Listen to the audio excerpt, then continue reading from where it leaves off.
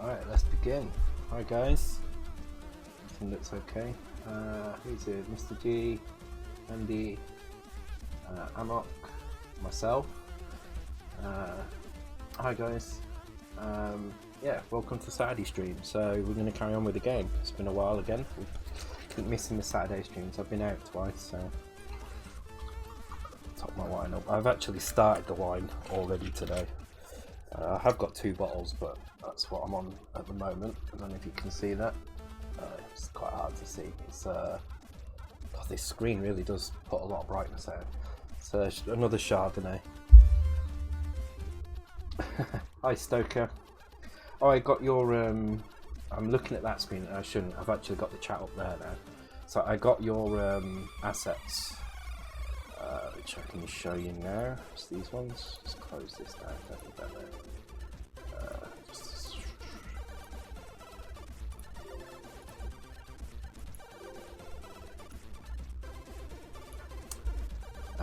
So we'll probably try and get these in at some point.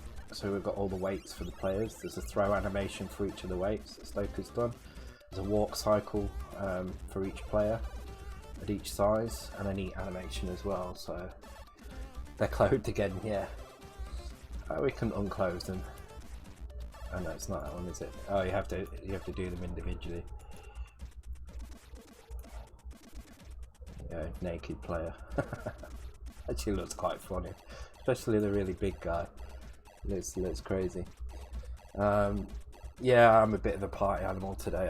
I went through a bottle of wine last night as well, just coding, well, drawing actually. Tried them without outlines. Yeah, I like these. These look good, I think. It's easy to tell what's going on with them. The definition's there, so I think it's good. So what we'll do first, we'll get the crown behavior working. So we'll start with, well, let's have a look what we've got. I believe we put the crown on the player, and there was a little bug with it, so we'll sort that out first. Oh, I'd already built it, okay. Yeah, so this player has the crown, but there was a bug somewhere. I can't remember what it was now. Was it while I was eating or something? Oh yeah, so we're going to make it fall off when we eat, which is going to be fairly simple to do.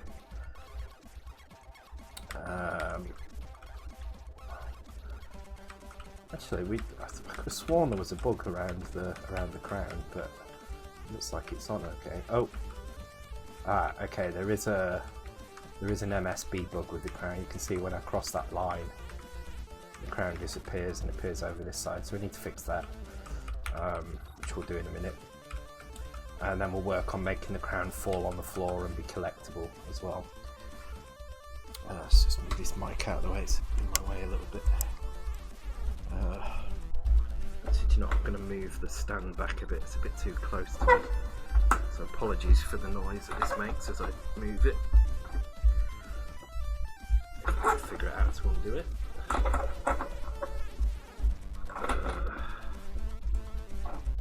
Okay, maybe not. For some reason that's not what I'm doing. I'm going to leave it as it is. Oh, we also did the eat meter as well, I believe. So we need to check that, make sure that's fine, because I seem to remember there being some bugs around that. I can't remember where we got with the crash, but there was a crash that we were having, so we'll keep an eye out for that as well. I've been doing a bit more of the kind of rewind stuff with the debugger, so hopefully we can get a bit more familiar with how that works and solve any issues that we have. And then I guess we need to start looking at spawning through the tubes.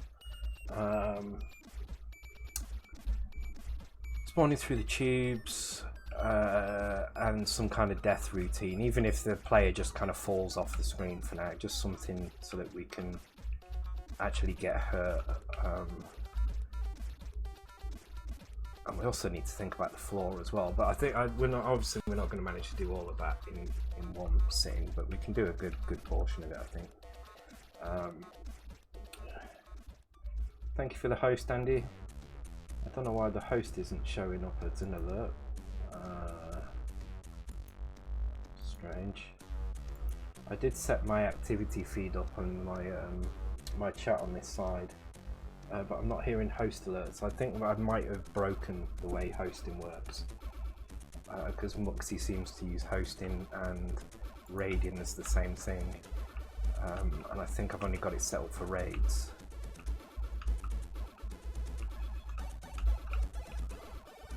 So cool, that's kind of working.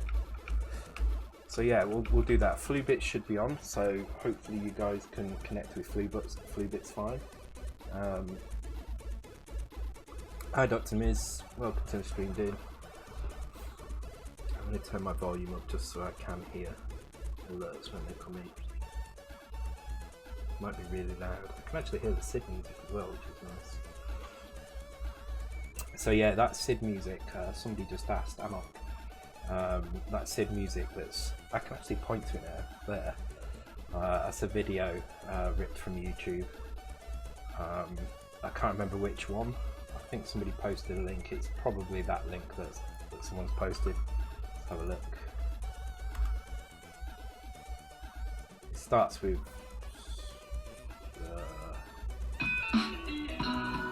no, that's an advert. Just mute it a second.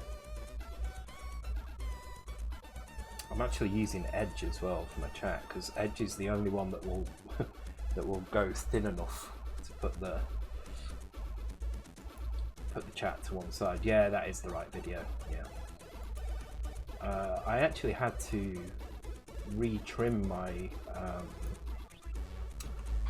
my last Make a Game stream for YouTube because it got blocked by YouTube because I played the Al Yankovic video in the middle, so I had to trim that out. So there's like a 3 or 4 minute gap in the middle where I trimmed that out. YouTube is really aggressive with their copyright stuff. Okay, so let's start by trying to fix this crown issue on this side. Let me know if the music is too loud, guys, as well. I'm not sure if it is or not. I think we had the volume pretty much right on the last stream, so I'll keep an eye on it. Hi Warlock, welcome to the stream, dude. Yeah, I'm having the volume in general is too low. Oh, you mean like the microphone? Music is good, volume in general is too low. My mic is pretty much on full. In fact, it is on full. I can't really change that. I mean, I can move it a bit closer to me. This stand is very wonky now. I bought a cheap stand for it compared to other channels. Okay, let me check my audio mixer. Oops, that's not what I wanted to do.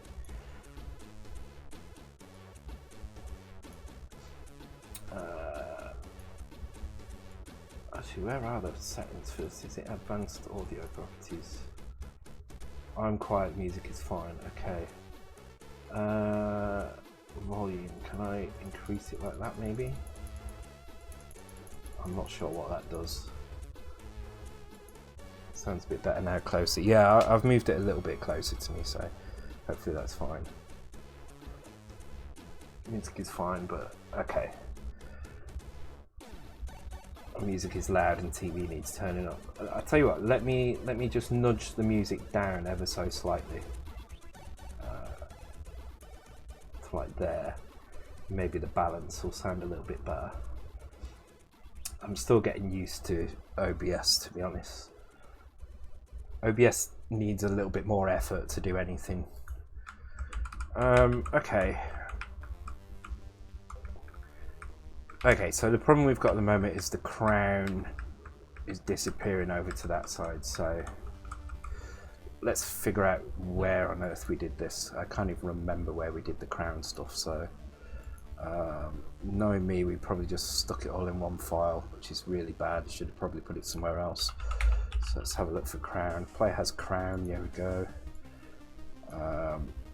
This tells us, wait, player active player has crown. So if so first of all, I just want to know what effect that has, just to remind myself what that property is, whether it's 0 and 1 or 1 and 2. Okay, none of them have the crown now. So I think if I put that to 2, the other player should get the crown. Back to the diabetes eater game, yeah. Oh no, neither player has the crown. Okay. Okay, so we need to have a look at what on earth is going on there. So let's go and find out where that is. Player has crown.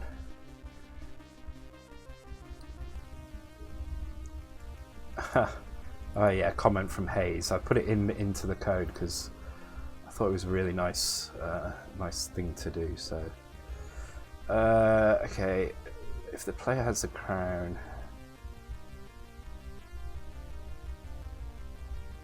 transfer it to Y, decrease Y. Okay, just trying to work out exactly what's going on here. So this is the draw player routine, and this section up here is just what draws the crown. It isn't doing anything. Actually, it's not doing any sprite positioning. Looking at this, so there's probably another position somewhere for the sprite crown. Yeah, I think it was like a last minute fudge, wasn't it, last time? So let's have a look. Okay, so although it is saying player 1 state, Y, and this would imply that it's grabbing which player has the crown. So 1 or 2 should do it. Okay, let's have a look. If there's another instance of that, I'm guessing there will be. Yes, here we go. Compare with the current player. Okay, so actually what we need to do here is the same as we did. Compare with the current player. Current player is 0 or 1. Node X of current player, yes. No, current player is... Actually, let's just stick a breakpoint in here and have a look, see what's going on.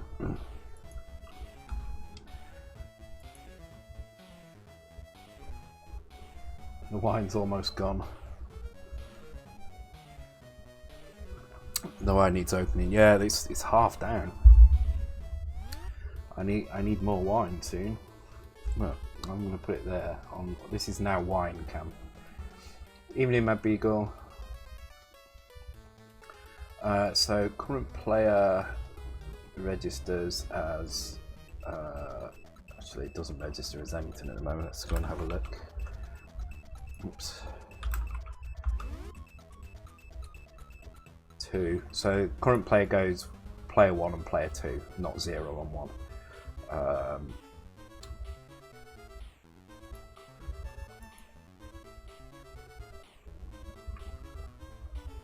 And then it will take. So it should actually work if I set the crown to be. I set the crown to be 2. It should work on player 2. So I'm not sure why that isn't working. I need to remove that breakpoint as well, don't I?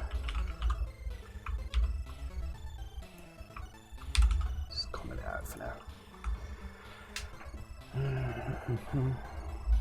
Why near 100 degrees? It's actually quite cool on this side. This is most of the intake is on this side.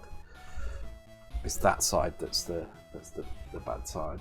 Round there. This side is cool. This side is warm. Okay, not seeing the crown on this player. And we should be seeing the crown on this player. So that's something to look at. This is player 2. So when the crown goes to player 2, we don't see it. And when the crown's on player 1, it goes off the screen. So let's put a breakpoint here, just to make sure we actually get into this. It may be that comparison is never being hit.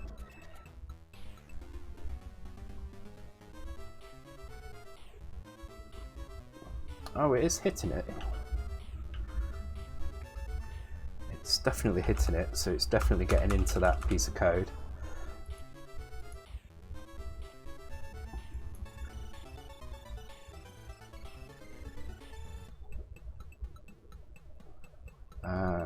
So this is storing the player's X position.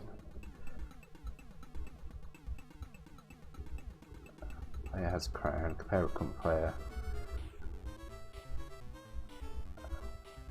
Oh, this should be actually working.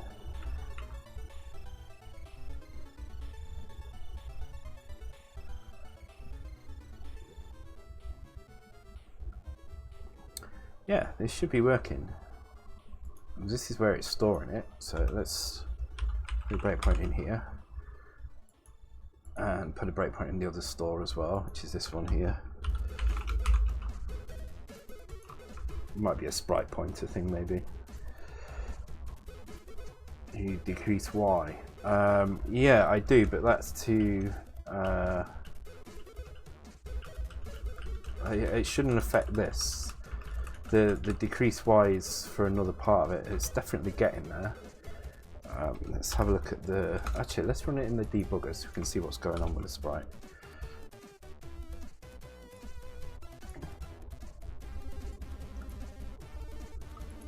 Okay.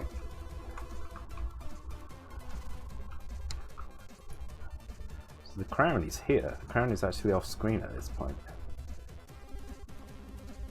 Now, if I change the player crown, and I've removed the... This is why I had that debug thing in there. It has crown, there we go. So it always takes a few minutes just to get rolling with the games the first time.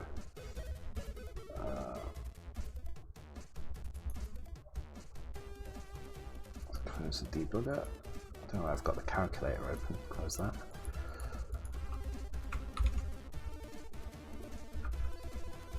I've got to get used to looking there and not over here.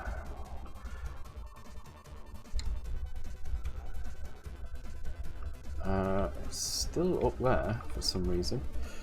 So if I put the crown OCA0, so let's go to that. Let's make this a bit bigger. Set it to 0, 1. And now the crown is there.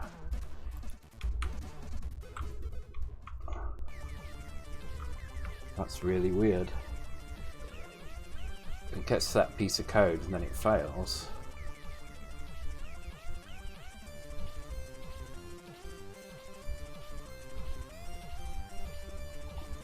So let's have a look. So this point here is doing, this is the first breakpoint, which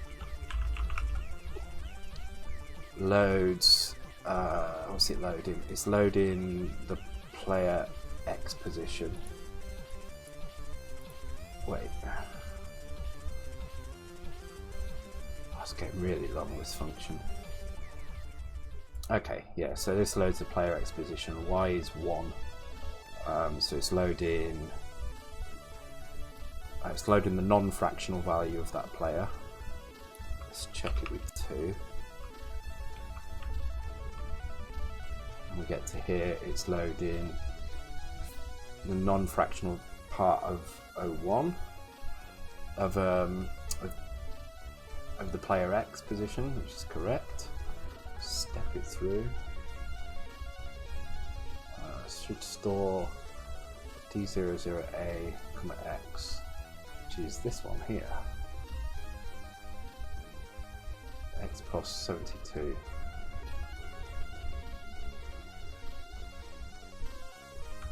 So something else is resetting that value, because that's correct. So let's have a look. We're probably doing another check somewhere. That's correct. That's correct. So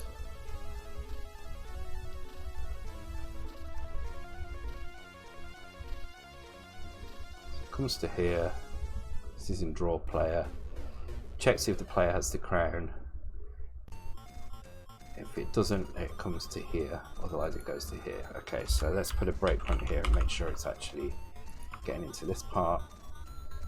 I mean, it should be doing. I don't know why it wouldn't be. Oh, that's a weird sounding tune. What's that? Monkey on the Run.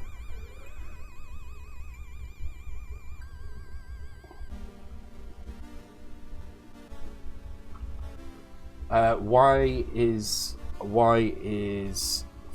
hang on, it's definitely getting in there as well. 701. So 701. Y at this point is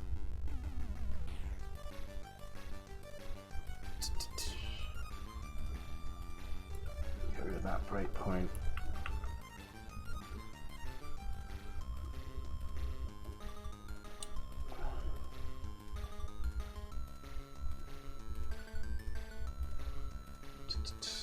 Y is the non-fractional value,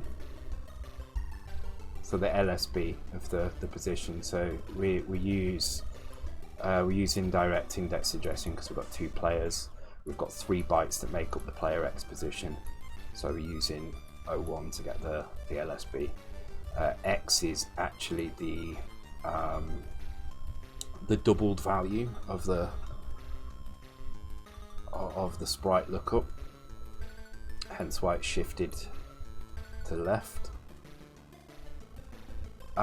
Should we... I know what's going on here. It's because... Okay, so we're trying to put the sprite here, which is sprite 5, 0, 1, 2, 3, 4, 5. The crown is always going to be this one.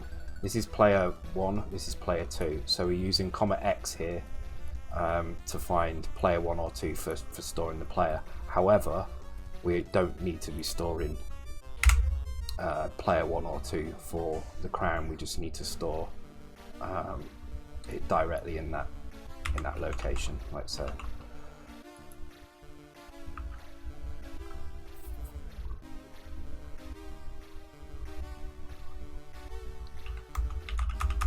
There we go. Right, I need to get rid of that break now. I don't know where that break's coming from. Yeah, so what was happening there, I'd obviously copied this line from the player sprite draw because this routine is used for both players. So this $X makes sure that the correct sprite is drawn to, the correct pointer is drawn to. So this is either going to be 0 or 2, which makes it fine for player 1, but for player 2 it would have just overwritten player 1's sprite, and because the routine goes backwards, which I can find up here, because it goes backwards through the routine, it meant that if the player 2 had the crown, it would be drawn, and then when player 1 was drawn, it would immediately overwrite it. If that makes sense. Hi Freya, welcome to the stream. You had 62X before the MSB and use it as an index to hide, but okay, yeah, well, we've got that now, I think. Okay, so let's just try that out, make sure as player 2 moves around, then we just need to solve the MSB problem. Why is that doing that again? I thought I'd got rid of that breakpoint, obviously not. Oops. Oh, that's that one there. There we go.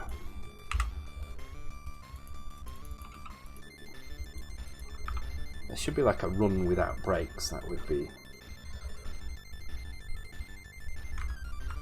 Yeah, there we go. And it's working fine. It'd be nice if it had a little bob on the player, but I think for now we'll leave it as it is. Let's deal with this MSB problem as it goes over here. So that should be pretty simple because the sprite is in exactly the same place as the player. If I show you in the debugger, you can see the position, the X position and Y position matches exactly. So basically, we just need to copy the MSB for whichever one of these players is active into this sprite. Okay. Hi Cannibals Delight, welcome to the stream. MSB are using the player, not the crown. I think for MSB, I think it's just not been implemented at all. So we'll just go and have a look for where that is actually implemented. So this is where the crown frame is being drawn, which is fine. I'm not going to change anything there. It's this bit here. So this is where the MSB is stored here. Now we can either do it. Yeah, we probably should do it here actually. So.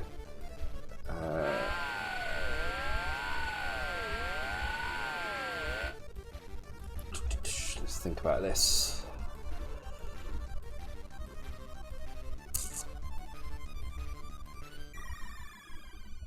Actually, no. Do you know what? The easiest way to do this is at the end of the loop.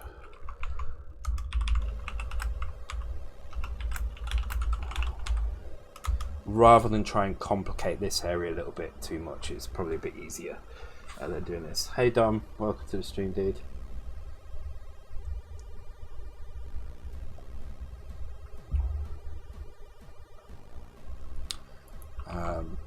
Yeah, as Bag of Potatoes says, it's very verbose, but the instruction list is very small. There's not many instructions at all. You can probably learn them in a couple of hours, no problem. The trick is learning the memory map and managing large pieces of code as well. But you get a feel for it after a while. It's difficult. I'm finding this game more and more difficult because there tends to be big gaps between doing it. But as I get used to it again, I start remembering where everything is. Okay, so I'm going to first of all.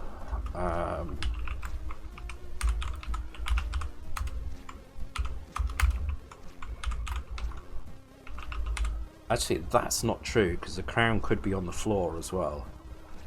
So it's almost like the crown needs its own position as well.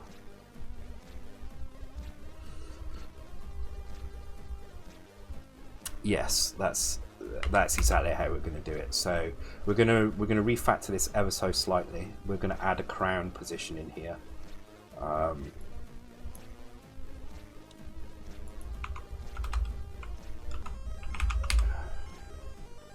So we'll do exactly the same. Thanks for the bits, City Zone. Thank you very much. Have a wine on me.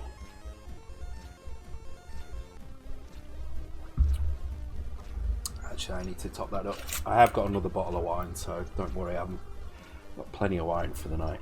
I've got a bit of a taste for it this week. Brits and their crowns, yeah. Oh, the way we're going, we probably won't have a monarchy for much longer. So I'm just going to create this exactly like we do with the player positions. I don't know why I've only got 1 byte for player Y, but okay, fair enough. Like so. And then what we will do is when we actually update the crown, so not that one, this one here, instead of doing this, we will instead copy those values.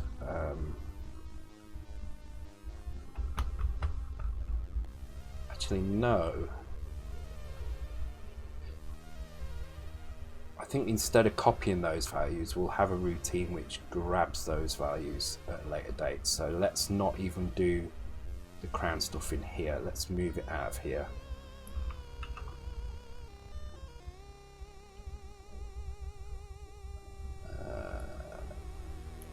I'm just going to copy paste it there so I know what I actually need to change.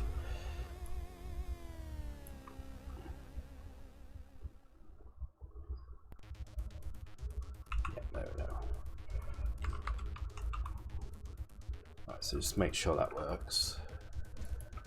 Just want to make sure things work while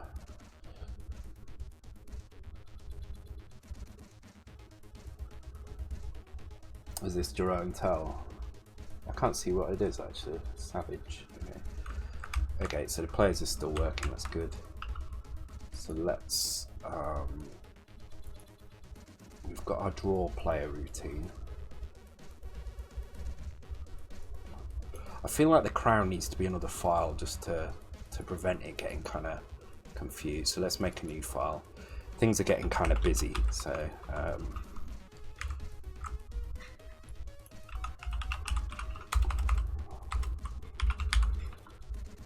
I'd rather do it like this, and then we don't run into any problems later on. So I'm going to move those pieces of data into there as well. So crown X, crown Y.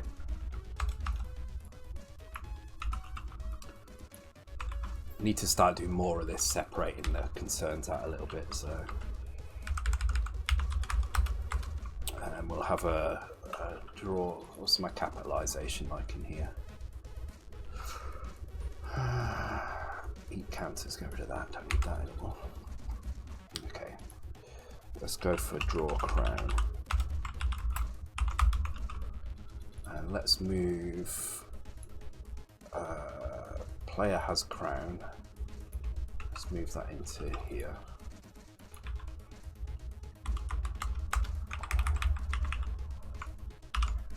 Keep that marker in there so I can check just if I need anything. There is, where was it?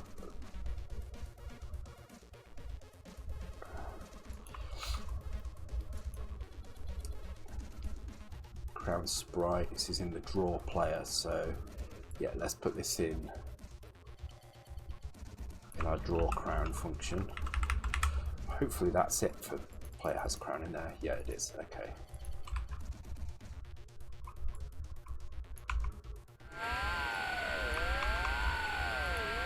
Thanks for the follow, Bruno. Welcome to the stream.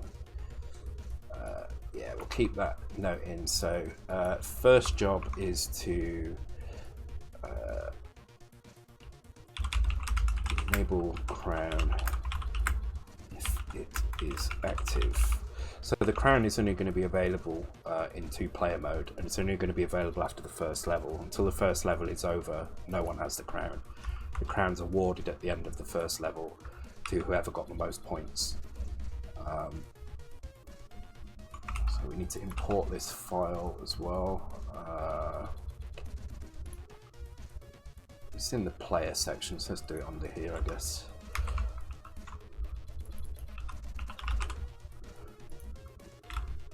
And we'll do, wherever the draw player is, we'll add draw crown underneath it as well.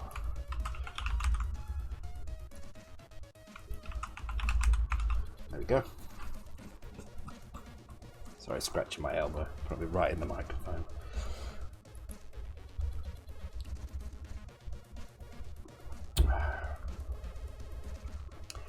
Okay, so this is just enable. So this just enables the crown if it's active, and decides which way it's facing based on the player. Now attach crown to player.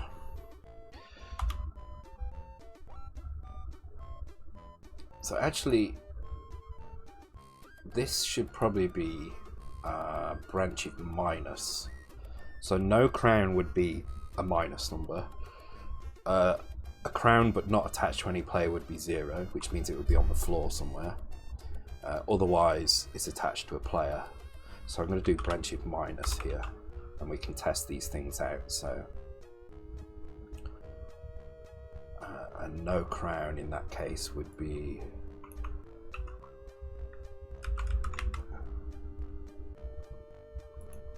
down here.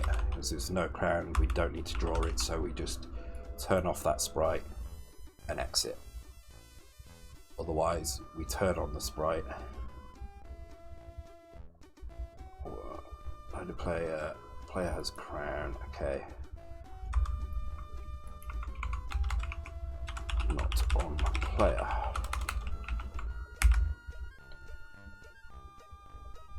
So it'll always start on a player, so that's fine. Okay, cool. So now we will only set the crown to match a player's direction if it's attached to a player. If it's not, it will be whatever direction it was in when it was dropped. And here's where we're going to attach the crown to the player. So we need to grab one of three values, three sets of values here. So we'll do this with 0 page. Let me open up my 0 page over here.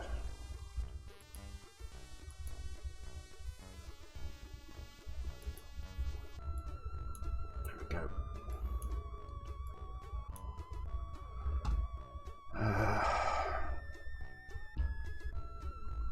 How much 0 page are we actually using at the moment? Crown ASM. Okay, I do need to make some changes in here. So this would be player.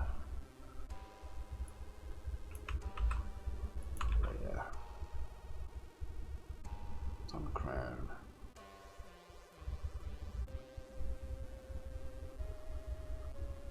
Okay. Oh, that was here, wasn't it? So it doesn't matter. Don't know why that doesn't need to be there anymore. I'll just get rid of that.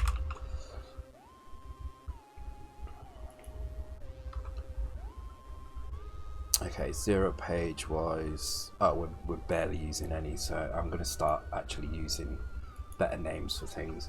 So as I've been doing my fighting game, I've realised it's probably better just to keep a very, very small number of temps and actually just rename things so I know where they're being used. I seem to have a lot less conflicts with that when I've been doing that. So so I'm going to call this crown pos X, and this is going to be a word.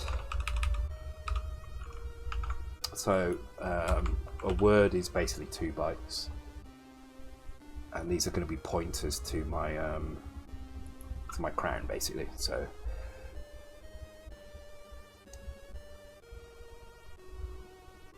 I'm going to be really sneaky about this as well. I'm going to call it crown pos table.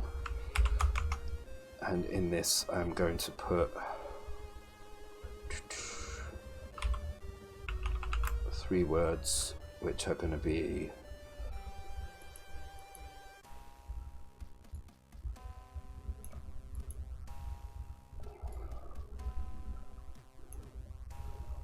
player 1x, player 2x, okay, and crown.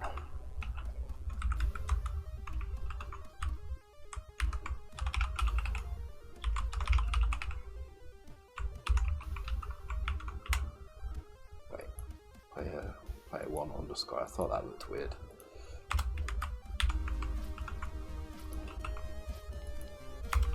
So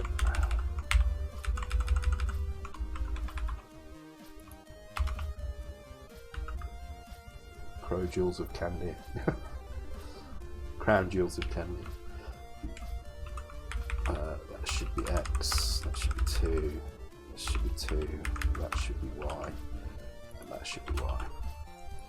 So now if I take the player has crown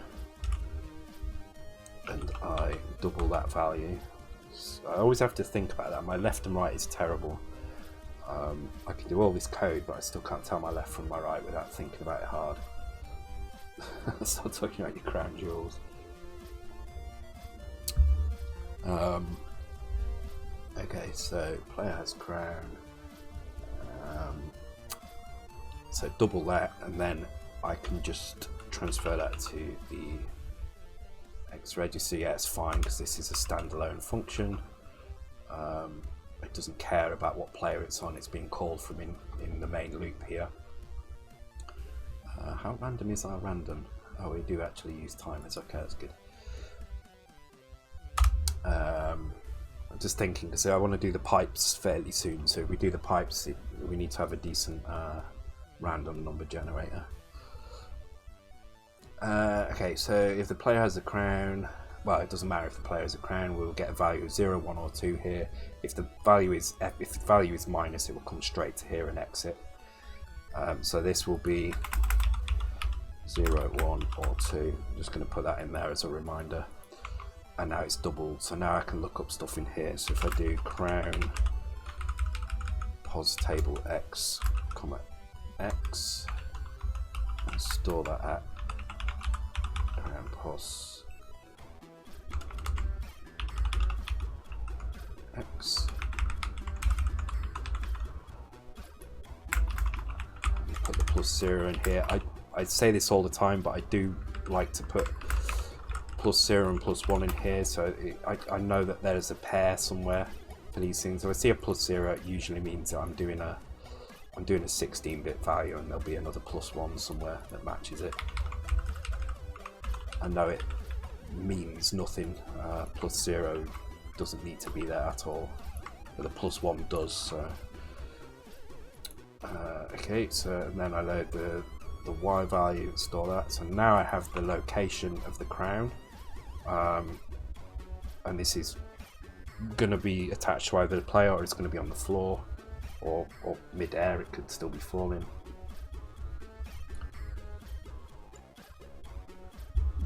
Yeah, it does get very confusing in zero page. I think the trick is, one thing I did find was if I was making a variable like this, and then I wrote another routine that was complete, because this is now only being used in this function. Outside of this function, it's a wasted value. So I might want to reuse it again later, and I can just add another label to it. So I might do like I don't know, power up pos x, and so now that has two labels. But you're right, it will only pick the first one up. But I found this is a better way rather than calling things temp. So as I said, it's a learning experience. This whole thing has been a learning experience. So as I've gone along, I've found ways that work better for me. It may be that the temp system works better for people. It may be that doing it this way works better. It's entirely your choice. Okay, so now I should be able to. I'm only interested in the LSB first. So let's start by grabbing the Y and set that, because that's the easy one. So this needs to go at, what was it again? Completely forgot the Vic labels that we had for things, and it was Sprite 5, wasn't it?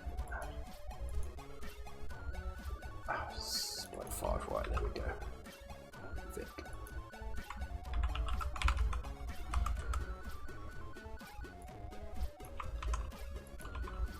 So we don't need to load the Y with 1 because it's already loaded. We'll load the X, and we will store that at Sprite 5X. But then we will load the next one. So this is, I'm going to write on the end actually, LSB, MSB.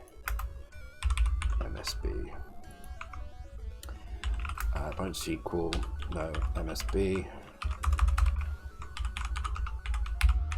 Otherwise, I actually need to. Actually, what I'm going to do before I do the MSB, I'm just going to reset that value. So I'm going to take the value in D010. I'm going to AND it with 765 is the one we need to clear. 1, 2, 3, 4.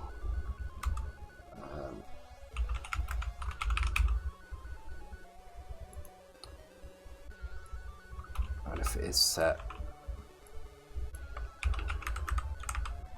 that needs a hash on there as well.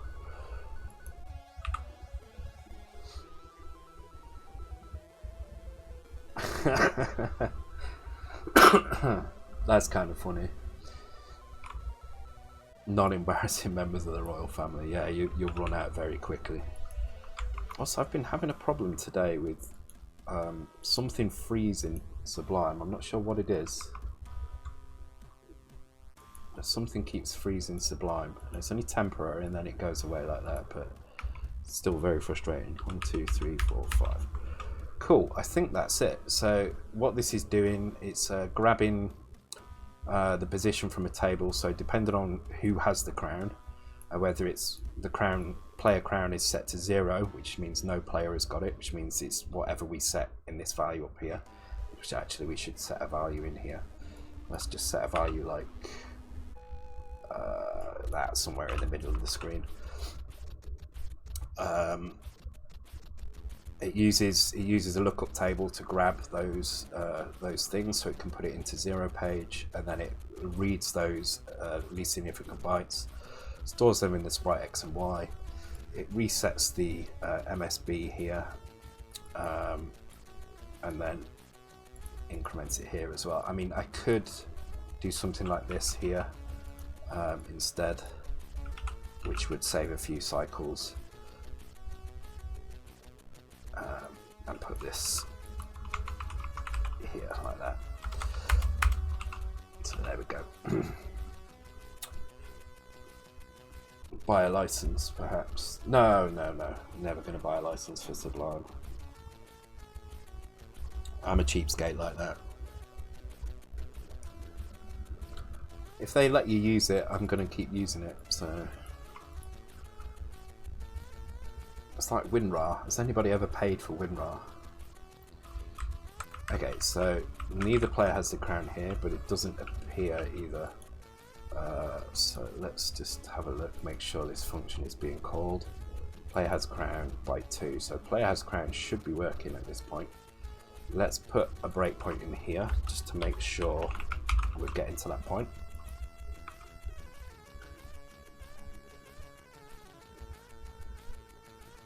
Okay, so it is breaking at that point. Let's just see what we've got. Load of cumulative crown point of 47, so let's have a look what's in that location. 2, 3. Sublime fundraiser. Thanks for the bit, Sandy. Yeah, I mean, the thing is it may be that the full version of Sublime is worse. So it's weird. I only really use Sublime for C64. I use Visual Studio Code for everything else.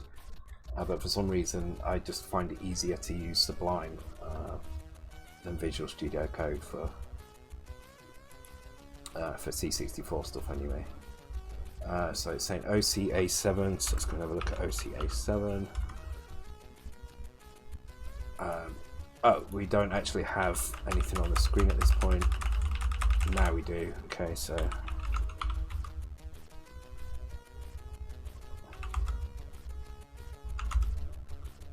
it is saying OCA7. OCA7 is where our crown Y position is, and that's at 6E apparently. Let's step into that a little bit.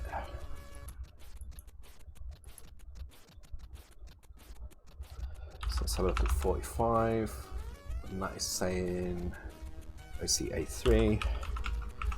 I apologise for how small this is.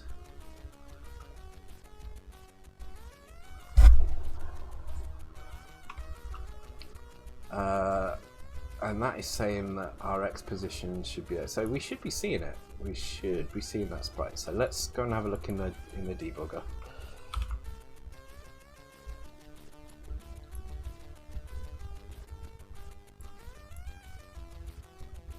So let's skip it on a little bit. So our crown is there. It definitely has a position as 72. Its Y position is 0 though, so that's interesting. Because the crown is actually in the right place, but the Y position looks wrong. So let's go and have a look at that code. Probably. Oh no, Sprite5Y. Yep. Crown pos Y. Crown pos Y. Pos Y. Crown Y. Player 1Y. Player 2Y. Player 1X. Player 1Y. Because it's not. Okay, so the problem here is that while this has got 3 bytes, player for some reason we only use 1 byte in the player Y, so we just need to adjust that function ever so slightly. So here we need to decrease that. Actually, that should be 0, and then increase there. There we go. That should hopefully solve that problem now.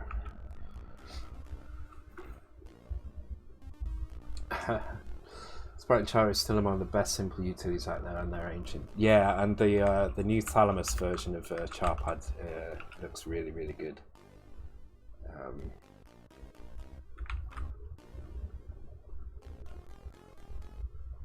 Yeah, so I cannot work with white.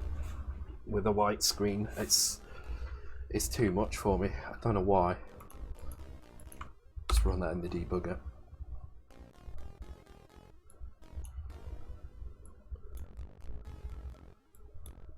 So where is our crown? I'm not seeing our crown. It says that it's at 72,110, but the sprite is disabled according to this. So that's our problem. Also, I'm not seeing player 2 either. I think it's disabled the wrong sprite. Where is our player 2? Oh, it's because player 2 is actually combined with player 1 here. Because it's in the debugger. Oh, I think it's done a crash. Yeah, it's done a crash. So at some point here, I think it was when I threw. There we go.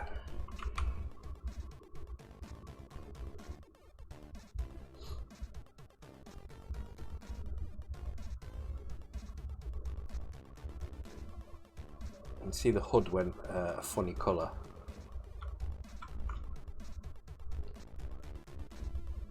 Actually, is that crashed at that point? It was as soon as I threw. It's not. It's working now. Okay, never mind. We'll come back to that. Yeah, there was like the last version or the version just before. Very useful. Right, I'm going to take a quick break. And when I come back, we'll fix that issue. It looks like we're basically we're setting the wrong sprite somewhere. So I just need to. It looks like we're clearing the player sprite. It's probably in this bit here or something. So we'll start by just kind of blanking out bits of this and see where it's breaking, and then do it. So I'm going to take a 2-minute break, guys, and then I'll be right back. Oh, definitely need to take my time with that wine because I've started drinking early. I can feel it. As soon as I went outside, I felt it. Okay, so I'm going to start by just doing this bit. So we're going to just skip out attaching the crown to the player and just see if the second player is... Oh, the second player was there, wasn't it? It was just because I was in this mode. Okay, so that's not going to help at all. So the problem is we're not seeing the crown. The crown is attached. Let's attach it to player 1. See if we see the crown. I love this tune. Okay, we still don't see it at this point. Let's try just...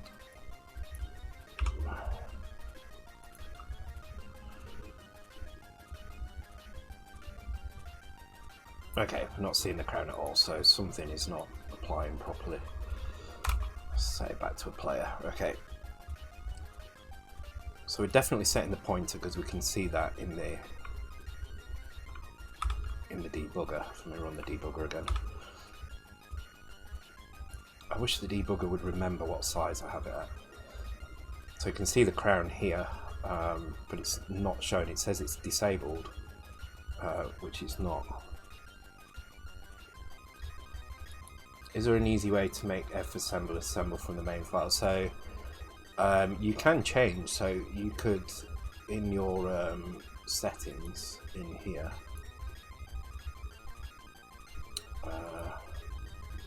not that one, sorry. In fact, let's do that now. Why not? Because that's going to make it a lot easier, isn't it?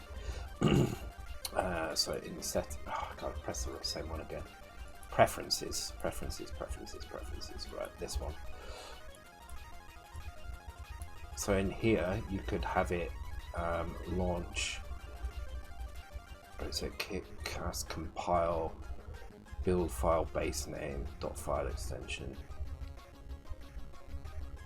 So you could change his compile arguments here. So let's give this a try. So I think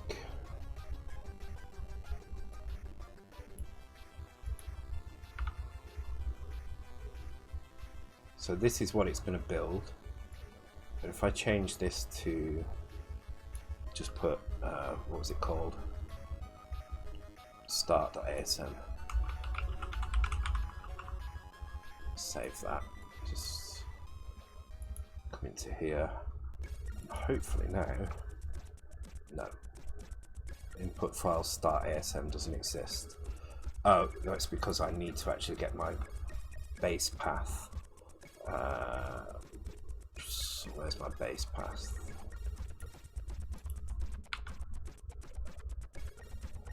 These Kickass debug path, Kickass debug path. Build file. I could just put the whole folder name in here as well. So if I grab that,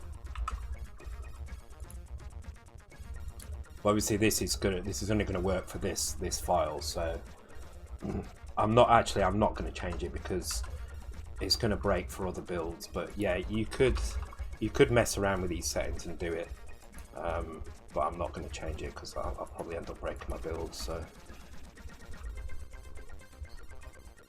I can actually hear this tune. It's a bit quiet, so I'm not sure what this tune is. Okay, so why aren't we getting the crown here? It says it's not enabling it, but this is the enable up here. We should be turning it on.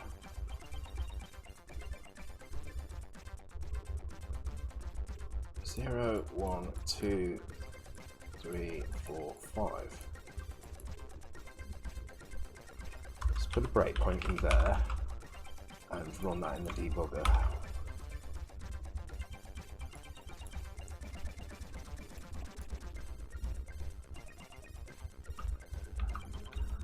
Skip it through a little bit. Oh, you can actually see it. It does appear on his head.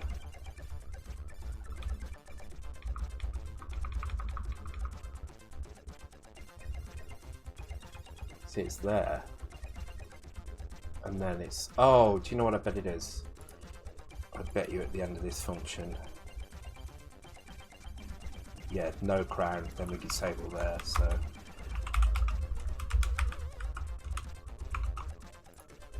We're enabling it and then we're turning it off again.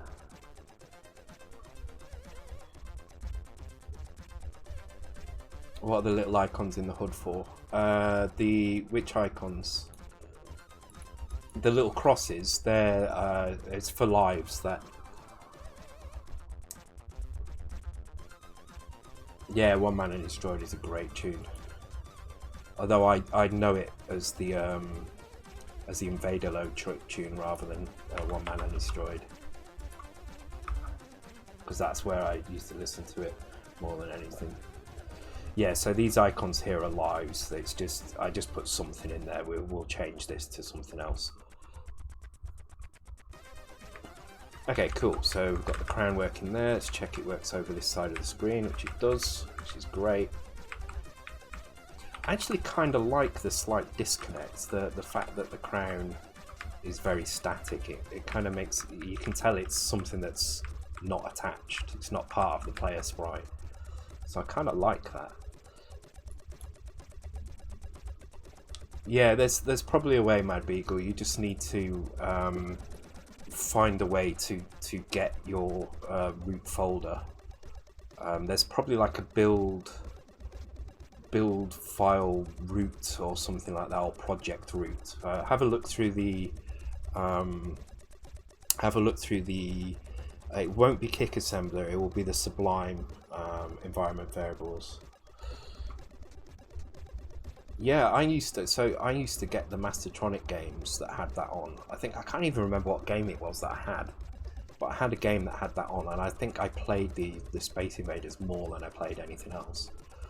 So let's check the player crown works on player 2, and then we'll check it works on the floor.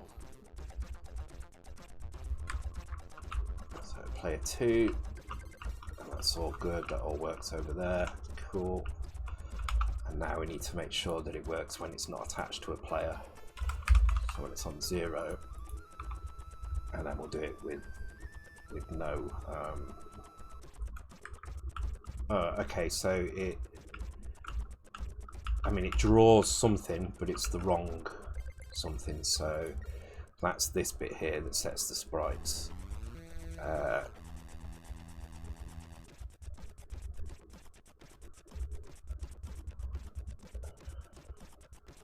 And that's because it hasn't started on a player. So what I'm going to do instead is I'm going to do this to just skip over this.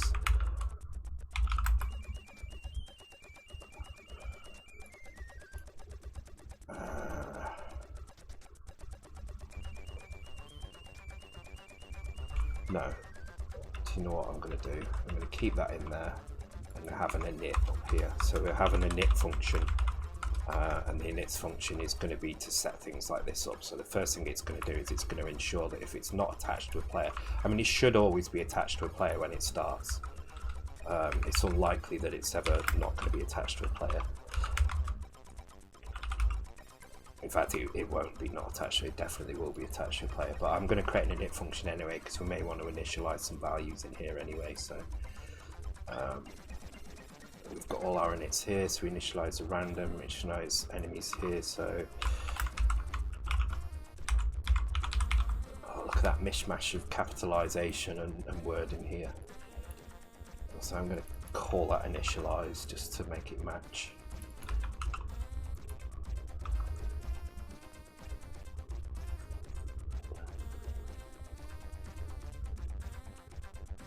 Where is it? Round 1. What do you mean round 1? So there we go, we've got the crown. Obviously the crown is doing no collision detection, no falling or anything, so we'll implement that, I think, next, because we need it to fall onto the ground. Okay, so it's never going to jump, it's only ever going to fall, so I'm just going to copy the fall table from in the players, which actually is not in there, it's in tables now, isn't it? There we go. So actually we don't need to copy it from there, so we'll just have a fall index in here, fall index.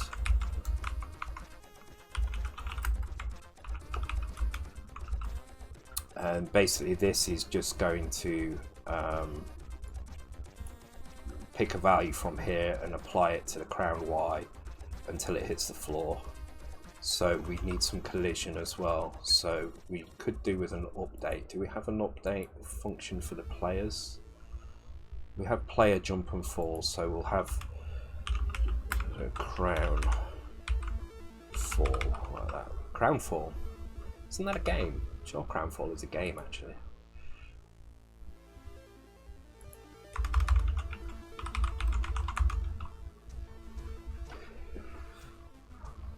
Yes, if no one has the crown in round 1, so on the first round it shouldn't be visible. So actually let's just check that. Let me just put an RTS in here. Let's just check that state. So that is when crown will be FF. So the first round in the initialize, it will set this to FF. Then after that it will be whoever won the crown. So let's just make sure that works as well. So FF should show no crown on the screen whatsoever. Which is good, it doesn't. Cool.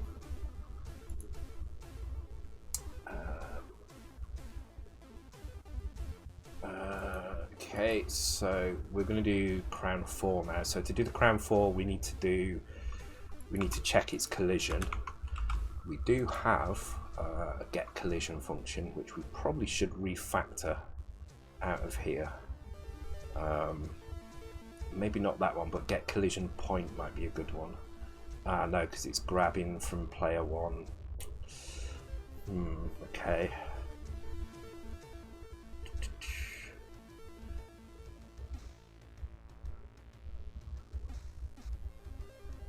So this function at the moment is dealing with player 1 and player 2. So maybe what we need to do is refactor this into another function somewhere, into like a utility function.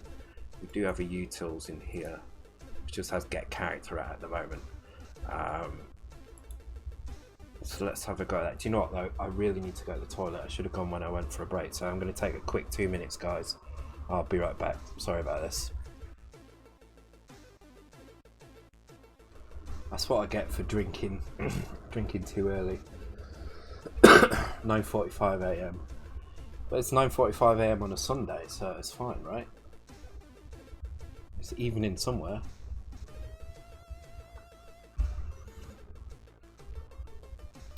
Could a jelly baby get hold of a crown and give them the ability to merge with other babies to make a giant opponent? We could possibly do that, but I think that kinda... I don't know. I'm not sure it would add very much. And would just cause us a whole headache with sprite collisions and behavior collisions as well, because then we'd have to deal with double site. Yeah, no, I mean we could do it, but I think in the interest of getting this game out this year, I think we should probably kind of dial back additional feature. We've already got a huge list of features to add.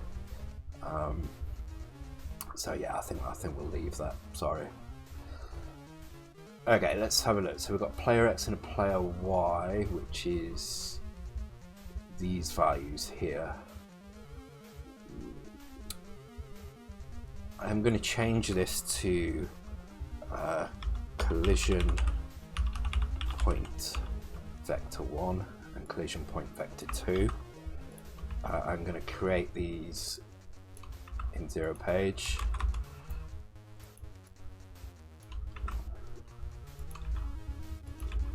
Oops.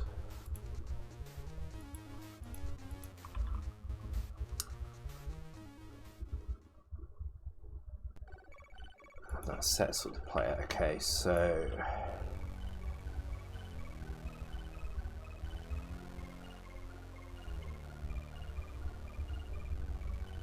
what I'm trying to do is find a way to refactor this that makes it really easy for us to reuse this somewhere else. So I'm also going to create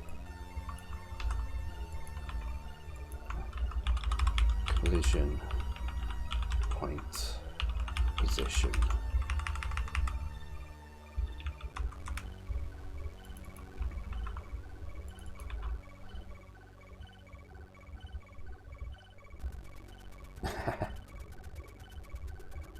What if you made the crown player 3?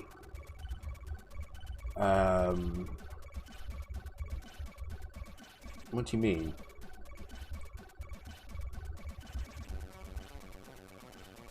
The crown is just a power-up, basically. It's just a type of power-up, so... yeah, I'm not sure what you mean by that. You have to explain a little bit more.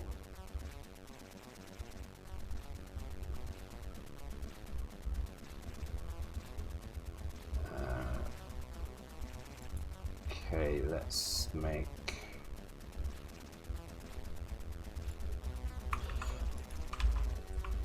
X offset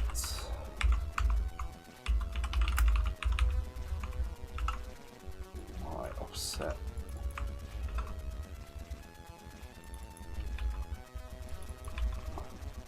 So what I'm trying to do here is make it so that I can reuse this function just by moving this to somewhere else, which I think I should be able to do now. Let me grab that section and go into utils and call this get collision point, paste that in there, and then stick an RTS on the end.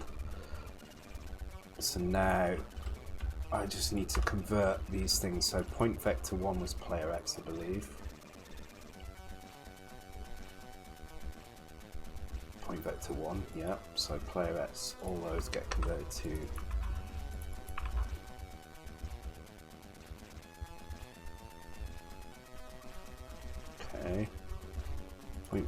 2 is player Y.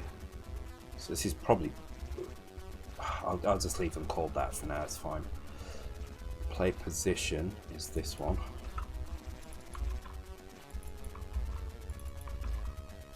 And this needs to be a word looking at this, because this is actually using +1s here as well.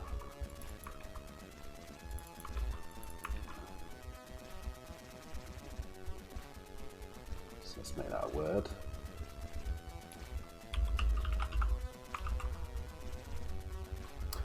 So it's to 0 for player 1, X1 for player 2, so X2 for the crown. Yeah, I mean you could do it that way, but the crown and the players have different behaviors, so that would only be advantageous if you wanted to add like joystick control, or you wanted to share a large amount of the behaviors, but there's really not that much difference between them. However, getting collision point like this is going to be very, very useful, and we're probably already using something like this in the enemy behaviors. So by refactoring this like this, we can actually start refactoring out of other places as well. So Y pixel offset, X pixel offset. This just keeps this routine as a standard routine, that given a sprite, this will grab the positions of any given pixel within that sprite. So you set these values, you call this routine, and it returns you an X and a Y. So I do need to test this in a minute just to make sure this all still works. Need to get rid of that because that's no longer used in here. That's actually in here. So we still call this function, this function as normal, but then when it's done, we just call this function, and this will allow us to use it elsewhere as well. So let's do a quick test on that, just make sure that's all still working. Got a failure somewhere. Play position in utils. I've missed one. That one there. There we go.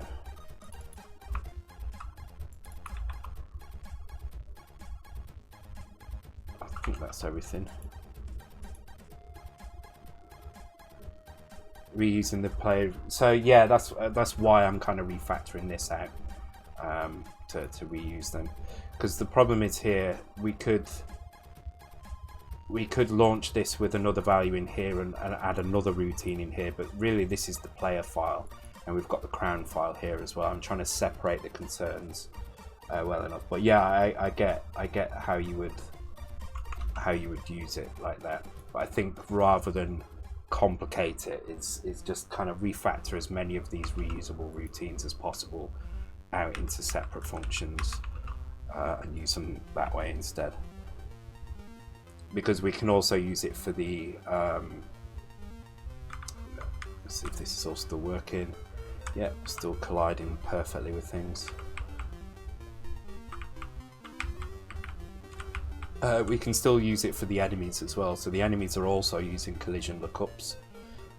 So when we go and start messing around with additional enemy behaviors, we could reuse that function as well. But yeah, I like the idea, definitely like the idea.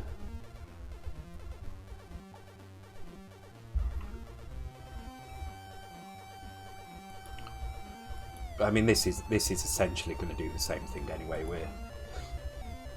This routine is now shared, and while the player is set up like this, all we need to do now is set these values and call that function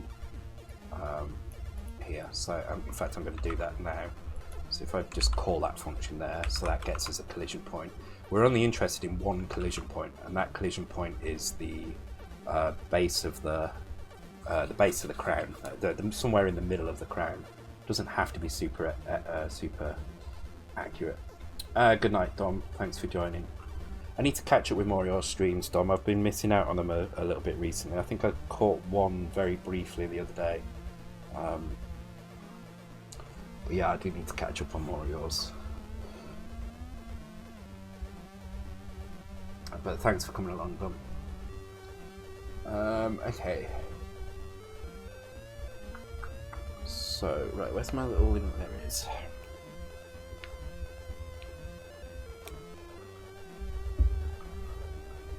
So what do we need to set? So we need to set the same values that are being set in here.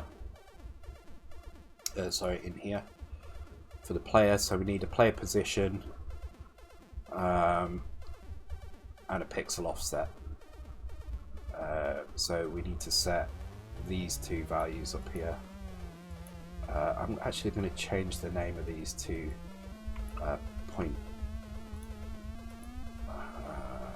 X, point Y, point X, point Y, because it kind of matches these offsets then. Put them all alongside each other as well. So we just need to set these three. This is a temporary value that's used internally by the routine. So let's go and change those. So vector 1's become point X and vector 2's become point Y. Quickly run just to make sure that that's still working. Any particular reason the stream is 48 frames a second? No, it should be 60. I forgot how to check. Where is it now? Oh, for some reason I've only got 480p as well. Oh, it's only 48 frames a second. That's really weird. I couldn't tell you. That's a very strange number.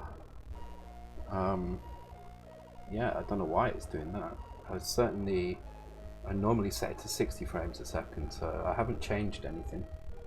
My 5G is up and running, so I don't know. Maybe it's Twitch being strange. Wouldn't surprise me.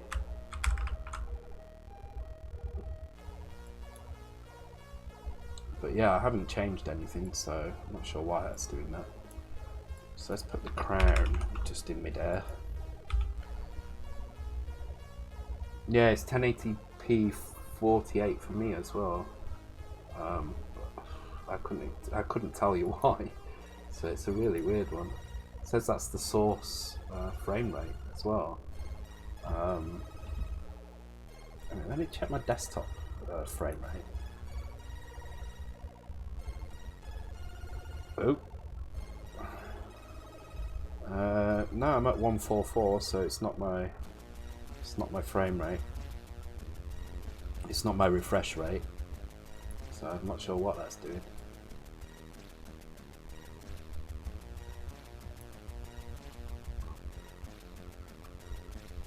Yeah, apologies for that. I don't know why that's like that. That's going to be a lot of fun to edit then, because how's it going to work that?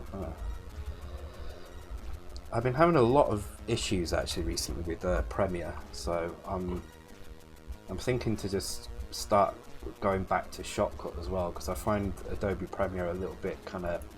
I actually don't think it's that good. I can't believe people pay for that crap. Well, I'm paying for that crap, but. Oh, you're right, it is 3 times 48. Ah, interesting. Good mental maths there, Whitey. It is 3 times 48. But I've never had a problem with streaming at 60 before, and my monitor's always been at 144, so... Yeah, I'm not sure. That's a weird one.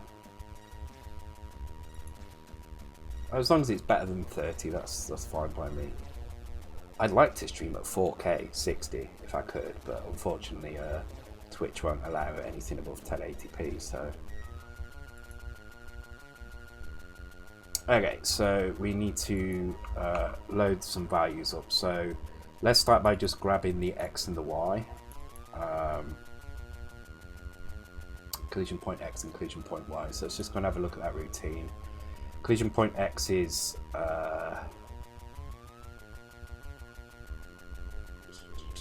2 bytes. Collision point Y is, where's the Y? There it is. It's just a single point. That's in the util, so just looking here. Oh no, it is storing it as 2 values. It does seem to. Why is it storing it as 2 values? Oh, that's the lookup. That's why. Oh, okay, these are pointers to the sprites. Okay, so collision. I'm going to actually call that.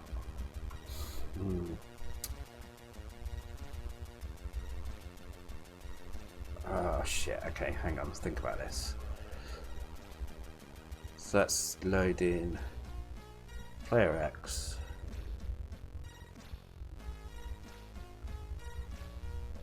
Player Y, okay.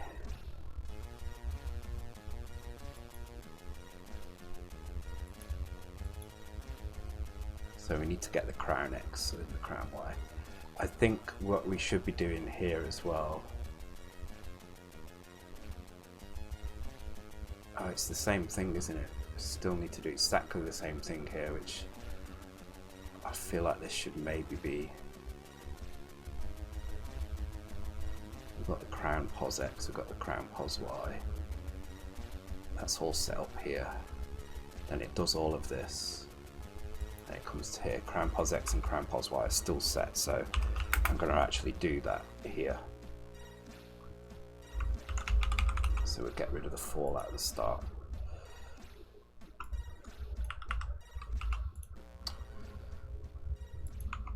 Which means we've got this value. So load accumulator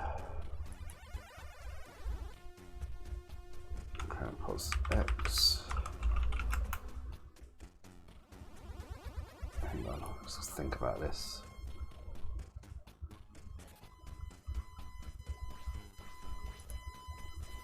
Oh really? It's gone up again. Let me try refreshing my browser. I just want to see if it changes anything. Oops, that was the wrong button. I didn't want that. No, it still says 48 for me. See, 64 games really need that 4K look, yeah. A 1080p just for my face, yeah, that would be kind of cool, wouldn't it? You see my beard in high detail.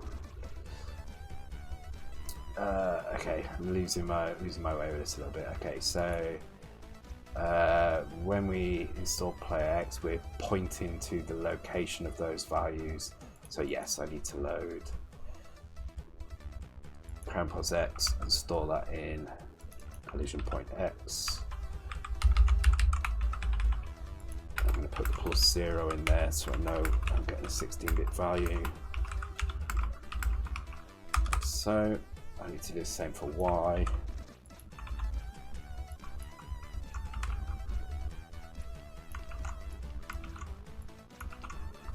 There we go.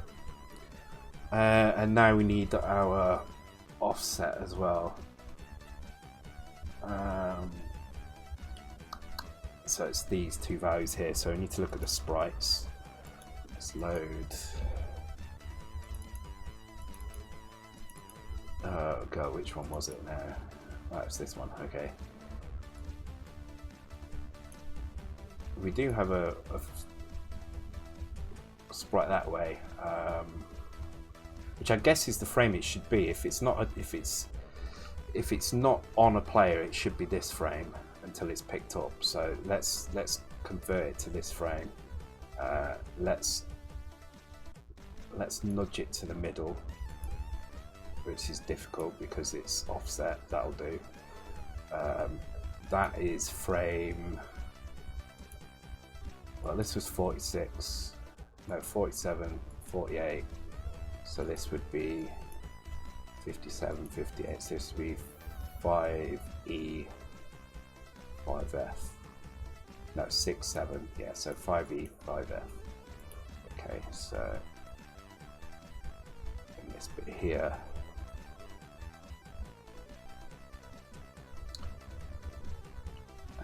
So we'll change this, we'll do it this way instead.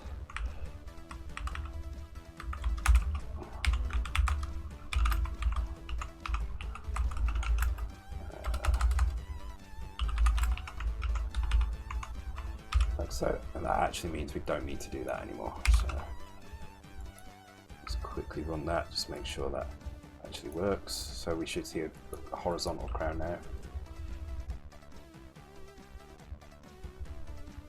Nope, I'm seeing the wrong crown. Why is that?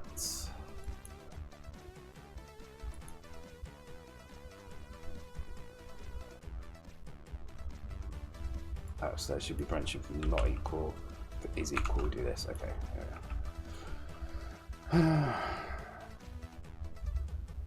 There we go. Right. And now we just need to grab a point at the bottom of that. So we've already got the sprite position, and now we just need to grab this sprite's going to have to move as well to fit all these other player weights in. It's probably down here somewhere. So in fact, I'll do that later, but for now it's fine. We'll know when I put the other players in that the crown is wrong.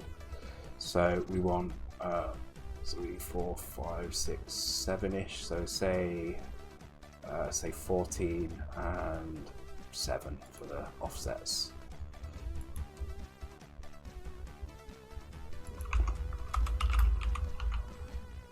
So 14.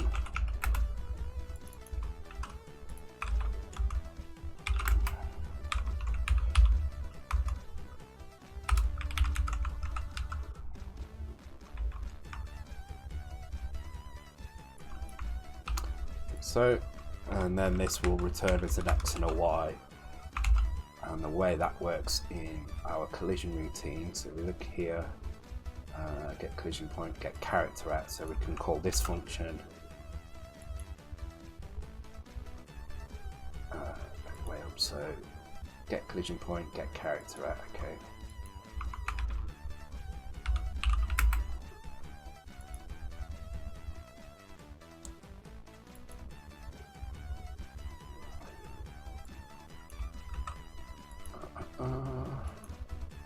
Transfer the result into the X register, load the char color from an X so we get the collision, and that's actually stored in right collision and left collision in here. So let's go and have a look how that's being used.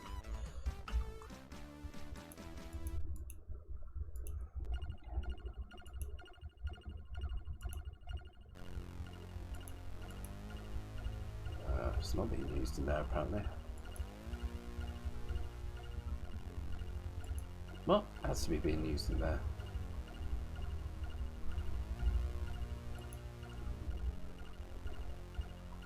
Seems out for player one. Maybe it's a lookup thing.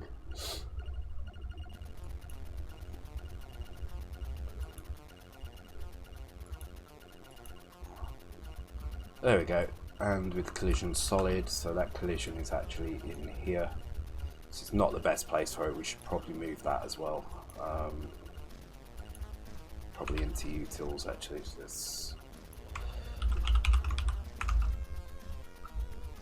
yeah, let's move that into utils, because it's going to get confusing if we start having them in weird places. So now if I run, I'm going to get a load of errors which I can fix very quickly by sticking utils in front of them. So 3 errors: collision solid, player ASM 747, so 747 utils dot 821 959.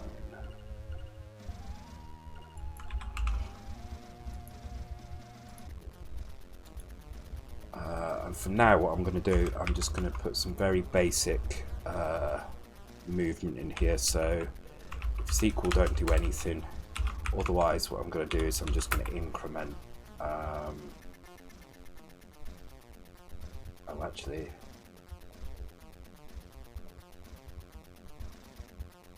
if it's falling, this wouldn't be. This will always be this value. Crown X and crown Y, so actually I don't need to do this crazy shit here, because it can't fall when it's on a player. So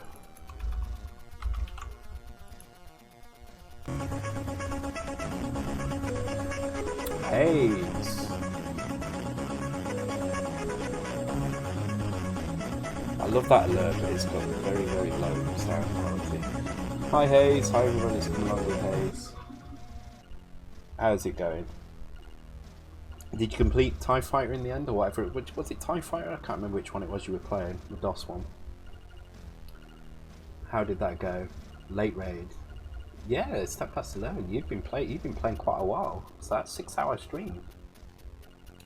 Is it 6 hours? I think you started at 5, didn't you? Or you said you were starting at 5. X-Wing, that's the one, yeah. Hi guys, so yeah, we're just I'm Shalan's 50k, and we're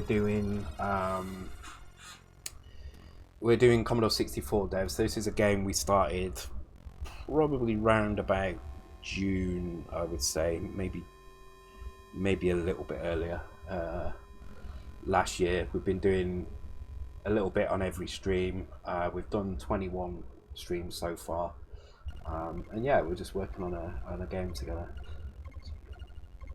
Played up to mission 10, tour 1 of 6 also. Okay, it did look really good. You've kind of made me want to get DOSBox set up on my little Raspberry Pi.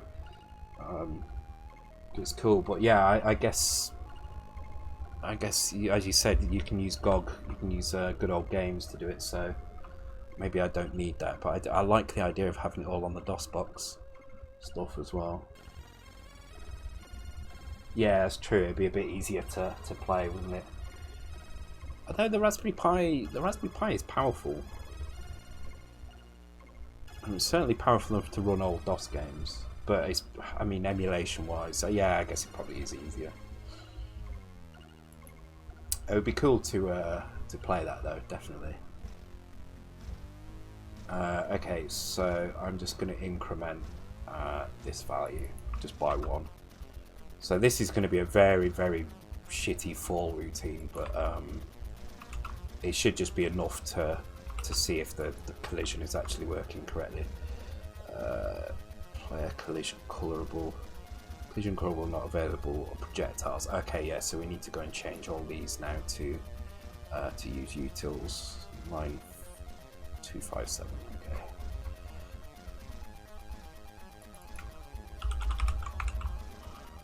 So it's probably going to be a few of these because we've moved stuff around. So 299 in soft sprites.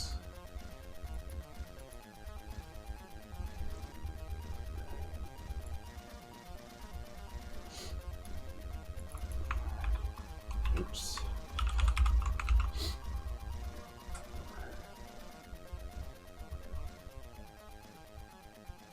Yeah, I might have to try that.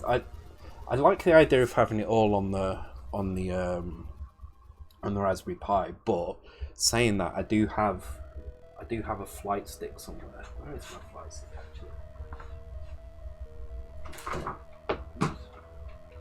So I do have a fairly decent flight stick that I can use for it, so it would probably make more sense to set it up on the PC, because that's definitely not going to work on the Raspberry Pi, at least not going to have decent drivers for it. So I'll be right back, freshen up, then I want a line by line account of everything I've missed up to now. You've not missed much. We've just been enabling the crown, so, and I'm trying to take my time more with the wiring because it's hitting me quite hard. Oh, and another one as well. Okay, where's this one? Soft sprites line 317. Okay, so we must have been close to that. Yeah, there we go. This is the problem with refactoring.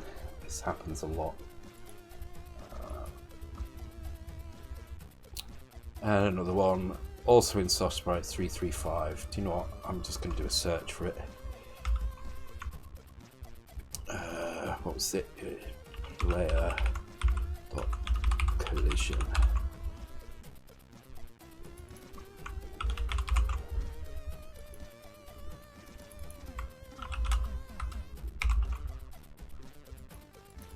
Okay, looks like it might be alright.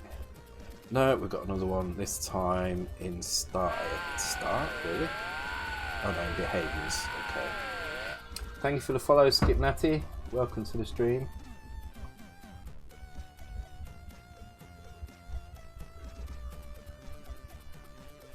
Copy the install to my DOS directory. Yeah. Yeah, I think what I'll probably do is set up a... So I've got a NAS drive. I'll probably set all the games up on that. Because I can install loads then, I guess. I've got quite a lot of room on that NAS drive, so it shouldn't be a problem. Behaviors, enemies, behaviors. Find, there we go.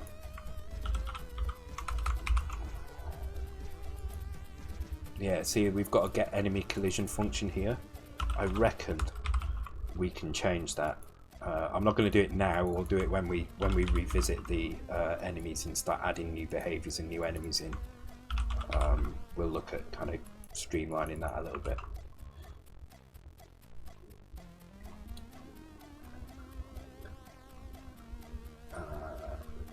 Good evening, Just. I went to a wine bar. Let's see you. Okay, keep it there. Yeah. Oh, I love Red Dwarf. Somebody should make a decent Red Dwarf game.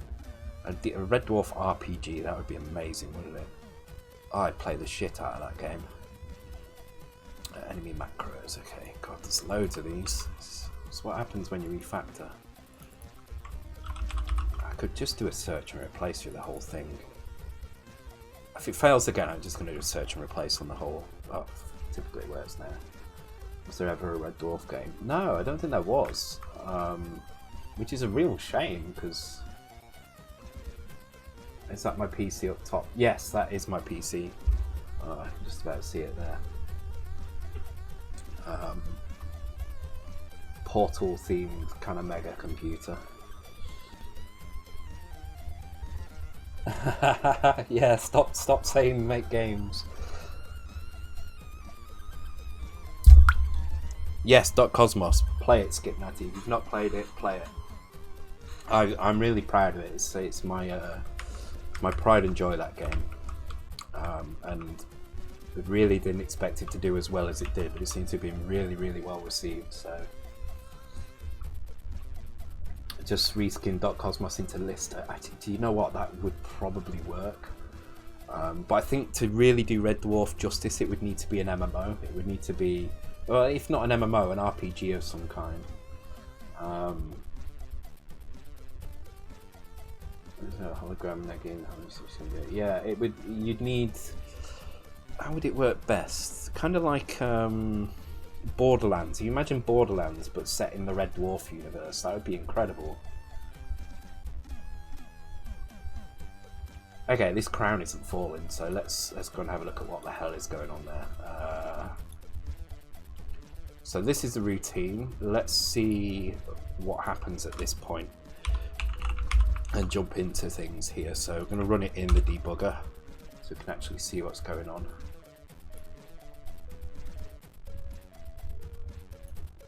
Yeah, point and click would also work quite well as well. Okay, so it's not displaying anything yet. Let's go through for it. Oh, actually, I think that did move. I think it ever so briefly moved. Let me just nudge it over a little bit so it's not touching the edges. Let's move it to right there and see what happens.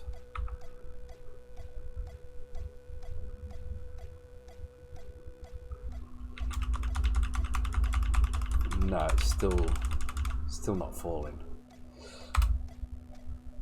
Okay, so at this point it's saying X position. Wait up, that doesn't look right at all. Okay. I set something up wrong here. So we've got our collision point value. We've got our offset, and we call this function. Okay, so I'm going to run it in the debugger again.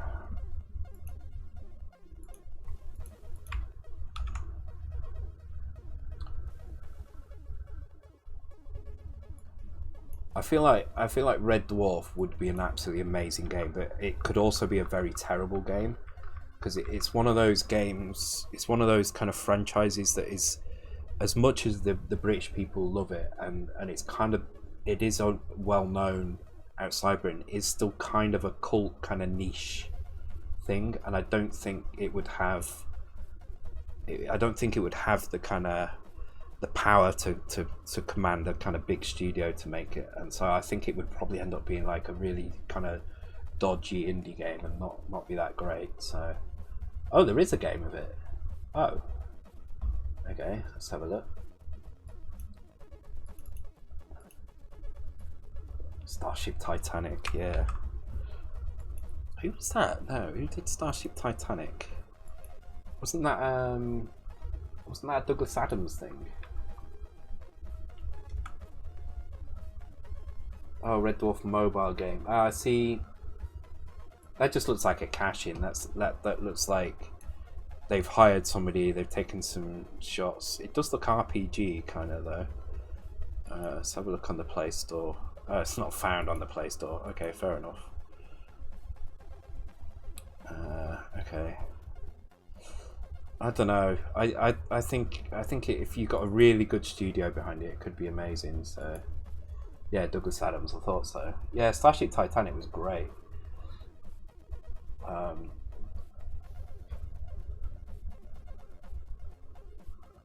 I didn't know there was a game of that as well. So, I don't know what the game was like of that, but.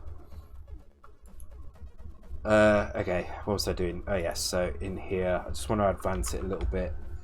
So at this point here, we should have an X and a Y, which says where it is on the screen. And if you look, we've got a really odd value for X. The Y looks kind of correct. That does seem to be around the right place. In fact, no, it's not. It's still too short down the screen. I'm not sure why. It says it's we've got what does it say? 15. So that would imply, no, that would imply it's down here and it's not. So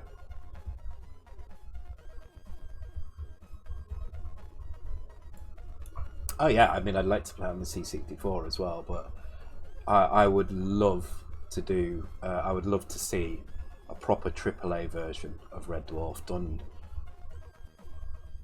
I honestly think the Borderlands style would suit it really well. The studio that did Borderlands could do a really good job of that. Okay, why is that not right? So it's working for the players. So the player collisions is working fine. So I think it's these values are wrong.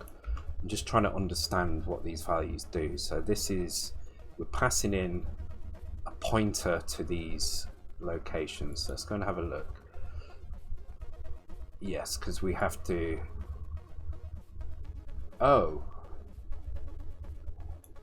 no, it has to be 0 page. Okay.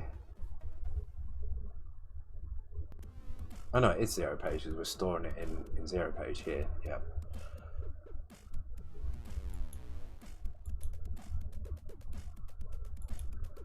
Crowd. Ah, I know why.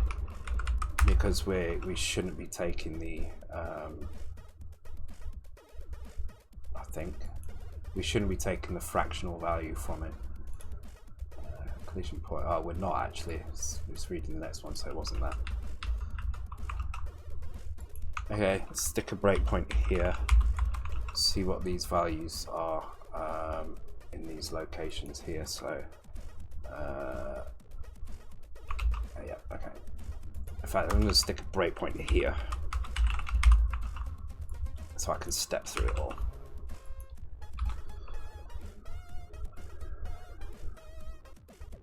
Do you need to sub the borders? No, that should already be done by the by this routine. It's got the border offsets in here as well, so it should already be handled. Another good reason to kind of have this as a separate function as well, so you can do all this kind of border subtraction and stuff here once, and then you don't have to deal with it again. Alright, let's have a look. Actually, I won't do it. I'll do it in the debugger so you can see what's happening. It's a bit easier to see. Can't really see what's happening in that in the Vice monitor, unfortunately. Okay, so at this point we're starting to load these addresses into memory. So the addresses are 14EB. So let's go and have a look at 14EB. And that is 0, 0, 90, 0, 0, and that's the X position, and that does kind of match what we're seeing on screen. Let me just skip it on a bit so it's there. So you can see that is kind of at 0, 0, 90. If I stick it on that corner there, the value down here is not actually 90. That's, why isn't that 90? That's 80 something. 90 is actually here. For some reason it's doing that corner.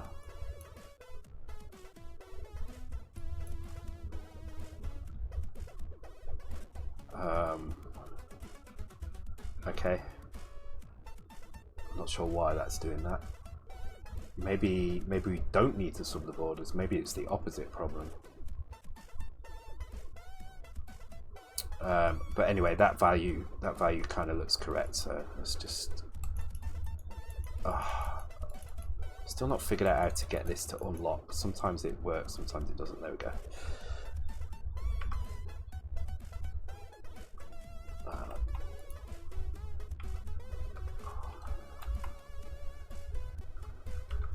Okay, so this point here. Yep. So we do all of this, and then at this point we should have 2 addresses and two kind of indirect addresses, which is, oh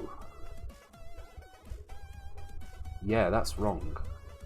That's wrong. Ah, bugger, I know what I'm doing wrong. Double click to unlock on the cross. Okay, I know what I'm doing wrong. So so you'll see when we do the player lookup, we're actually grabbing the not that one, was the get collision.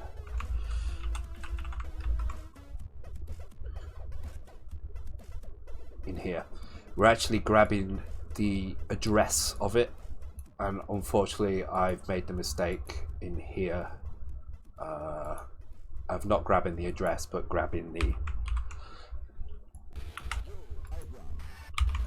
actual value at those points, so this should fix that issue.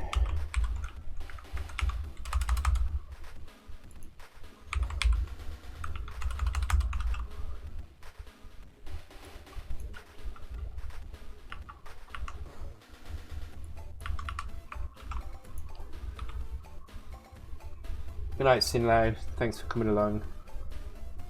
Okay, we're still not getting a falling crown, but I think we should be getting better values here now. So let's go and stick a breakpoint in here. Let's see if we're getting proper values at that point. So this should set our X register and our Y register. Just go a couple of times. So now it's saying X is 16, Y is 10. In fact, let me do that in the debugger so you can see. I don't know what this tune is. This tune sounds alright. Outrun Europa, okay. Outrun Europa. Debugger has crashed.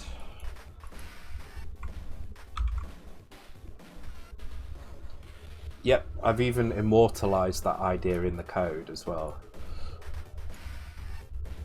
So at the moment we're just implementing the crown falling, and then we've already fixed it so it's attached to the head of both players correctly. Oh, I tell you what, Warlock, that's not a bad idea. But so originally the idea was that whoever wins round 1 gets the crown. And then from that point on, it's a battle to keep hold of the crown.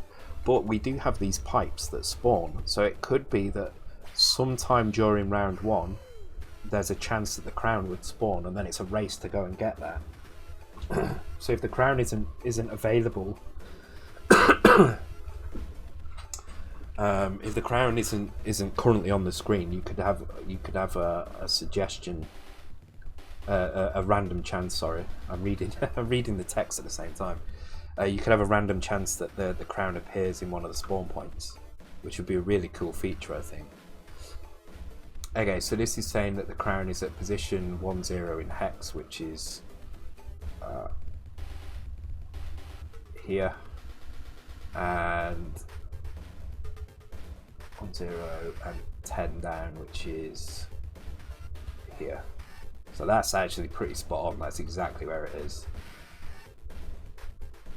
However, when we do the next routine, it should return no collision underneath it, but it seems to be returning collision. So let's just step through.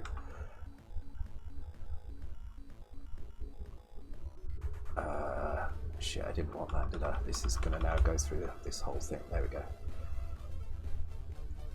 Transfer accumulator to X. So X register now contains 0, 0.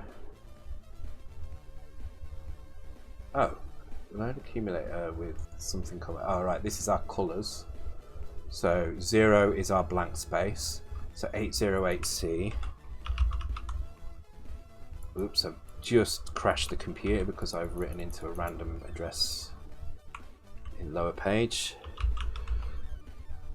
Is 0B, which is a color, but you can see there's the upper nibble isn't set, so nothing is changing that.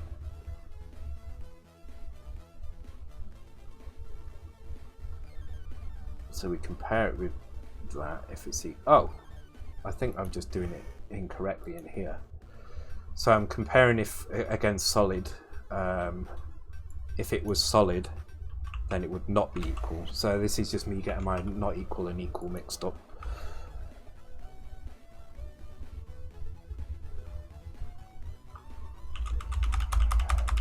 And there we go, we've got a falling crown. So let's turn the breakpoint off and try that out. Then I'm going to go for a quick cigarette, and then when I come back, what we'll do is we'll set the actual. There you go, Hayes. There's your comment from last time.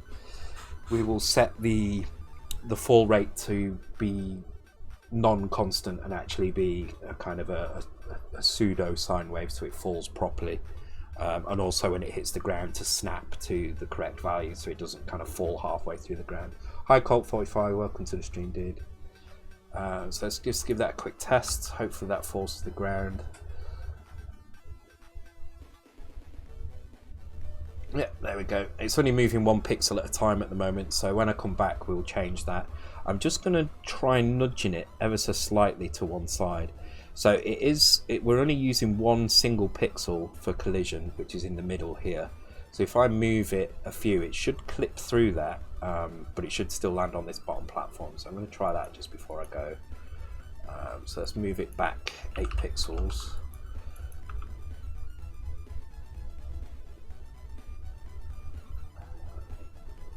It falls onto there. So if I just nudge it, I reckon if I nudge it 2 pixels, it will fall off that platform. Crown.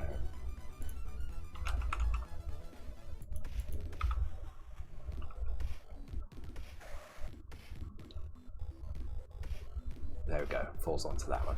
So the only other thing we would need to do is make sure that it loops round to the top if it falls off the bottom, because that is a possibility. We'll deal with that shortly, but for now let's do the other stuff around that.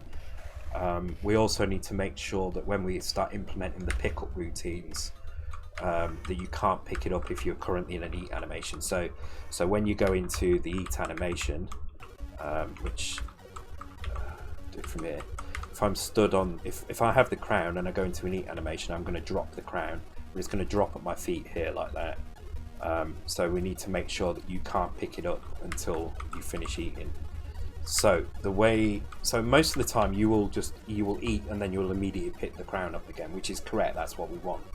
But if both players are charging towards an enemy and you both try and eat at the same time, only one of you is going to be able to eat, and the other person will pick up that crown. So there is that kind of competitive element to kind of making sure you get your timings right. So I think it's kind of pretty cool. It's a really nice feature. I think it adds another competitive element to it, and that's what we want to do. We want to make the game quite simple to understand.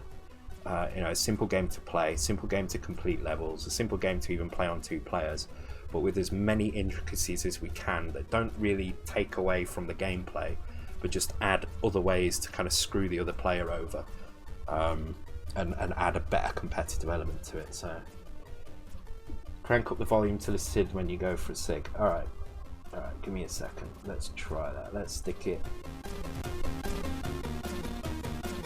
to there you go. Crown spam from the pipe. Yeah, there's no point in single player though. Right, I'll be right back, guys.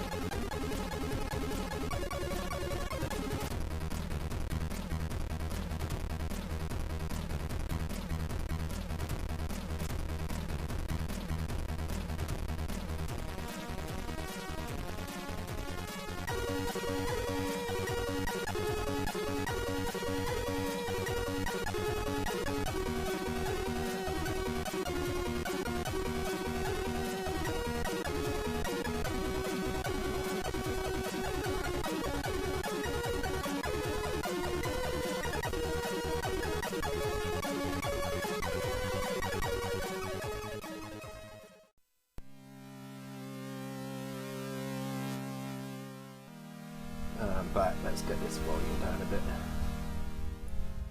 I can't remember where I had it before. I'm going to put it there. Yeah, the whole reason I did that AI is because I have no one to play for player 2. But let me show you that a little bit there. I've been messing with it a little bit today. By the way, this game is going to be called Battle Blocks, so I've got to try and figure out how to draw a logo for that. So if anybody's got any ideas, please let me know, because I'm terrible at doing logos. I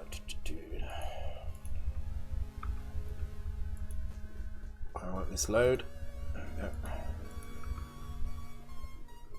So yeah, I did the AI because I have no one to test 2 players with. So actually, let me load it into, because because of all the timing stuff, it shows a bit flickery in the SC, so I have to show it in this one.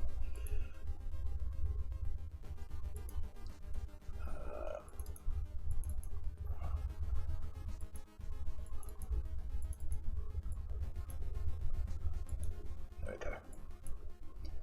So I can't remember who mentioned it. Somebody mentioned that would be cool actually. I really would like to get you and Chiz playing it as well as a kind of on stream as a live kind of beta test. Would be really cool. So somebody mentioned when both players pick the same character, having some way of being able to see both selections. So I added this little thing in now, so you get like a little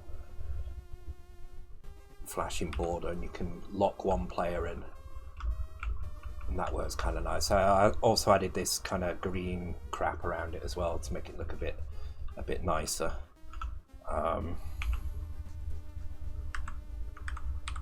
Let's do it on the rain level. I like the rain level. So I've got the AI set up now, so one player will try and go for power-ups as they appear, and the other player will just try and stay out of the way of the other player.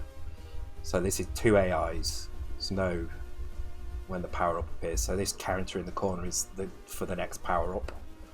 So power-up should appear, then one player will go for it, and the other player will just kind of stay out of the way of the other player. And you'll see the counter will go, and then another power-up will appear somewhere. And off goes that player, and the other player will just kind of stay out of its way a little bit. So I'm just working on kind of getting the AI able to jump in the right way, and also make decisions on. See, where's it going now? There's no power up. No power up appeared then. I'm not sure what it did. So it's going to get stuck now. No, it's not. There we go.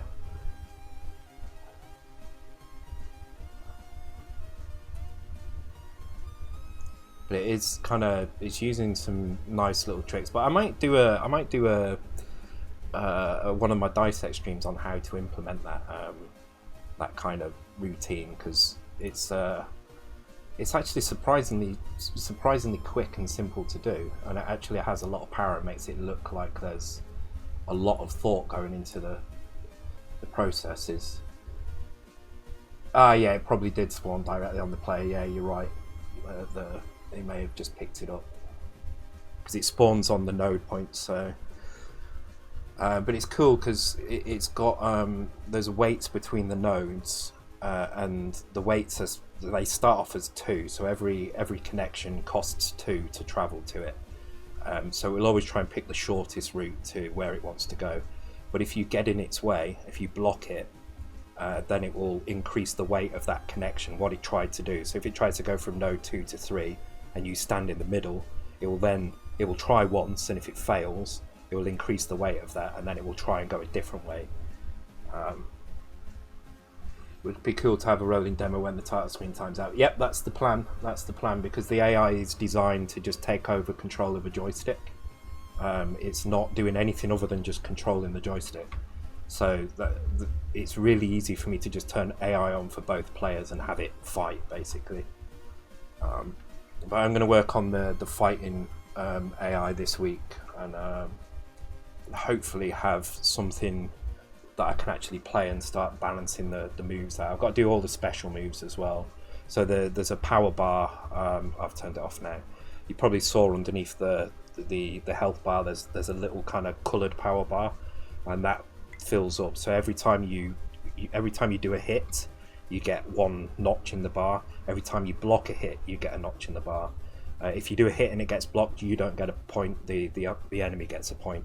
And when you fill that bar up, you can do a special move, and the special move would be like Mortal Kombat. You have to do like down, forward, fire to launch your attack, and that will have like a triple damage sort of thing. And each character's got a different control kind of joystick kind of sequence to do that ability, and has a different ability as well. So if you like uppercuts, you'll pick the guy that's got the uppercut special ability. If you like kind of close combat, you'll pick somebody who's got like a kick punch combo or something. Okay, right, where were we at now? Where's my wine gone? Alright, yeah, so the crown is falling. We just need to make it fall with a bit more of a realistic speed. Hadouken, there will actually be 2 fireballs as well. So the red guy has a fireball, and the blue guy is going to have like an ice ball sort of thing. I mean, they're both exactly the same. It's just they're going to be different colours. That's it. And they're going to be fairly fast moving fireball. Like think kind of the fastest fireball in Street Fighter, maybe slightly faster than that. So they're going to be hard to avoid.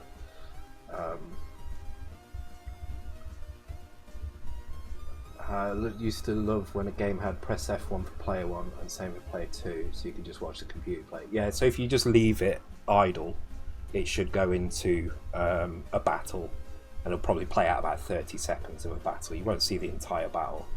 But also when you press fire, depending on which joystick you pick, you'll pick either player 1 or 2, and then if the other player doesn't press fire, it's just like any fighting game really. If you don't press fire on the other joystick, then as soon as you select your character, it will automatically pick a random player. And in single player mode, you'll fight all the other players one at a time, increasing in difficulty, and you'll finish on your own character. Yeah, there won't be any keyboard controls in it. I'm trying to avoid that as well. Right, let's make this crown fall with a decent rate. So we've already set up a crown fall index in here. So all we need to do is, if the crown is not falling, so we'll start with that here. So let's change this to fall.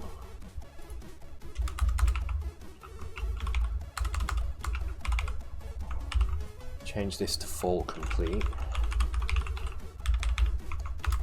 Call this not fall here, even though we're not going to hit this. It's just good to put a label in so we know what's going on. At this point we will store 0 into our crown fall index, and then in this one and then jump to fall complete, and then in this one we will load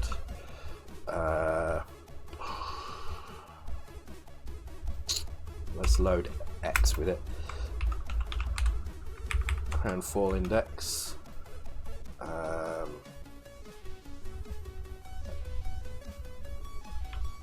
load crown Y, clear the carry bit, and add our tables jump and fall table, comma X, and store that at crown Y. So we can get rid of that now. And now we will increase X, and we can compare that to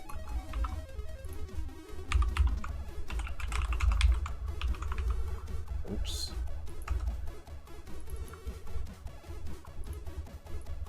Actually, just copy that entire thing.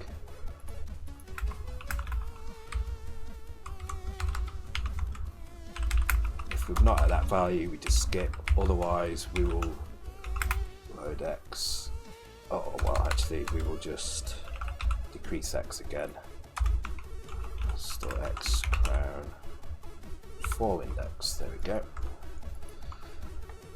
So that should now make the crown fall at a proper rate.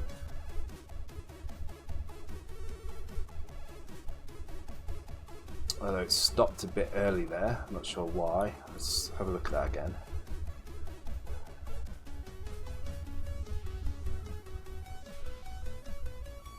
Okay, that's odd.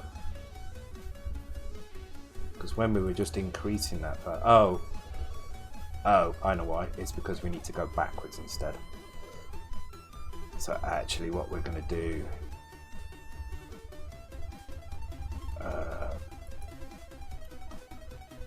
so we should start slow and go backwards. So this value here would actually be that -1.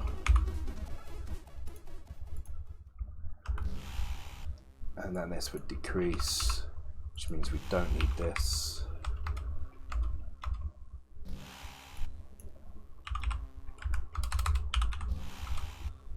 What is that noise?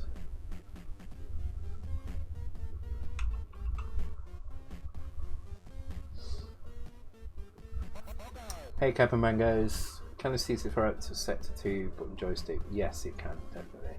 Thank you for the follow Kappa, and thank you for the follow Itchin as well. Oh, and thank you for the follow Velociraptor, I missed that one. Thank you guys, thank you very much. I don't know why I'm not hearing those alerts. It's a bit odd. Yeah. I'm interested in programmer and 22 years old, which would be maybe too late to learn Berlin. Oh no, not at all. Oh, the follows are coming through now. That's kind of weird. I guess, is Velociraptor going to appear in that list as well? No, it's not. Okay. Strange. Okay. It cancels out that that word, unfortunately.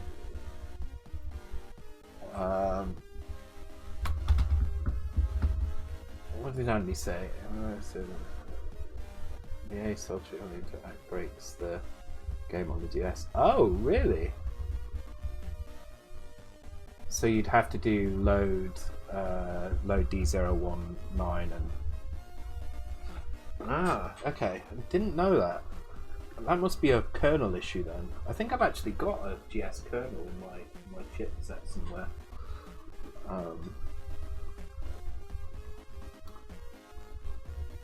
Yeah. Yeah, the F version of SIG is considered a kind of offensive word in American, so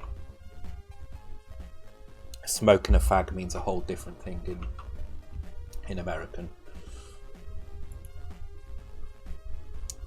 Okay, let's try that. I think that should be fine.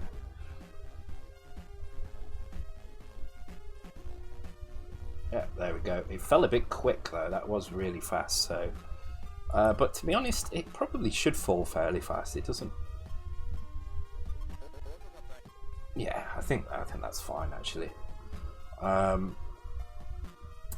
It probably needs snapping to the ground. I mean, we're just lucky at this point that it's landed all right. If I change the Y position on that crown, move it up a bit. So if I like put it right at the top of the screen and then do it, you'll probably see it's gonna do some. Actually, it's typical. It's kind of landed perfectly. Okay, let's just nudge it a little bit at a time. I just want to see this, if it does actually fall through the ground a little bit. It should do in theory. Let's do that.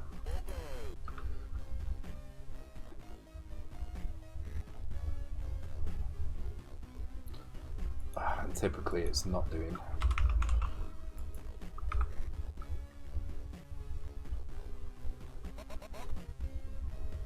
Yeah, there we go. So you see how it's fallen into the ground a little bit here.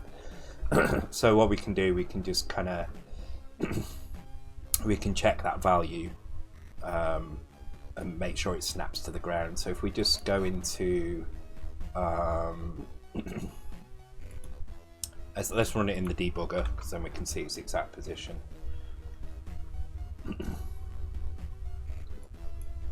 So it's fallen into the ground. Its Y position is, God, I can't see that. There's too much flashing going on.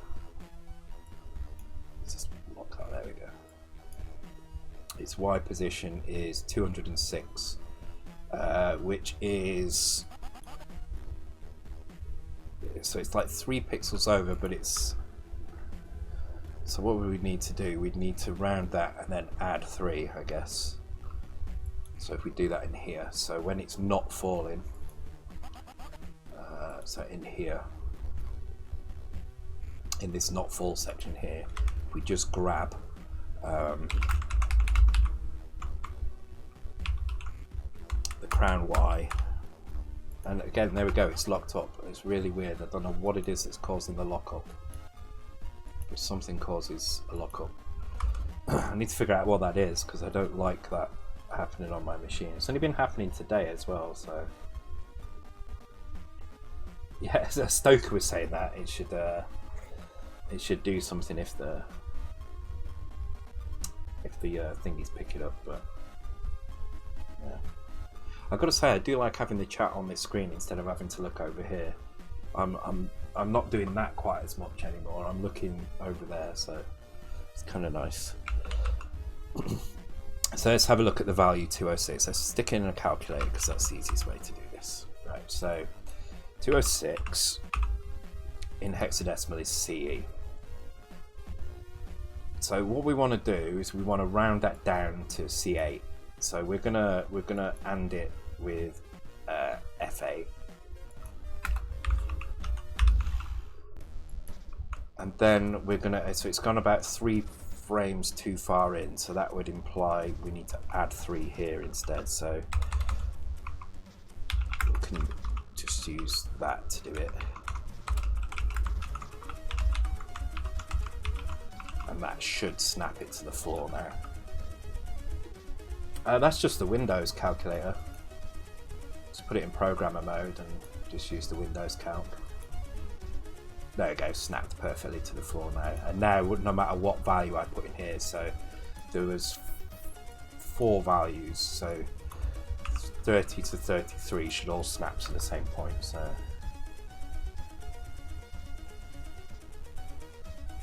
snap to the ground.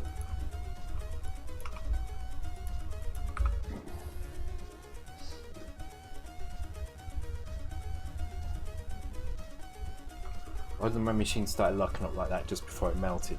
Actually, let me check because I have noticed that this CPU does seem to have some issues with not retaining its settings. It seems to be overclocked all the time. 58 degrees, that's not too bad. They do run rather hot, these Ryzens, to be honest. The voltage is a bit high, could do with being a bit lower, but I mean that's about right. It's about what I'd expect, because it does have its boost clock on all the time, weirdly. I don't know why that is. China has a magical hexadecimal card. I do a lot in my head, but sometimes it's just easier to throw it in the calculator as well. Mario's at 105, yeah, no. I mean, I would prefer this to be in the 40s. 58 is quite high, but it is a very, very hot chip. It does run incredibly hot, so there's probably not a lot I can do about it without reducing the voltage. And I don't really want to reduce the voltage because then I get kind of random crashes. It's making you want to unretire from programming. You should, Mike. Honestly, you really should.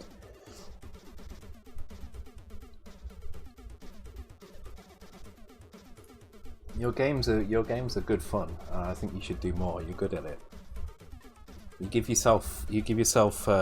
yourself down too much, and you really shouldn't. You're good at it. And considering you did vegetables without even knowing half of the programming instructions, you did a really, really good job of it. You know, you've got a published game before I've got a published game, so there you go. I'm hoping the fighting game, I'm hoping Battle Blocks will be my first published game, which is crazy considering .cosmos has been out almost a year now. And actually Battle Blocks has come about because I tried to make a sprite for one of the enemies in... I wanted an enemy in .cosmos that was vulnerable from one side but not from the other, so I was making a blocky kind of shape where if you shoot it on one side it just deflects, whereas on its back you can hit it because you can pause time. I wanted you to be, so you can, what you can do in Doc is you can pause time, fire a bullet, and the bullet won't go anywhere, it will just hang in the air. Then you could basically jump over the enemy, and when you unpause time the enemy would turn to face you and it would get shot in the back. That's the aim. So I've got that mechanic in place, I just need an enemy that it works on. And that's what it came out of, trying to draw that enemy, and then I drew this block, and I thought that actually kind of looks quite cute. And then I put an overlay on it and thought, yeah, this needs to be something else. And then I think the fighting game stuff came out, so.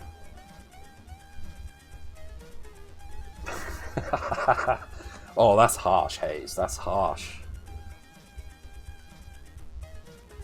Right. I think we're at the end of that bottle. No, not quite. I do have another bottle though. Top up with a bit of water.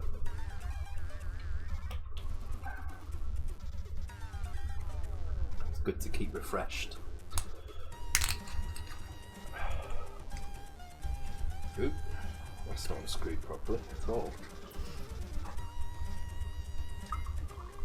Evening Spec Comster, welcome to the stream. Oh, that cap's come off really weird.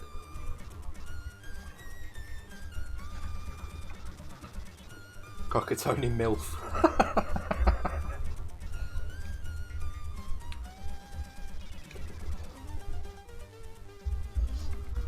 I would like to give 68K a go at some point.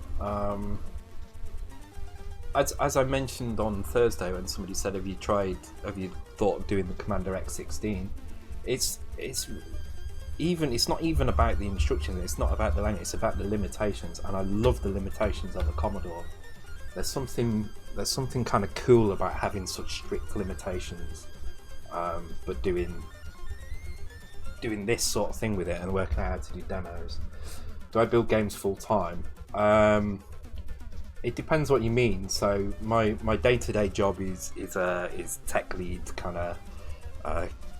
It's kind of partly architectural kind of role in a online gambling company. So not really in that sense, but I spend almost all of my free time making C64 games. So in one sense, I am building C64 games full time, but not as a job. Apparently the limitations on the ST, yeah, but the limitations on the ST just look annoying. They look like they would just be a frustration.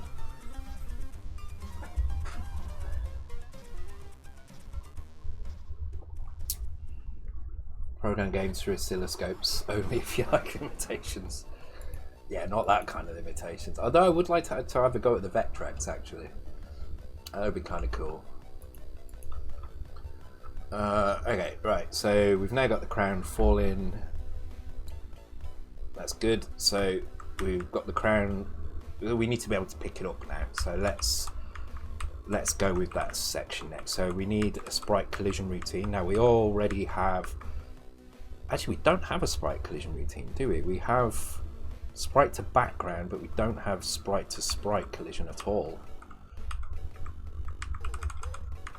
So that is what we need to do next. Then we need to write a routine that will take two sprites and see if they're touching. So we need to give it two positions and two sizes and see if they're touching. So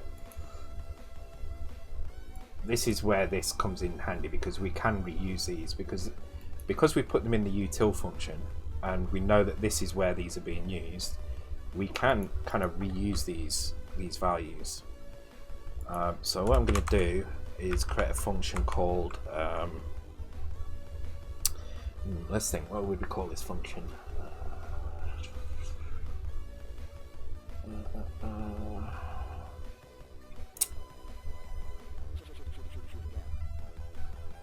What are we actually doing? We're testing if two rectangles are intersecting. So that's probably a bit vague though, so let's call it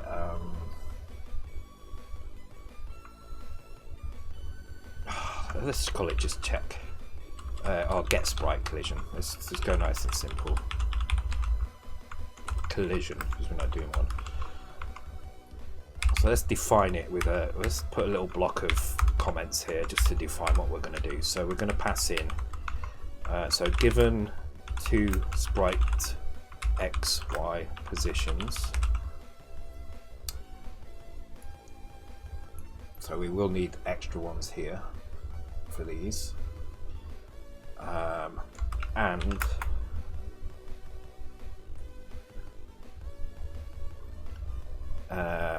with height sizes, i.e. a rectangle, or i.e. rectangles,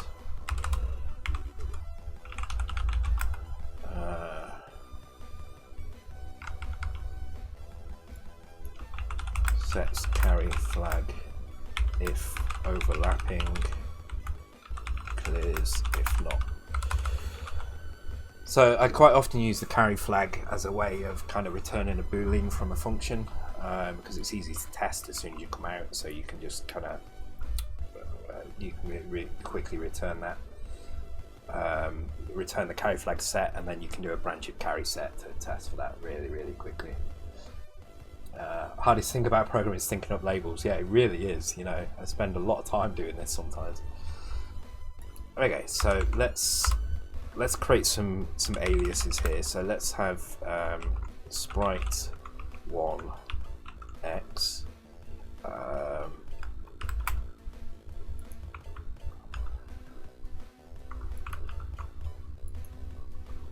I'm going to create two new values in here like this. Because what I don't want to have to do is actually pass the values in directly. What I would rather do is pass in vectors to the lookups, because we know that all our x's use 3 bytes and we know our y's use 1 byte, so we can just use that kind of system. Then we've got some kind of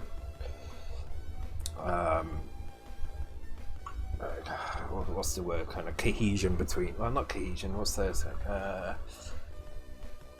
I can't even think of the right word, but you know, some similarity between the functions. They're using the same process.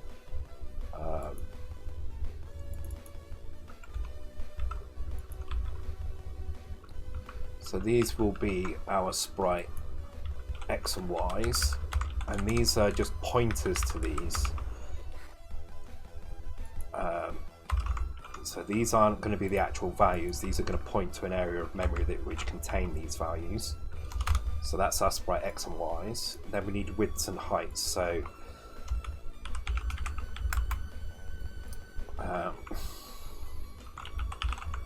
sprite width, sprite 1, let's call it W, make it a bit easier to read. And we can set these. Let's make fresh values in here. Collision, width, and these just need to be bytes.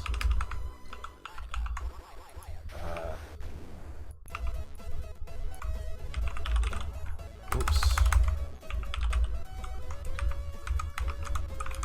Oh my god. There we go.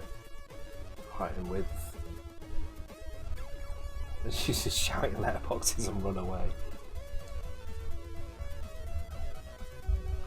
It's also infuriating. I still don't understand how banking out ROMs works on 64. I can do it, but I don't understand what I'm doing. Okay. Yeah, so there's 2 or 3 areas that take a little bit of practice to getting used to. So there's the turning off the basic and the kernel, which you need to get used to doing. It's fairly simple. You can read it on the memory map. The trick is knowing how to prevent crashes from happening when you do that. So you need to like disable interrupts and things before you do it. So disable your interrupt, turn off the CIA interrupts so that they don't try and trigger. Then you can bank out the basic and the kernel, and then you can clear the interrupt flag and carry on. Then the other one is Vic Bank. So there's 4 Vic banks, 16k each. So you need to set that first, which will point to a particular area of memory for the Vic bank, and then you need to tell it which area of that to use for your screen and for your character set. Once you've done it 10 times, it'll become really simple. So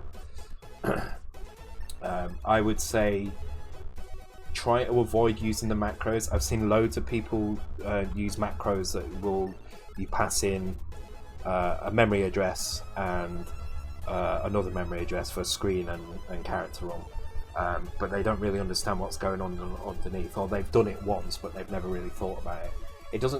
It takes 2 minutes to look it up on a website and use it, and once you've done it a few times it'll just make sense. So yeah, I do like macros, but sometimes for really simple stuff I like to avoid it, especially when it's set in specific registers in a particular way. Yeah, exactly as Hayes says. So there is a routine that will flash the cursor when BASIC is running, and the thing is that is set up on a timer. So if you don't disable that when you bank out kernel, what will happen is as soon as you clear the interrupt flag and it goes back in, the timer will trigger and it will try and run that routine. And of course, because you bank kernel out, there's no longer a routine there, so it will crash. You'll get a crash there at that point. But if you look at any of our games, you will see us do that at the beginning usually. So we do it here.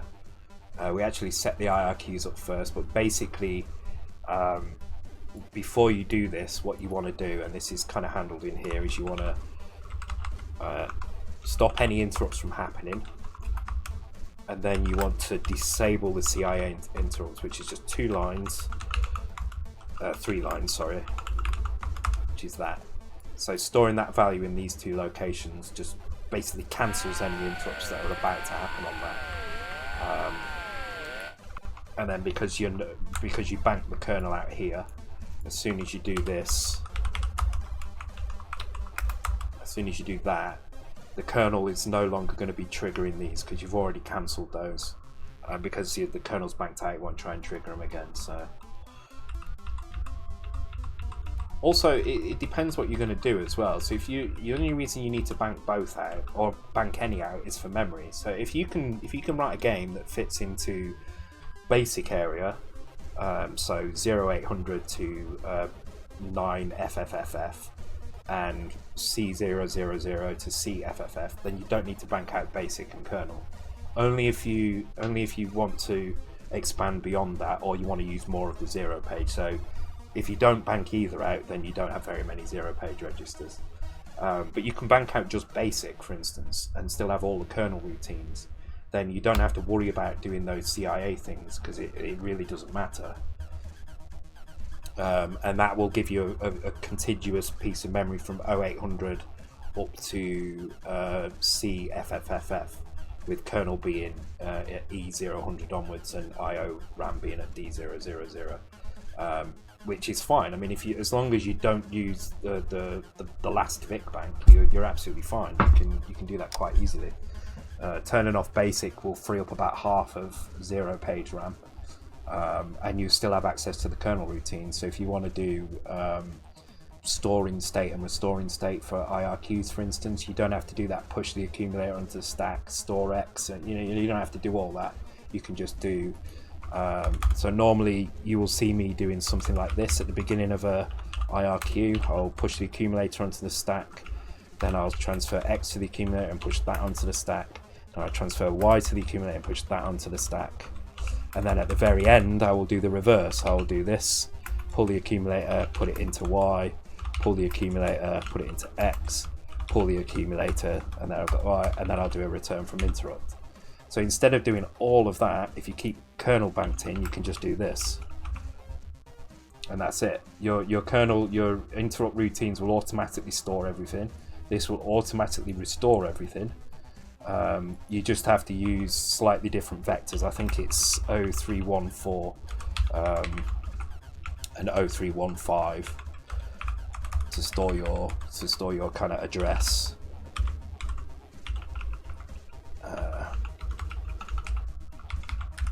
I think it's 03. You'll have to look it up. It's in the memory map. But as long as you use those instead of and them, then all you need to do is that at the end, and it will store everything for you. It will restore everything. It will return from the interrupts properly as well. So sometimes it's worth keeping the kernel around, and you get things like disk loading routines and stuff like that. So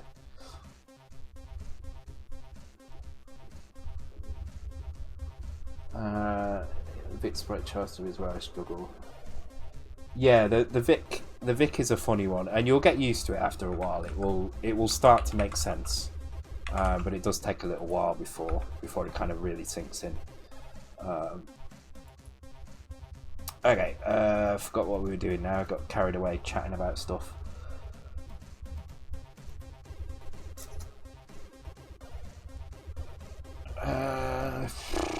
What was I going to do? Oh, we were going to do a pickup routine, that's right.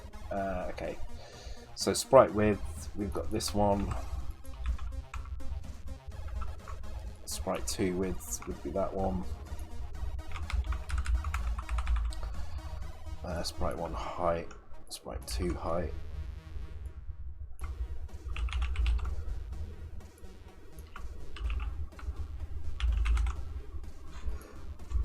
So how do we know if these two sprites are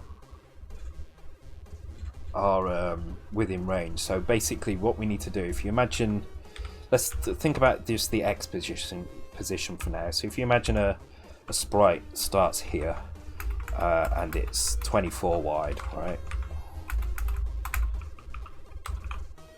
So that's actually 23 where that edge is. It goes from 0 to 23.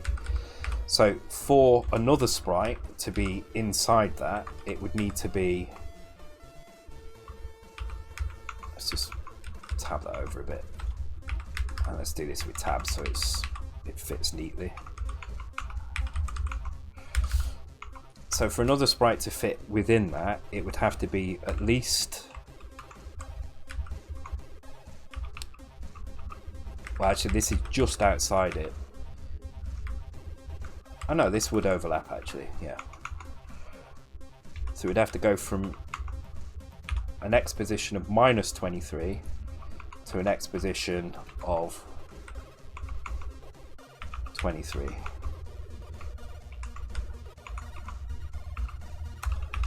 So for sprite A,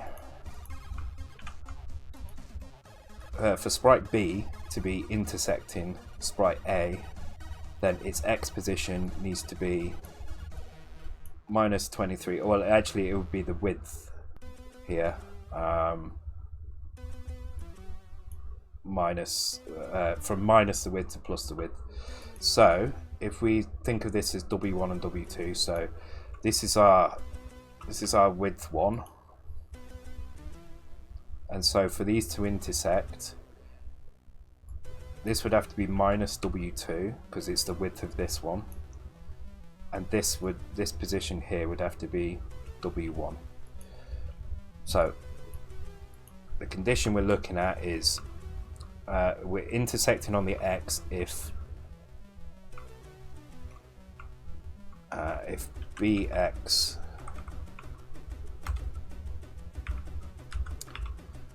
is more than minus W2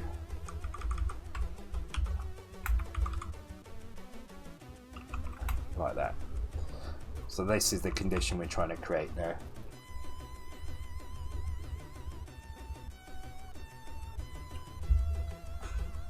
Yeah, hardware collision is terrible. I mean, we could implement it, but there's so many things touching each other, we'd run into lots of problems. So it only tells you that some sprites have collided, and it tells you which sprites have collided, but not if. So like if just 2 sprites collide, it's fine. However, if 4 sprites collide, then you don't know which is touching which, or even 3. So you imagine 3 sprites where each sprite is touching one other sprite. There's one in the middle that's touching both, and then the end ones are touching either side, but you want to know if the end ones are touching each other. You can't tell.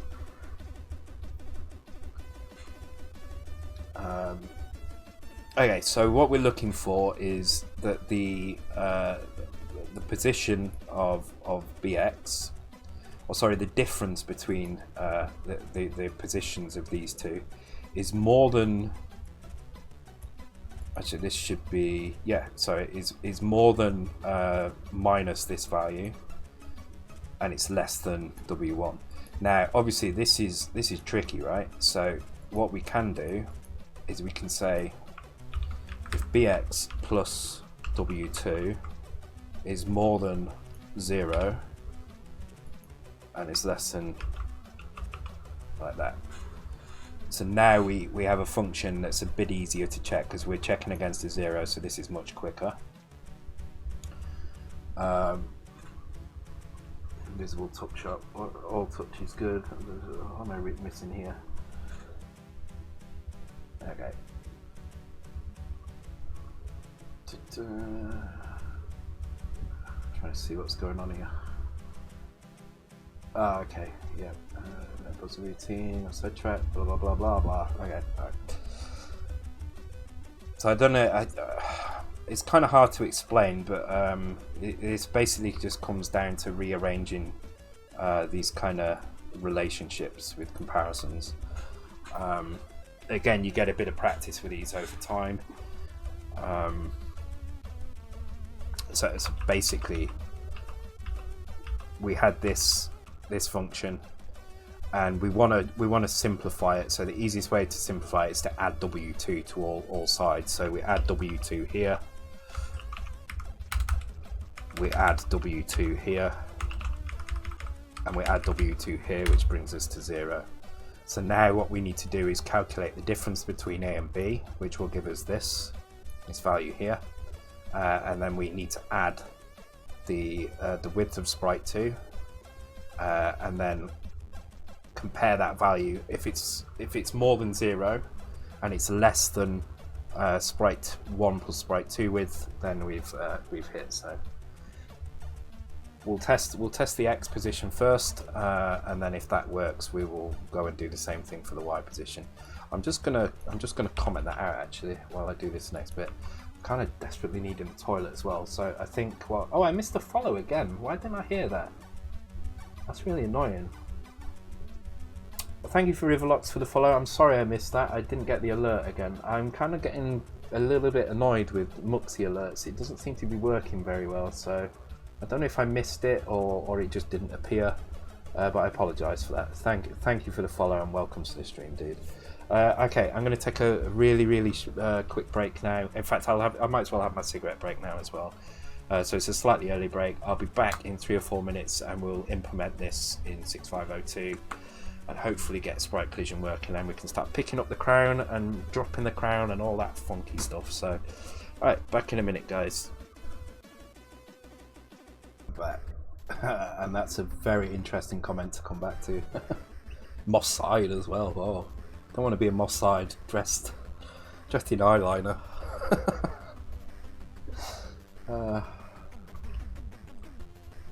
Okay. I wonder if the crown. I wonder if the Queen's crown falls off when she eats a swan. I bet it does. And I bet Prince Charles is rushing to get there to try and pick it up. Okay, right, so we need to perform this operation. So we are, at this point, these values will be in these 0-page addresses. So what we can do, we need to get the X and the Y for sprite1. So let's start with sprite1 first. So we will load, I'm going to indent that a little bit and indent this as well, just for labels, for branch labels' sake. It's an interesting experience, yeah, I bet it was. Okay. So we're doing a 0-page indirect lookup. We want sprite1x. And actually we should be doing, hang on, let me think, I can never get this correct.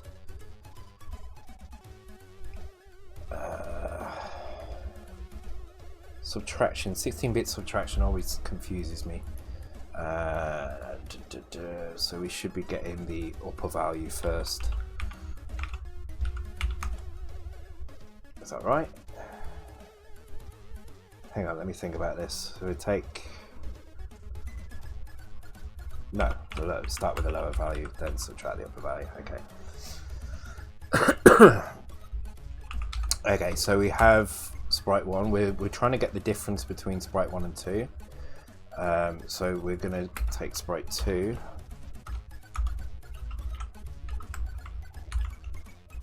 I'm hoping subtract has a 0-page lookup. It better have, or else this is going to be really awkward. So let's have a quick look. Let's grab a...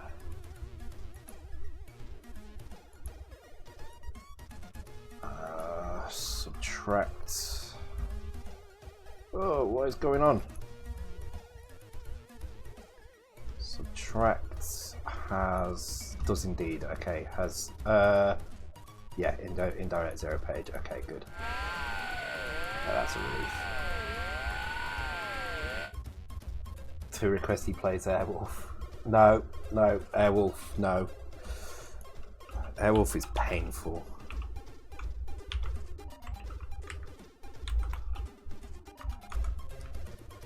And we need some intermediate values for this, so we've got this value here, but let's create some collision x diff. Let's make it a word as well, actually,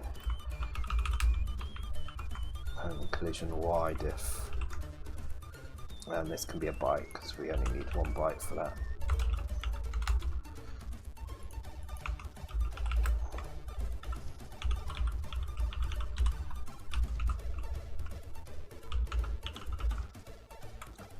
And then we need to do the same.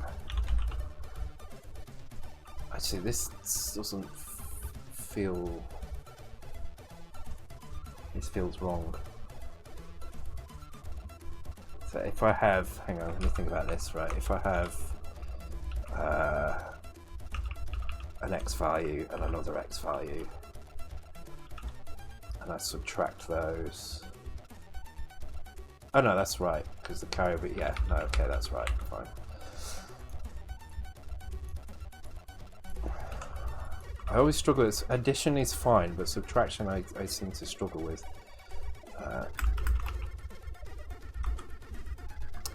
So at this point here, there's one check we can do straight away, which is if this value is anything other than 0.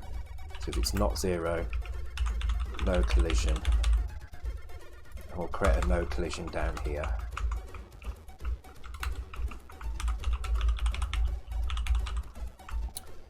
And this will clear the carry bit and return. That's its job, is just to clear the carry bit and say that nothing's happening.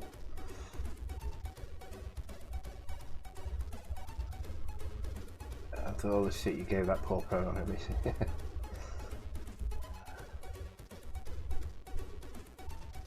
Oh, you're just not hearing.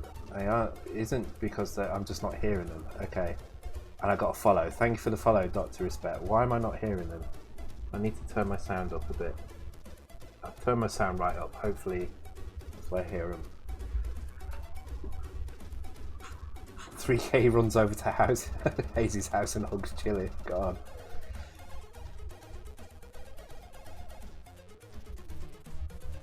Okay.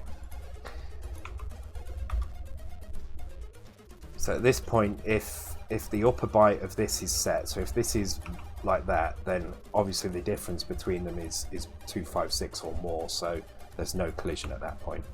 So now we do the same for.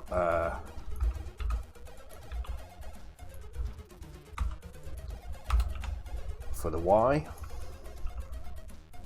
and store that in y diff.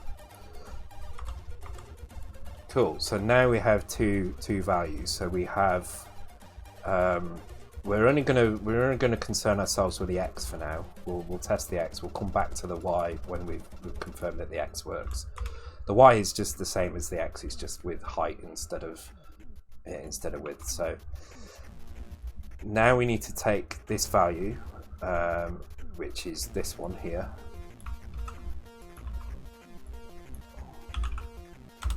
So this is now our bx, and we need to add the width of sprite 2 to it. So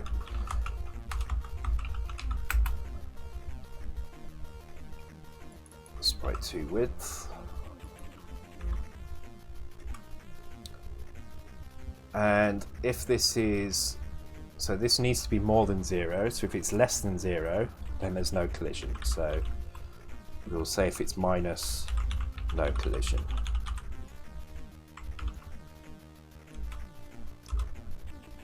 And then we need to compare it with width 1 plus width 2. So what we're going to do now is we'll just push that onto the stack, and then we will grab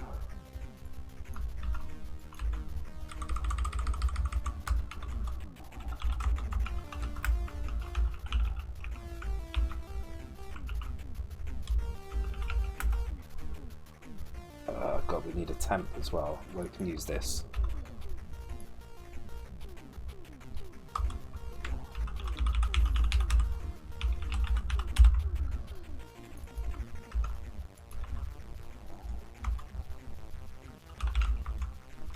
Pull our value back off the stack and compare it to collision temp. Okay. So if our value is, it needs to be less than this. So if it's more than this, so if the carry is set, then we'll go to no collision.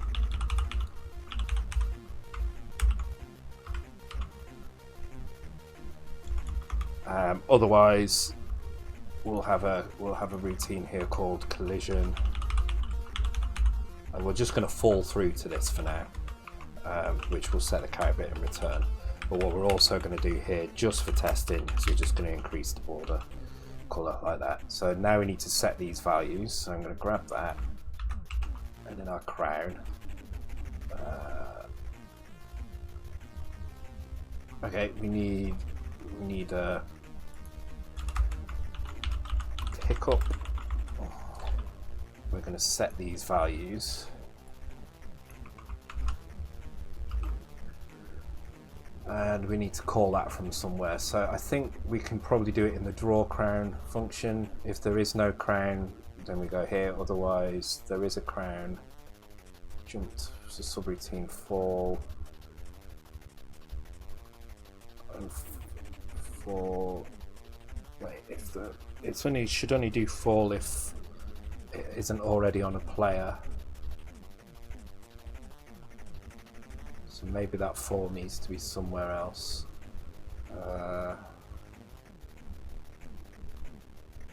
No, we can do it here. Okay, so third player has crown.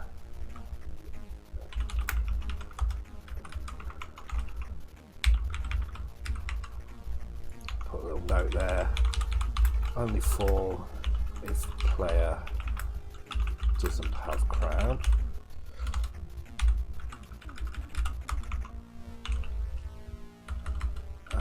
And we can also, only if the player doesn't have crown do we do pickup as well. And then pickup's job is to check both players to see if we have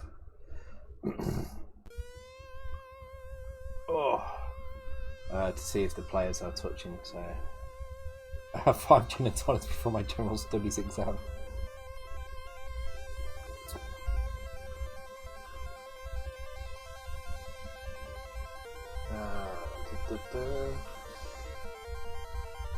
Yeah, I was having this discussion at work the other day, how unfortunately there's an awful lot of maths which, unless you study and you continue studying maths or you're doing some kind of quantum mechanics or something, you're probably not going to use.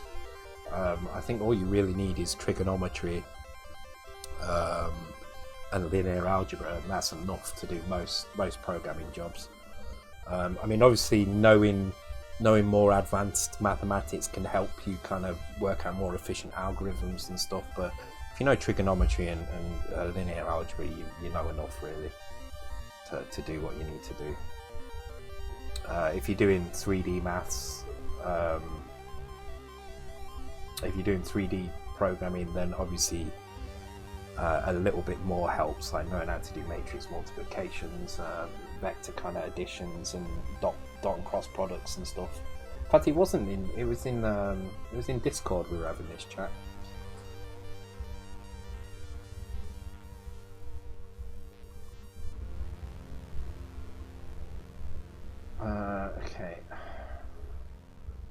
Sexy old horse. Okay, that's one interesting way of remembering it. I just remember Sokotoa. I've never give it a mnemonic like that. Okay, so we need to let's just compare player 1 first. So we need to put player 1 here. So we need the address of our player X. So player 1X. Actually, let's just do it like this. It makes it a bit easier to.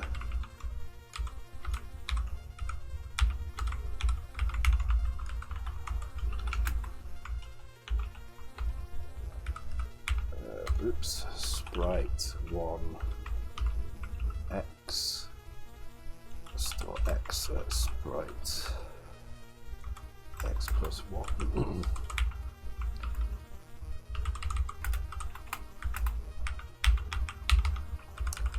And we need our Sprite 2.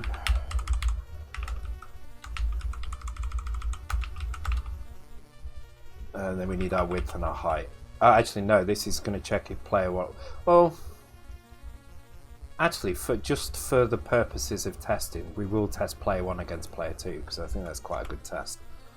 And then we'll change it to the crown, and then because we'll get different widths. So let's just set a width. What is our player width? Wrong application. Okay, our player width is pretty much the entire thing, so let's just leave them as 24 and 16. 24 and 21, sorry. So let's load 24 into Sprite 1 width, and Sprite 2 width, and 21 we'll store in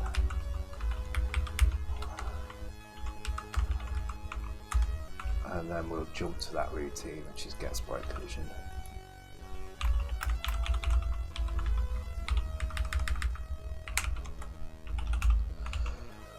So what I'm expecting here is for the border to flash when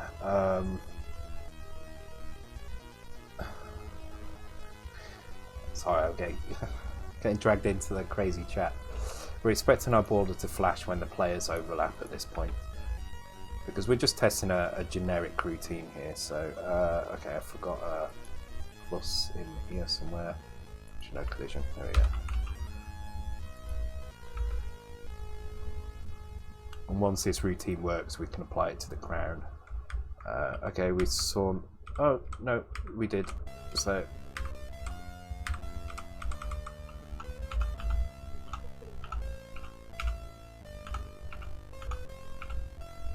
Okay, that's probably because the widths are off a little bit, which is fine. We can deal with that in a minute. So if I try reducing those widths down a little bit, the problem is because our sprite position that we're passing in, actually we probably need more than the width and the height. We probably need point X, we probably need these two as well.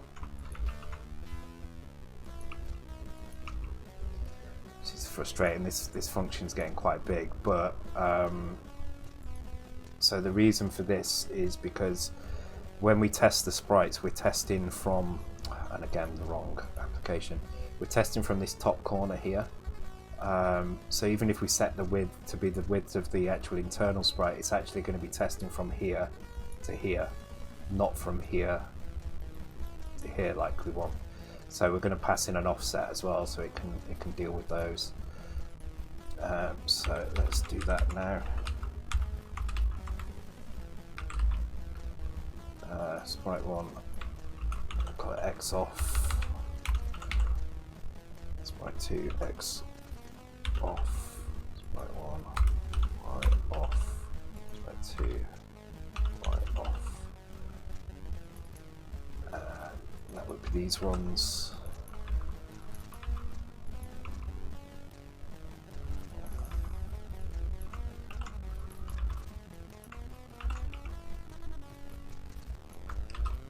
We're going to put them in our routine here.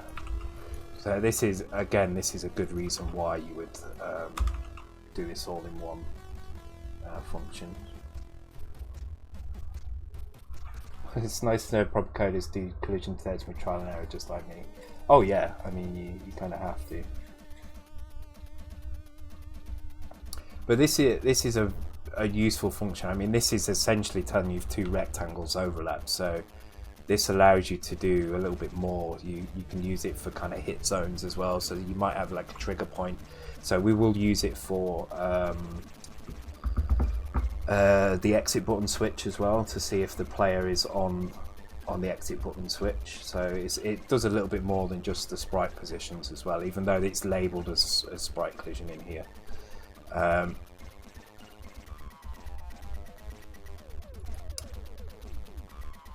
So once that value is stored,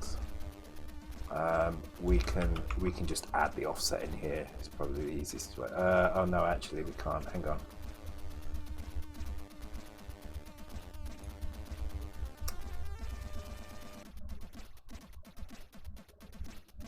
Oh yes, we can. We can do it here. Okay, so if we no. Hang on. Think about this.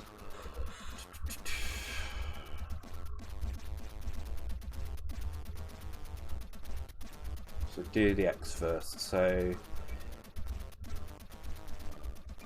okay, we can kind of keep this function, but we're gonna, before we do that, we're gonna store it in these values instead.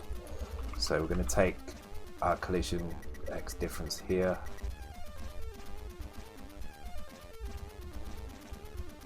which is gonna need,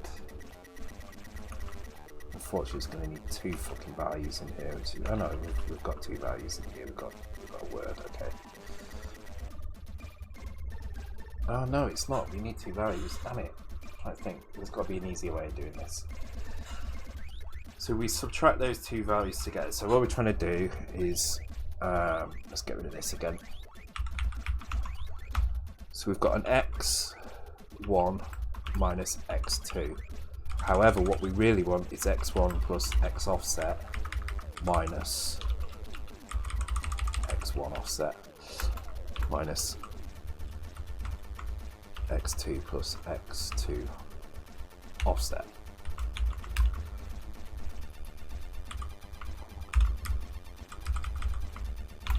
So what is this the equivalent of? This is the equivalent of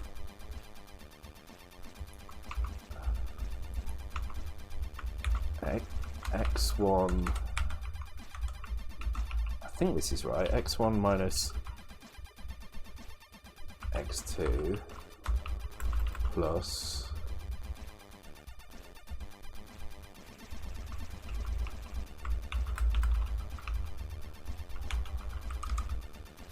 I think that's right. I think that's equivalent. If that's equivalent, then this is going to be simple. So let's put some values in. I just want to check. So if this was 3, this was 7, and this was 4, and this was 2, and then this is 10 minus 6, which is 4. So the equivalent here would be 3 minus 4. So let's put this as 7, 10, so it equals 4. So that's minus 1 plus x10, 7 minus 2, which is 5. 5 plus 1, yes, that is equivalent. Okay, so those two things are equivalent. So we can do, let's just move this up.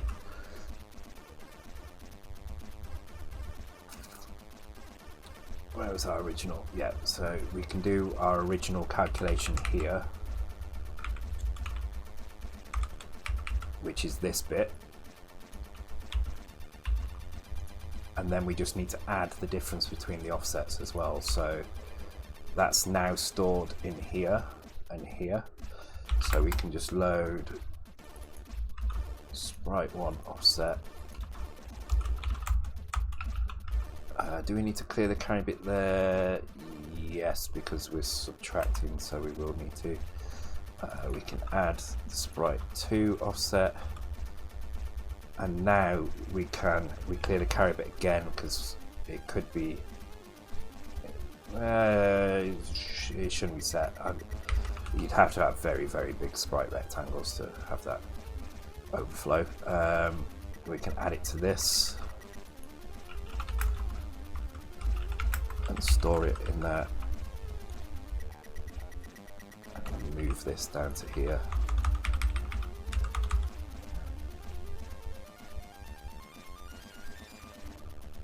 And we will push the processor thing onto the stack so we can record. If the carry flag is set here, we can record it. Oh no, in fact we don't need to do that at all, sorry.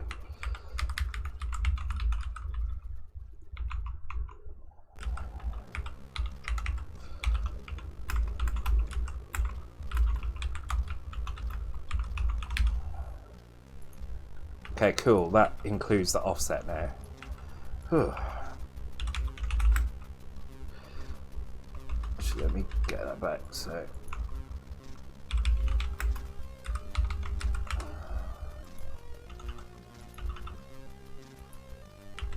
Which is what that's doing. Okay, cool. Wow. Oh, asset share, let's have a look. Let me bring up my Discord. I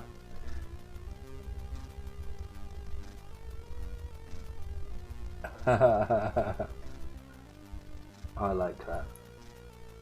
I like that a lot. I'll show you that. That's really cool.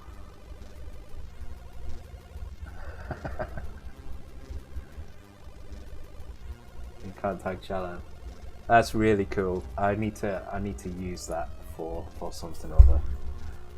That's really cool. I like the rain in the background as well. That's kind of cool.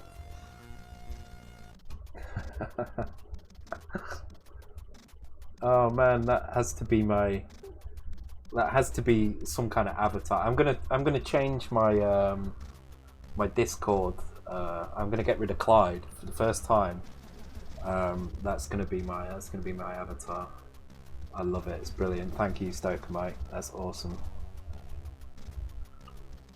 That's my title screen right there. Yeah, that would be kind of cool. Oh man, that's what they should be. That's what they should be.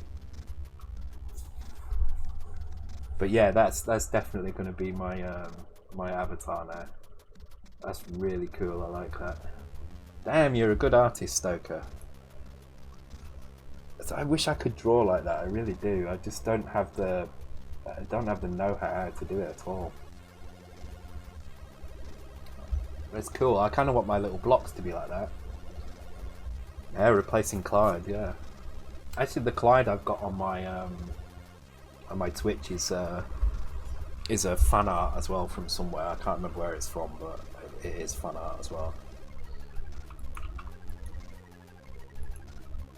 So let's set these offsets and widths. So now if I set, I'll just set the sprite 1 offset. So let's do 02. So sprite 1 X. I love that, you know. That's cool. I have to make that my Twitter. In fact, I'm going to do that now because I'll forget otherwise. So save. No, I want to open the original. Oh wow, that's huge as well. New image as. Yeah, let's put it on Twitch. Let's call it Avatar. Now, I wonder if Twitch is going to allow something that big. If we can find where it is. Update profile picture.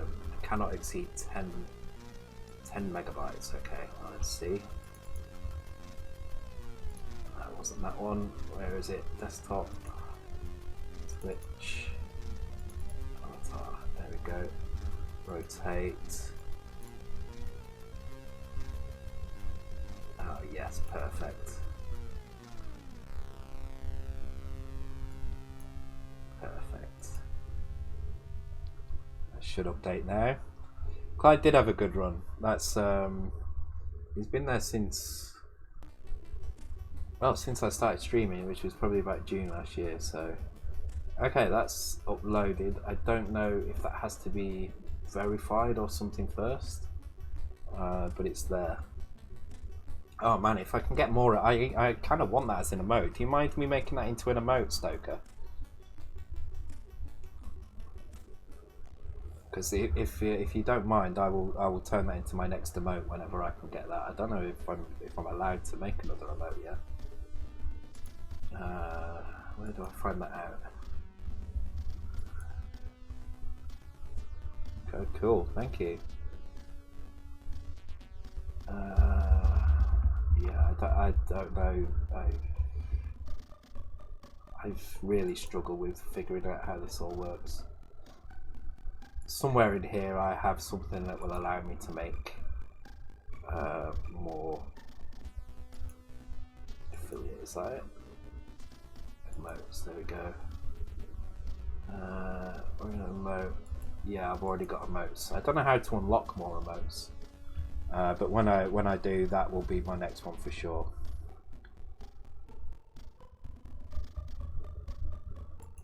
Now, if I refresh my page, do I get the right emote? No. Okay. So I'm guessing the next time I log in or something, I will get that. Let's try. Oh god, now it's asking me for my token. And I can't remember how to do this. Auth the app, okay. Oh, okay, there we go. I mean, completely distracted me from the game, but totally worth it.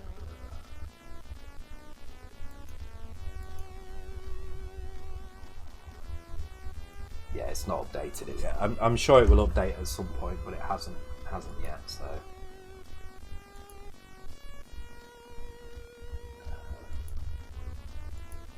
I'll check again. It might be because I'm streaming. They might not let you do it while you're streaming. It might have to, stream might have to end first. Yeah, cool. I'm blown away by that. It's really cool. Thank you.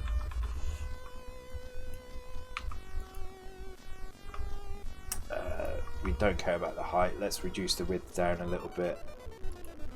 So the width is now, that's minus, actually let's move it 4 in each side and make it a width of 16. That's kind of more in line with what we would kind of see as collision.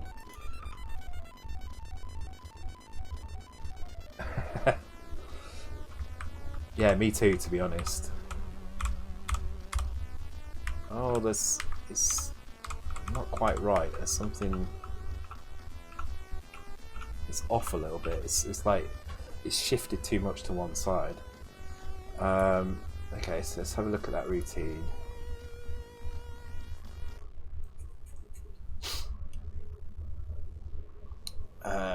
So that is the equivalent of these two minus plus these two minus. Oh, because I'm not subtracting them, that's why.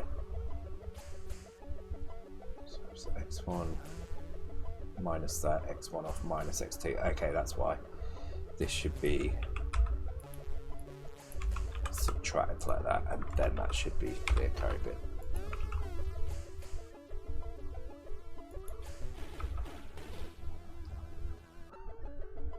Yeah, well, yeah.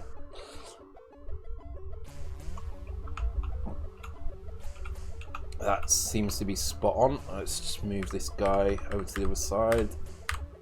That's about what we want.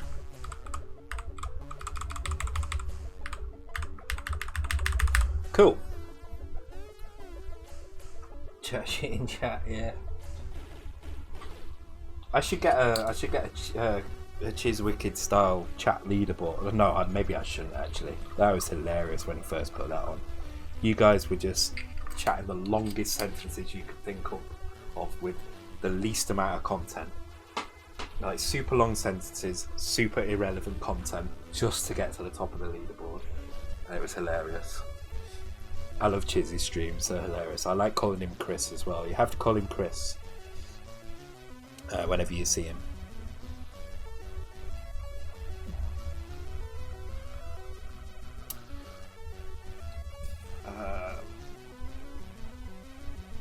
Yeah, I'll be honest with you, Eldritch. I don't know what it is, but for some reason, when I drink, I code better.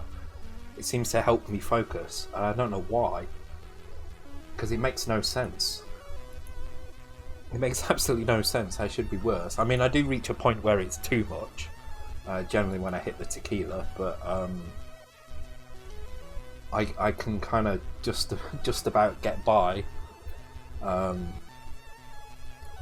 and actually code better when I'm slightly drunk. And this is my second bottle of wine tonight, and I had a couple of Smirnoff Ices before the wine as well, so I've had quite a bit tonight. Okay, so we'll do the same on the Y as well. So as soon as we do this collision, okay. So this is really simple. This one. So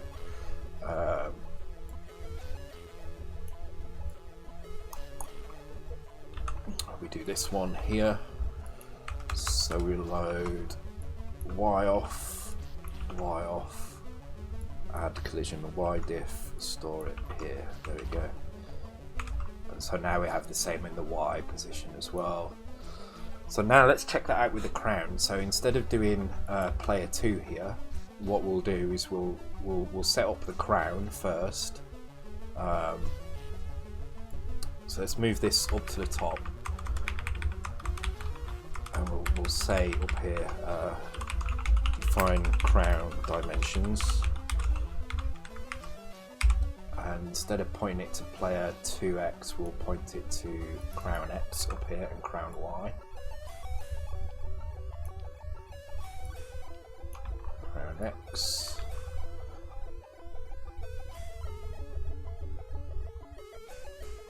Where was our crown? Oh, we haven't set the y yet because we're only testing the x. Okay, so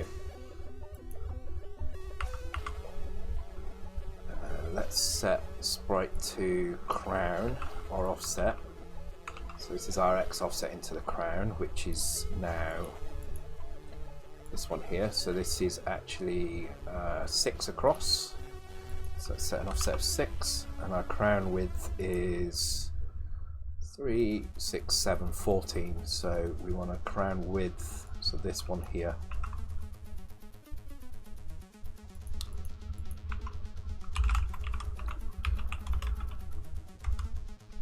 Go, that's our crown width, and then our crown height and our Y offset. Our crown height is quite small, I think it's like 7 or something. 3, 4, 5, 6, 7, yeah. And our Y offset is actually 0 because it's right at the top.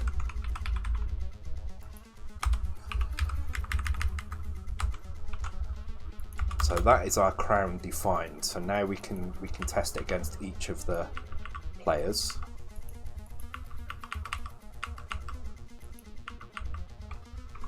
So we'll run this routine, and then what we'll do, if carry clear, we'll do nothing.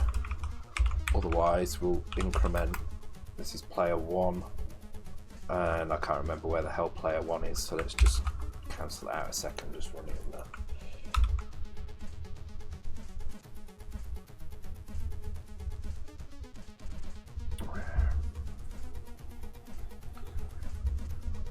I'd like to smoke some marijuana. I can't. I've tried that, and I do like to smoke a bit now and again.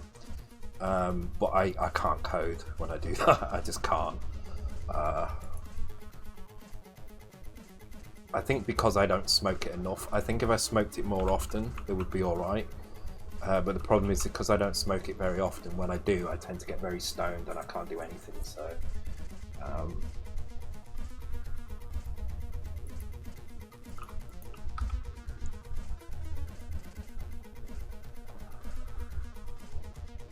From a kind of thinking point of view anyway, I think if I was to do something creative like drawing or music, I'd probably be alright, as long as the program wasn't too difficult to understand. Okay, so it's sprite 6, so it's D02789A B C D D02D. Okay, I just want to increment the color of that player if it's touching the crown. So I'm going to do that. And then in here, I'm just going to get rid of this increment because we don't need that anymore. Stone stream when I don't know. It definitely wouldn't be coding, that's for sure. It would just be playing games, probably. I like playing games when I'm stoned. That's probably what I enjoy the most. Okay, that's weird.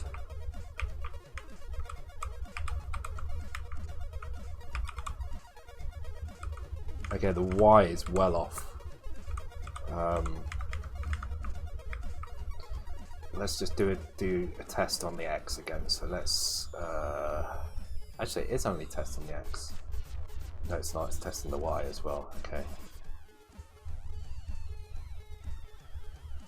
No, it is only testing the X. We're only testing the X here.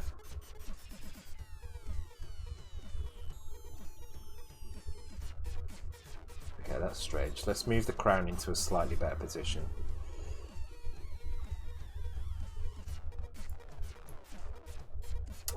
Let's do it over here somewhere.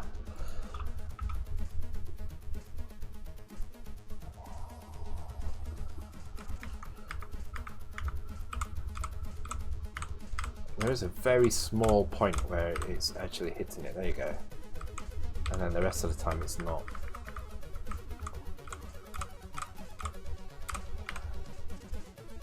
So I'm not sure what that's about.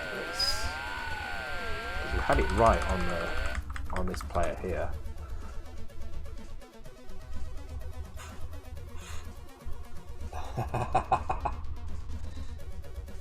Yeah.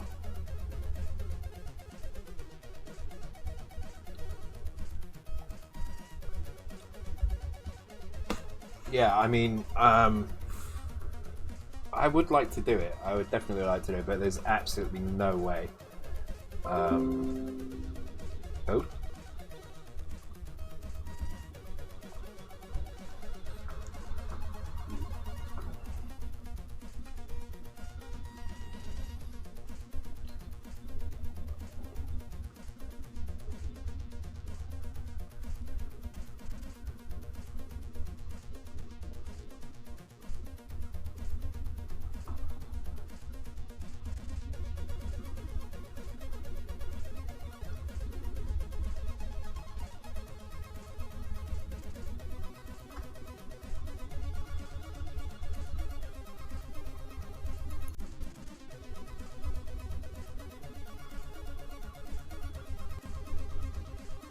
Every Saturday that happens. I don't know if it happens at the same time. I feel like it does. I feel like every Saturday, well, Sunday morning, 1 AM, I feel like I get a reset like that. I don't know what causes that. Also, my music's suddenly gone really loud.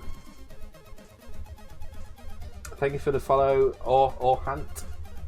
Welcome to the stream. I don't know why it does that. I'm pretty sure the past couple of weeks it's done that.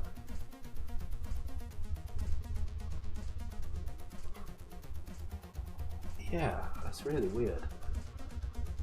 Oh, the router went off. The 5G router went off, so I don't know why that happened. But I'm pretty sure this has happened at the same time every week. You've got no stream. Okay, the stream's definitely back on.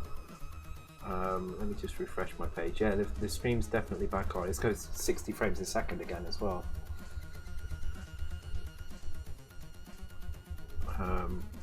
But yeah, I couldn't explain why that happens at that time, but it does seem to happen. It does seem to happen every single time we reach about that. Well, is the router set to reboot at 110? Yeah, maybe. I don't know. To be honest, I've never actually looked at the router problems. The router. I'm reading the chat again. I've never looked at the router stuff, so maybe.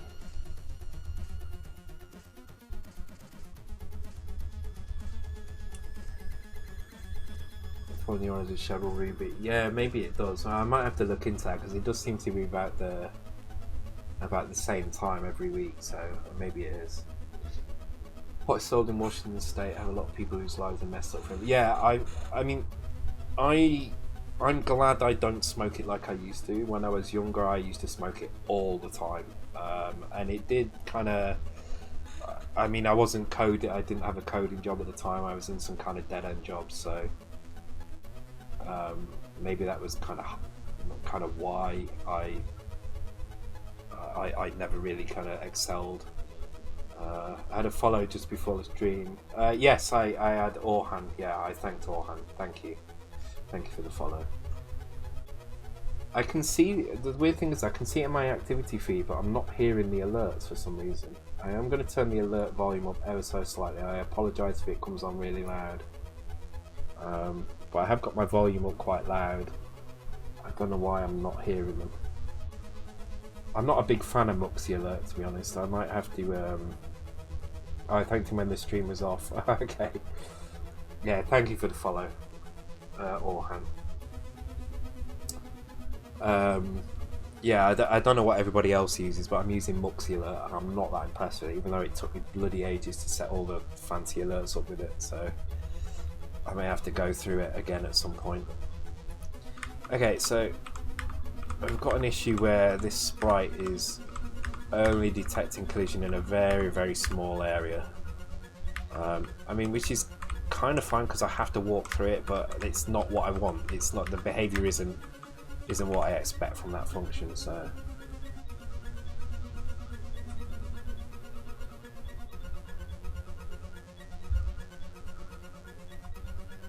and the stream died again. Okay,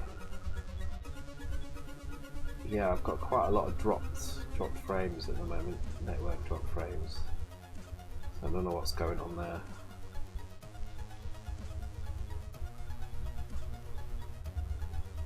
Okay, well we'll just we'll keep it going, see what happens. Not dropping. All right, cool. For some reason the SID audio has gone really loud for me as well. I couldn't hear it before, and now I can definitely hear it. Okay, so we've got an issue with this crown not picking up. Well, not detecting too much. So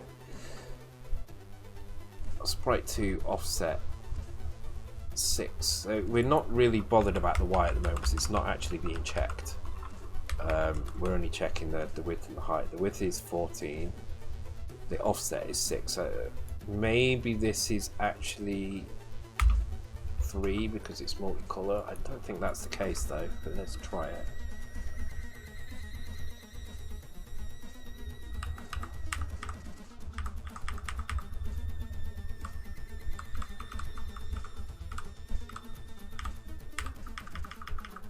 Oh, actually, that kind of worked. That's annoying. So I've got to count. That doesn't make any sense. That shouldn't be correct.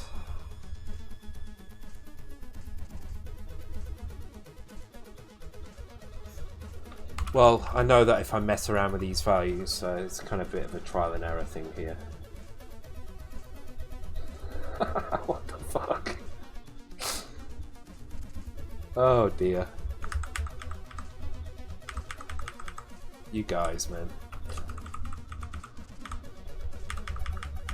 Okay, I'm going to reduce the width ever so slightly so it picks up and increase the... I mean, it doesn't make any sense why this is behaving strangely.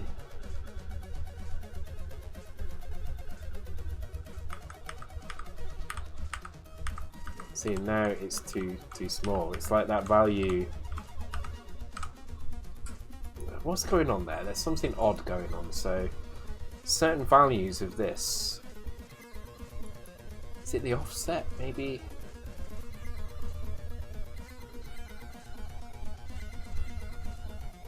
Is it because this offset is more than this offset? Ah, that's what it's going to be, isn't it?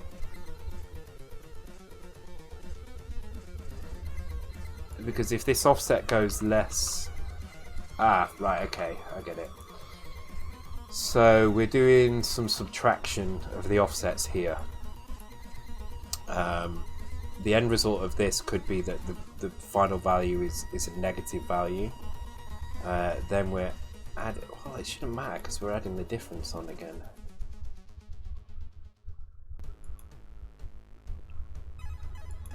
I feel like that's probably not needed on this part. But I feel like that's probably going to cause an issue on the other side of the screen, so...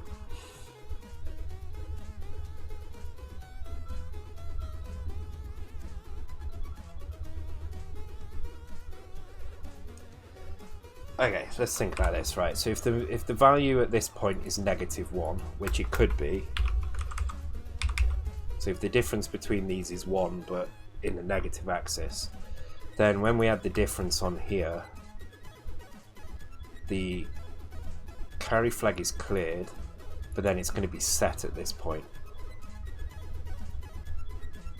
So even though this value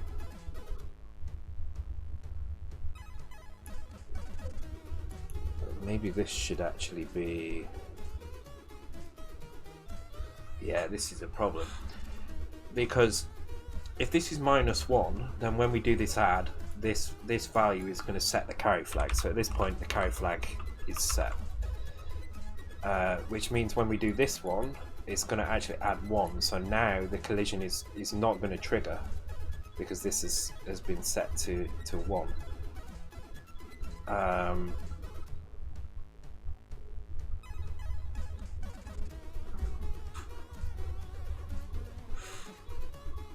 So what we're trying to get is x1 offset minus x2 offset plus our current difference without setting the carry flag. So if the result of all of this is above 0 but doesn't overlap at this point,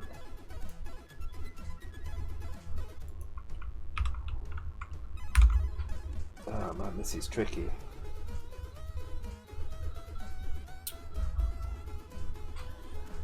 Do an ABS. I wish I could do an ABS. Actually, an ABS wouldn't help because I'd still have to change the function slightly here as well. I mean, I could do a check. Shit, this is tricky.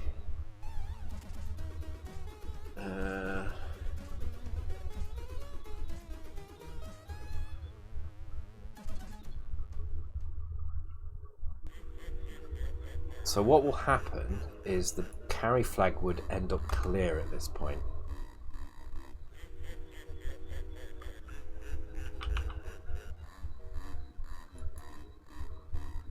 So I'm going to push the flag onto the stack here.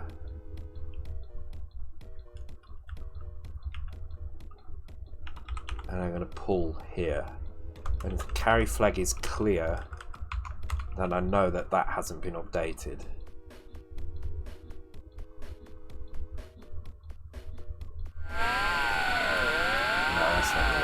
Oh god, I heard that one.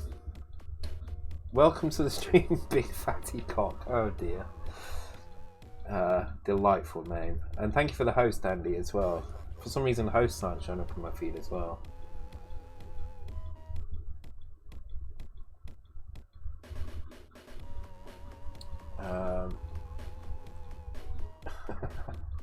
Hull's most successful band? Who's Hull's most successful band? Does Hull have a band? Sorry, Hull.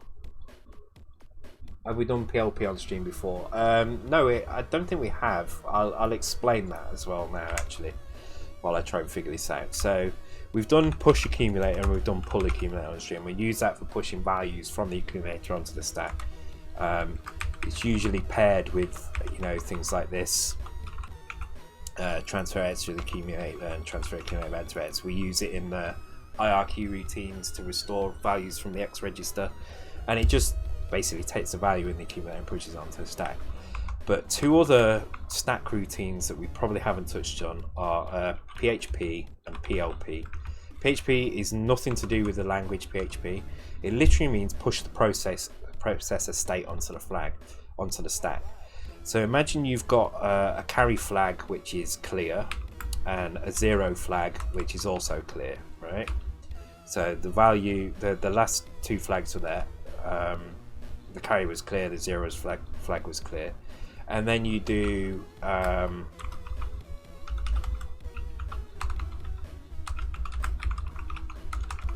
that.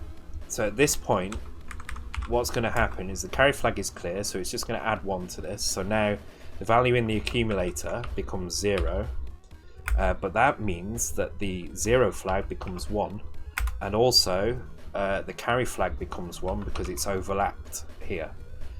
Now sometimes you need to remember what these values are, and so pushing the processor's status onto the stack pushes all these flags onto the stack. So when you do a PLP, you get the exact same flags back again. So you can do what you want in the middle, and you can restore those flags back again there. No, Spec, thanks for joining. Oh, House Martins. Seriously, House Martins are from Hull? Wow, I didn't know that. Did not know that. I knew they were northern, but I didn't know they were from Hull.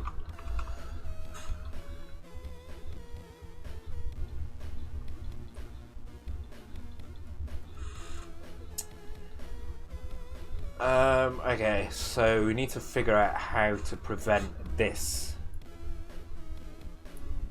from causing problems. Now, one way to prevent it is to make sure that this value never goes negative, but that's obviously not practical. God, that's really loud. I'm going to turn that down a little bit. Happy Flat, thank you for the follow. Welcome to the stream.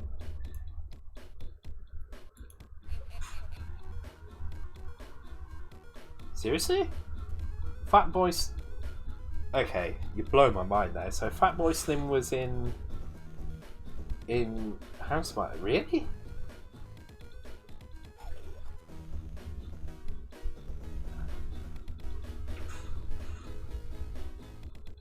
Wow. Okay, let's blow my mind. That so first of all, I find out that Hull has a successful ban, and then I find out that Fatboy Slim was in it, which is even more crazy.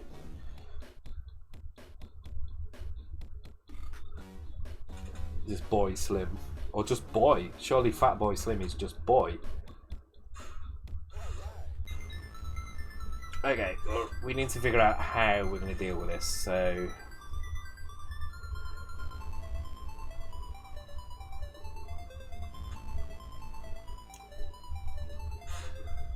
okay, so we already have the value at this point. So this is our original value.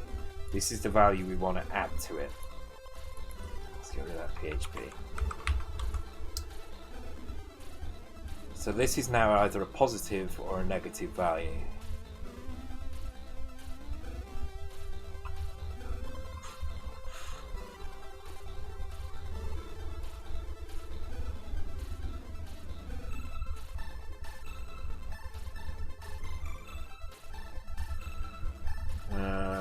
Do you know what? I'm gonna go and take a quick. I'm gonna go to the toilet, have a cigarette. When I come back, we're going to figure out how to do this, because I think this is a really simple thing. I've just never really thought about it like this before. So, oh, Rob Hubbard is from Hull. Oh, well, that's winner, absolute win.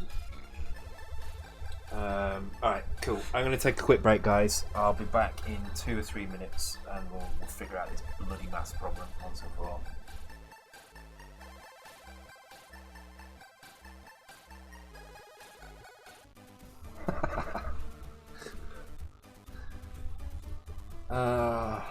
I'm trolling my own chat. Yeah, I am.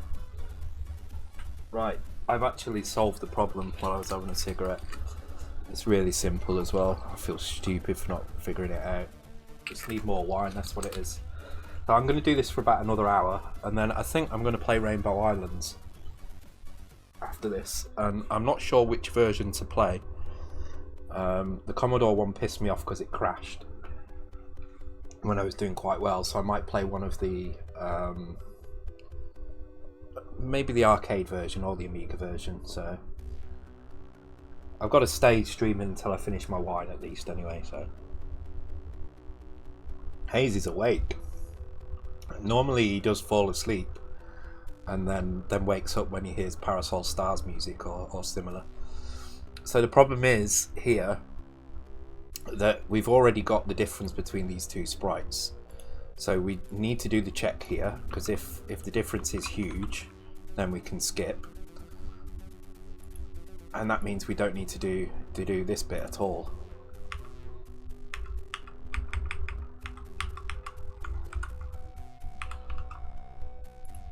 I think now, if I put the crown to size 5, which was causing us a problem because 5 was more than 4, we should have it working here.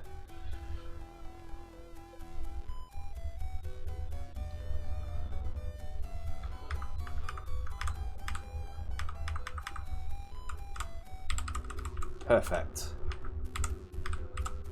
I can make him naked. Done nowhere near as much as I wanted to do tonight. I was kind of thinking I'd have the crown sorted within an hour.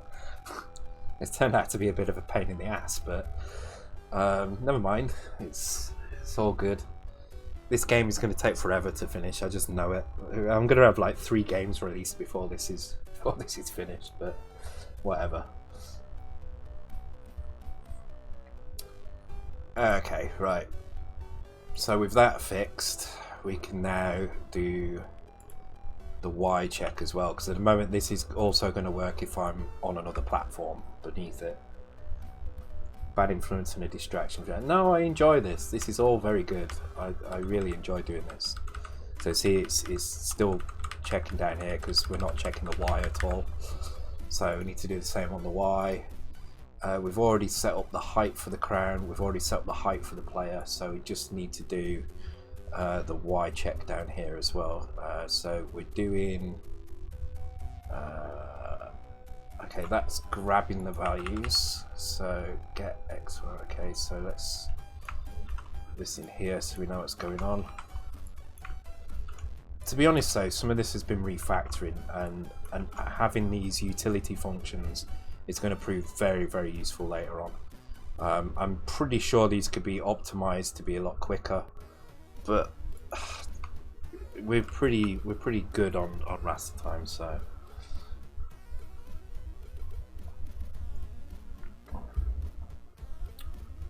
I'm checking my follows because I keep missing things.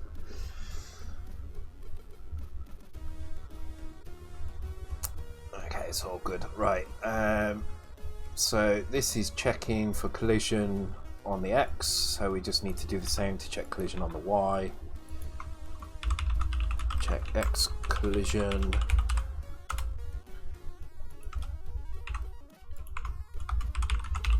Check Y collision. And so the difference here is we use Y and we use height. And that's it. That's all we need to do.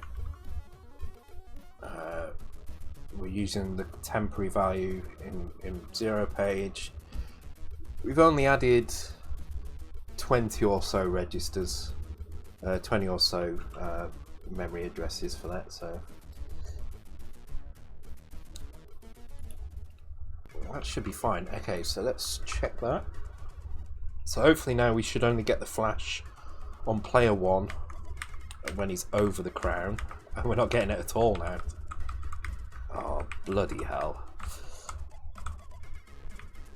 Yeah, at no point is that actually colliding, which is... oh god, that's annoying. Alright.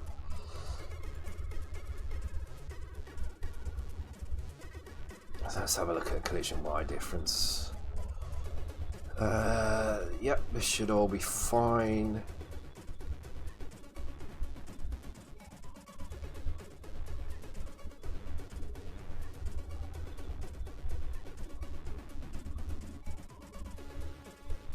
What? This should be fine.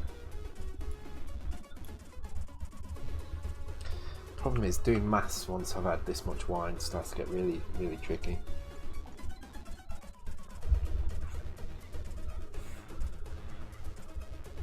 Another 8. I've still not got anybody contact me about... well, actually, I've had... oh, what are they called? Bitmapsoft have contacted me about doing a tape version of Battle Blocks, but I really want to do a cartridge version. That's I think that's where most people want their games. They don't really want it on tape. Okay, Sprite 1X, yep. Oh, we're not even defining the height, the Y at all. Which could be the problem. I'm probably going to speak to James about potentially getting an RGCD release, because I like RGCD's cartridges the best. So that's who I'm probably going to try and go with. Assuming he wants anything to do with it, he might turn around and say no, he's not interested. But I think it would make a good cart release. It's fairly decent. I think it's good enough for a cartridge anyway. Even though it's going to be single load. But that just means the cartridge can be cheaper. It's not 16K, so that might be an issue because it is going to be 64K. Could probably squeeze it down to 32K with compression. But Sprite 1 width, Sprite 1 height, Sprite 1 Y, layer Y. Yeah, okay, that should be fine.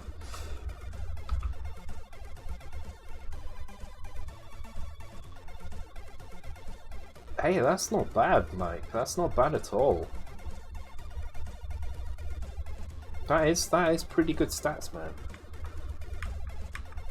Do you know I saw a huge uptick in itch.io orders, itch.io downloads for .cosmos after the Zap annual.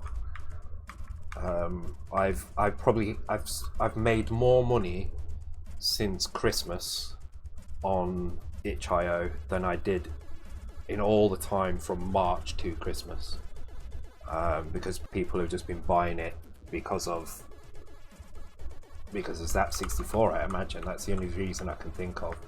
That and maybe the free 64 Game of the Year thing as well. That reminds me, actually, Mike. I need to actually buy free 64. I haven't bought it. I think I'm gonna do that right now because I've been so wrapped up in everything else I do. I didn't realise I hadn't bought it, because I have got it because you sent me a copy of it to test. But I'm gonna buy that because I think it's well worth the money. And I think Aurora did a really good job with the graphics. Do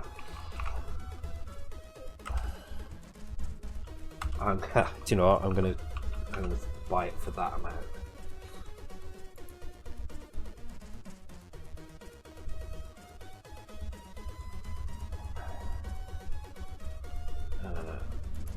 Actually, that's not streaming, is it? Because that's got my password on it. No. Okay, good. That's lucky.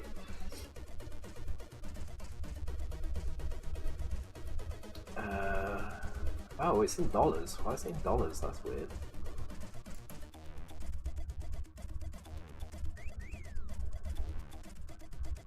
No, you don't have to pay for it, but I'm gonna pay for it. I think it's well worth the money. There you go.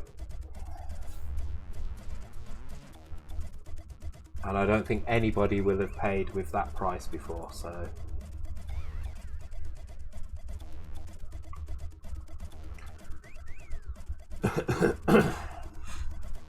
Yeah, I think, to be honest, I've been surprised by itch. I put my game, I put .cosmos on as donationware. It's perfectly free to play. I don't care if you don't pay for it. I'm absolutely happy for people to play it for free. What is that price? Oh, well, Richmond Mike can tell you what the price is.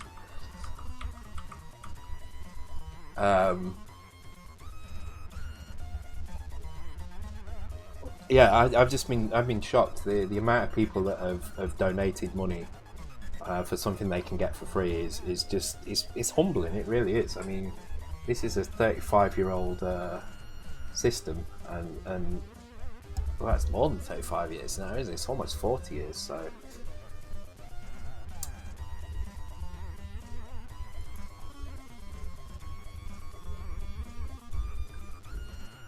I've paid.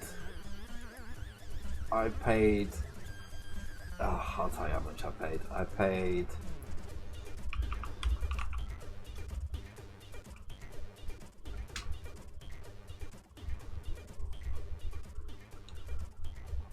No, I think it sold about 3,000 copies.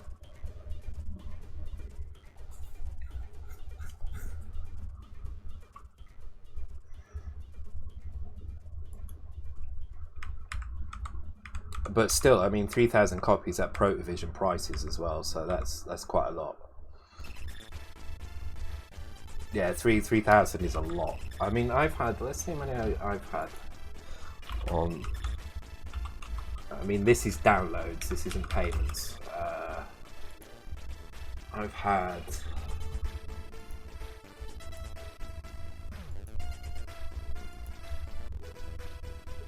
So I've had almost 4,000 downloads, 3,938 downloads of .cosmos, and I've had 141 people pay for it, which absolutely astounds me. It really does, for something that's for free. So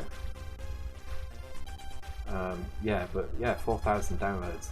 Quite pleased. It's made a decent amount of money. It's made a not insignificant amount of money. So. Okay, so this collision routine seems to be working perfectly fine now. I can actually, let's slow it down. Let's see when it starts the flashing. So, oh damn it, those bears are in the way. Okay, so not flashing, not flashing. Yeah, it's perfect. Okay, cool.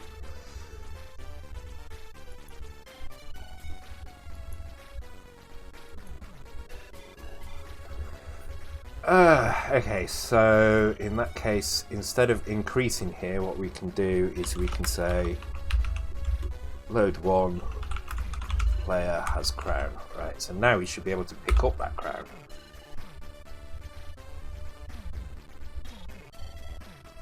So let's go round about and kind of, yeah. And there we go, I've got the crown. And now this player should not be able to pick the crown up, which is fine. Cool, I can pick the crown up. So now let's do the same for player 2. So player 2 is basically the same as this, but we need to put an exit here, because if we pick the crown up, then player 2 shouldn't appear. So player 1 always has a very slight advantage. So if both players appear at the crown at exactly the same time, player 1 will have the advantage. Player 1 will pick the crown up before player 2, just because player 1's routine happens first. So, and that's going to be the case in a lot of games. You're going to see this in many games. This isn't just going to be because of this game. This is going to happen in a lot of 2-player games. You're going to see player has crown 2. There we go. You're going to see player 1 have a slight advantage over player 2. So let's try it with player 2. There we go, player 2 has got the crown. Right, so all we need to do now is, if we enter the eat animation, is to drop the crown as well. 4,000 digital downloads that include box editions. No, that's just digital downloads. So I don't actually have a physical release of this yet. So what I'm deliberately waiting until I do the sequel. Which is going to be hopefully towards the end of this year, if everything goes well. I am struggling with art, but I'm part of the reason why I've been doing the fighting game is to learn about making art, and I think I've got a little bit better at it as well through doing that. So hopefully when I'm intending on finishing with the fighting game in the next, I'd say 2 to 3 weeks. And then I'm going to go back to .cosmos and finish that off. I do have some other projects that I'm working with a publisher to do, so they are taking a bit of time up, but we should start seeing those come through soon. The first one, I don't know, I'd say 3 to 4 months you might start seeing some information about that, and I'll be really happy when I can say who it is I'm working with and what game it is I'm working on. because it's kind of been a bit of a secret for a long time. And the kind of the roadmap for things that I want to do with them and they want to do with us is kind of very interesting, and I'm very excited about it. The first game I'm looking at is kind of, I mean, it should be fairly well known. It's a pretty well known C64 game, but yeah, it's the later games I'm really interested in. Am I still looking for an artist? I am, yes. The thing is I don't. At the projects I'm working on at the moment, with the exception of the one I'm doing with the publisher, are all kind of drawn by me. But there's certain projects that I would like to do that I could do with an artist. Actually, Parasol Stars is one I would like to do with an artist. Simply because what I've got is all right.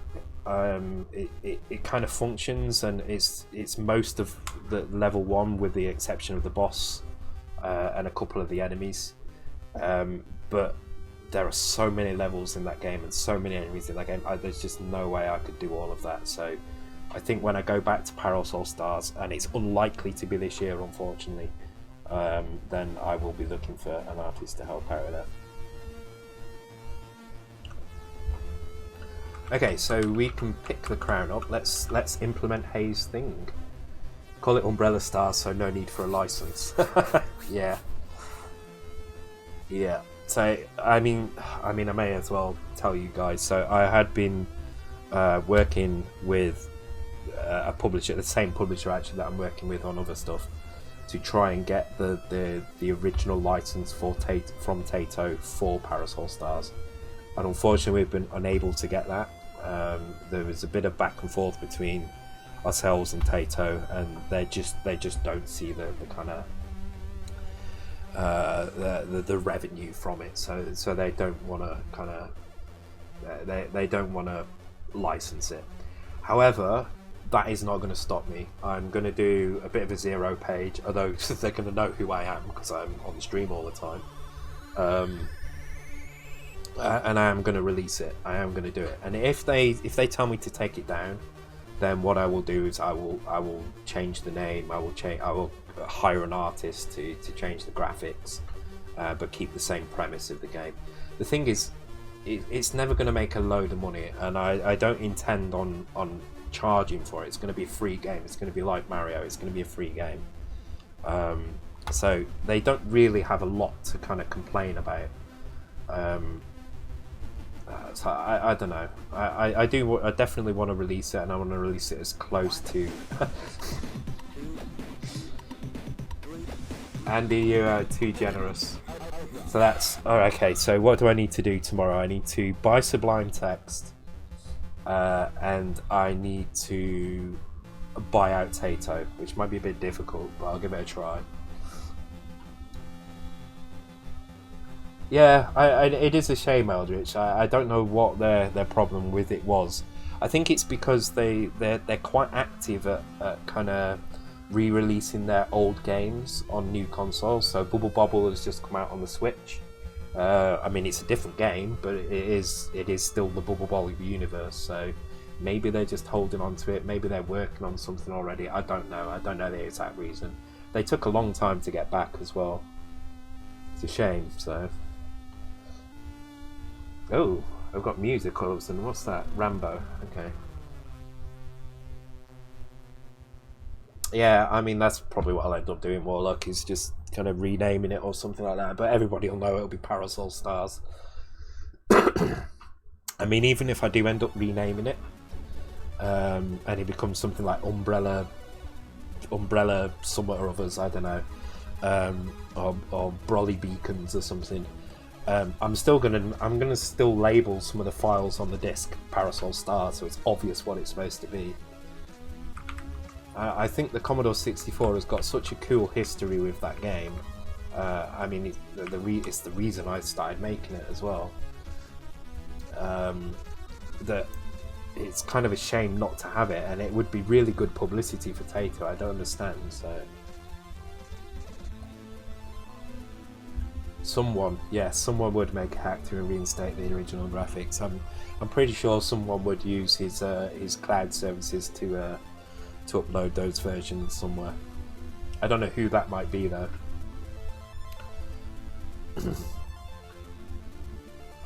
Stellar Umbrella. Oh, that's good, Warlock. That's really good. Stellar Umbrella. I like it. That is very good. Has my Twitch avatar updated yet? I don't think it has it? That's really annoying because I really like that avatar. Yeah, okay. Yeah, Taito is owned by Square. So Square Enix was who we went to first, and they pointed us to some small studio that actually owned the Taito brands. I think they're still called Taito, but they are kind of a small company owned by Square Enix. So, oh, that was Hayes. Hayes is the joke. Hayes, you're so good at these names, man. The diabetes meter has still got to go into these as well. Oh, quality tune. I've heard this song 1,000 times before. Okay, let's make the crown drop when the player's eating. So let's go and have a look at the player. Let's go and have a look for eat in the function. So here we go. Not throwing, not eating. So we need to know when the player starts eating. So somewhere in here there will be something that sets the eating thing. So we've got this state eating. So let's go and have a look for that. Alright, here we go. Start eat. So yep, we're gonna grab the player state, we're gonna set if we're state eating, and then we're gonna do this. So what we need to then do is grab crown.player has crown.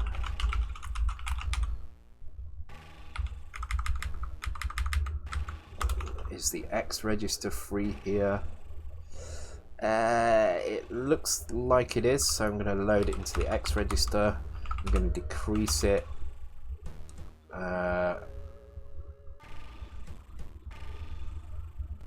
I need a temporary register somewhere. Do we have a temp that's been used in here somewhere?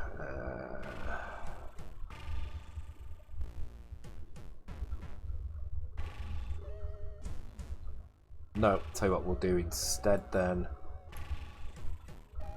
We'll increase the Y. Oh no, not that area. Where was it? Here we go. We'll increase the Y, then at the end we'll decrease the Y to bring it back. We'll compare the Y to crown, player has crown.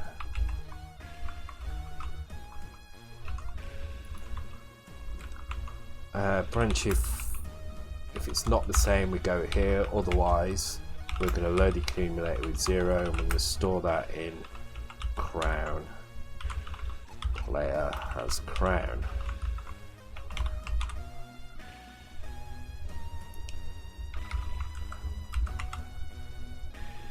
Yep, that's fine, and then we need to copy that into the player 2 function. Is this doing both players? It looks like it might be because it's using comma Y, so I think it is. I think it is doing both players. Thank you for the follow, Brains Man. Do you know what I really want to see, Hayes? I was thinking of this the other day. You play Thrust a lot, right? I would like to see you play Thrust just level 1 blindfold.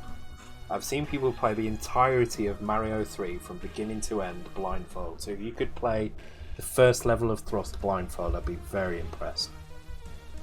So that's your challenge. Yay, Assembly. Yep, Assembly. Indeed. Okay, so with that in mind, we just need to make sure that if player is eating, then we can't pick up the crown. So we'll do a check here. So we'll do player state. Yep, player 1 state, that's fine.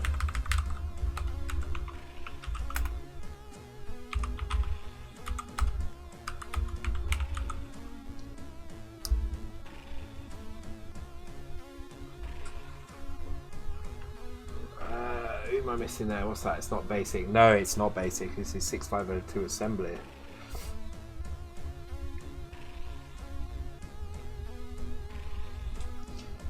Okay, player state.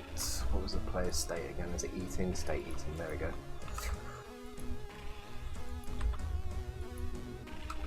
Oh, wrong button. There we go.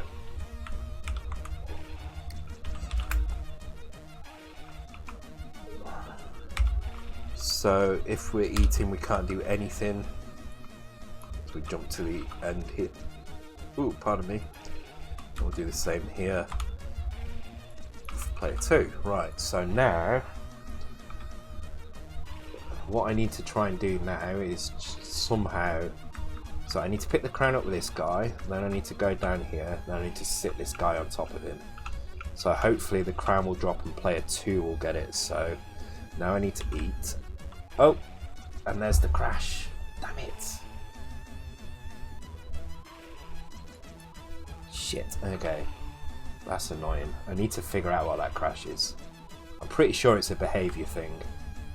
I just don't know how to check it. I need to be able to do it consistently, that's the problem. It's definitely behavior because it's a self-mod thing, so... Come on, appear near me. There we go, there we go. Oh no, the crown appeared back up there again. Ah! This is because when we drop the crown, we need to actually copy the values of the position from the player. Okay, so we can do this two ways. We can either do it when we drop the crown, which means we just do it once. However, it does mean we stick something in the middle of this routine. Yeah, fuck it, let's do it here. Okay, so player 1x. What do we need to store? We need to store 4 values. Okay, so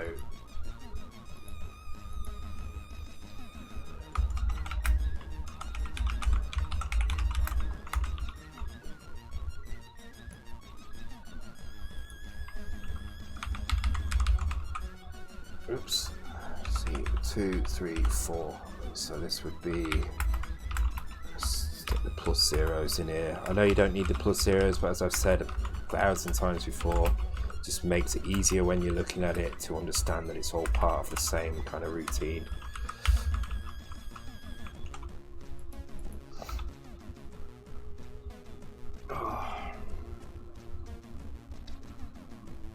Here we go, we have Asina. Who's Asina? Oh, okay. Then give random CSOs now when I submit a couple of demos, and if they ever got released and have been lost in time, but as mentioned in a disc magazine, haven't joined the group. I should do some demo sprite animations with SpritePad and see if they're any good. Yeah, I mean, if I don't know if you are in the Discord, but if you're in the Discord, there's a couple of demo kind of people in there, and it's always good to kind of to share those things with everybody. And maybe you just want to kind of get some help doing stuff. I mean, I don't know what you do if you're a graphic artist or a coder or a musician, but you can always find somebody to help you out with the bit that you're not familiar with. And there we go. Oh, I absorbed with the wrong guy. This should be this guy, right? Shit. Okay, so if I stand there, stand here. Oh, look at that. Player 2 can grab the crown. Sweet. So player 2 has the crown. I'm going to stand there. I'm going to move player 1 just behind it. And there you go. The crown is dropped. So let's just check that the crown actually does drop. Pretty sure it does, but let's just check anyway. It does. And when I stop eating, I pick it up. Awesome. We've implemented the crown drop. That's pretty cool. Wow, it's taken it's taken the entire stream there to do. It's a bit of an issue, but I'm not sure what more to do now with that, because I don't want to get started on too much right now. I'm just thinking, is there anything we can refactor? as the player waits, I mean, we could start putting the sprites in for the player.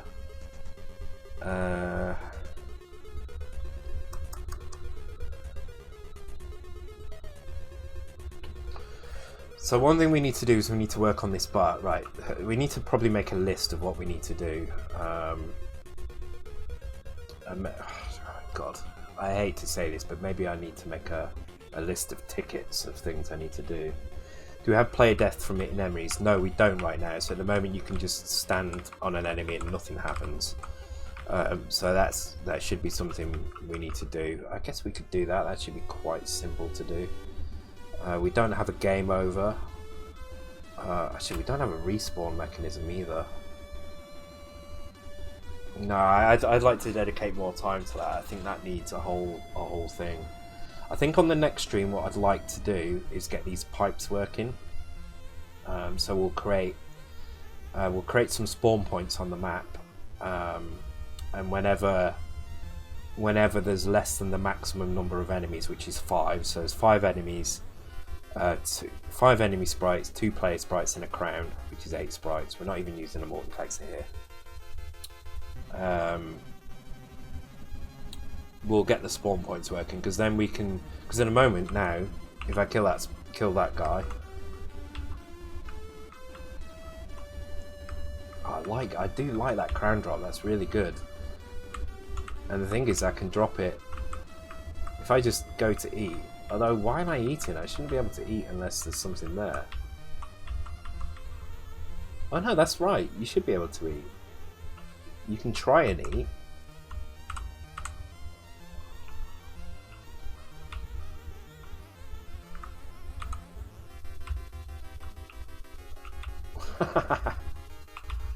That's cool. I like that. That eat sprite is so adorable. Yeah. Rawr. Yeah, I think we'll go for that next. I think we'll do the spawn things next. Just because, thank you for the follow. Welcome to the stream.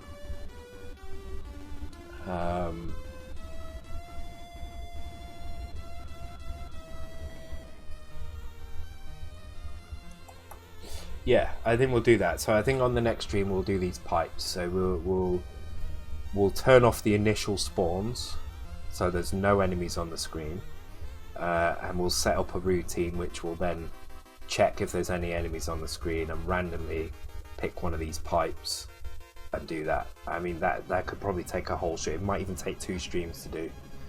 We are going to need a little bit of graphics here, but we can probably do that on stream. It's just creating a bulge that moves down the pipe. We're not going to do anything special. It's literally just going to be. Let me load it up in the.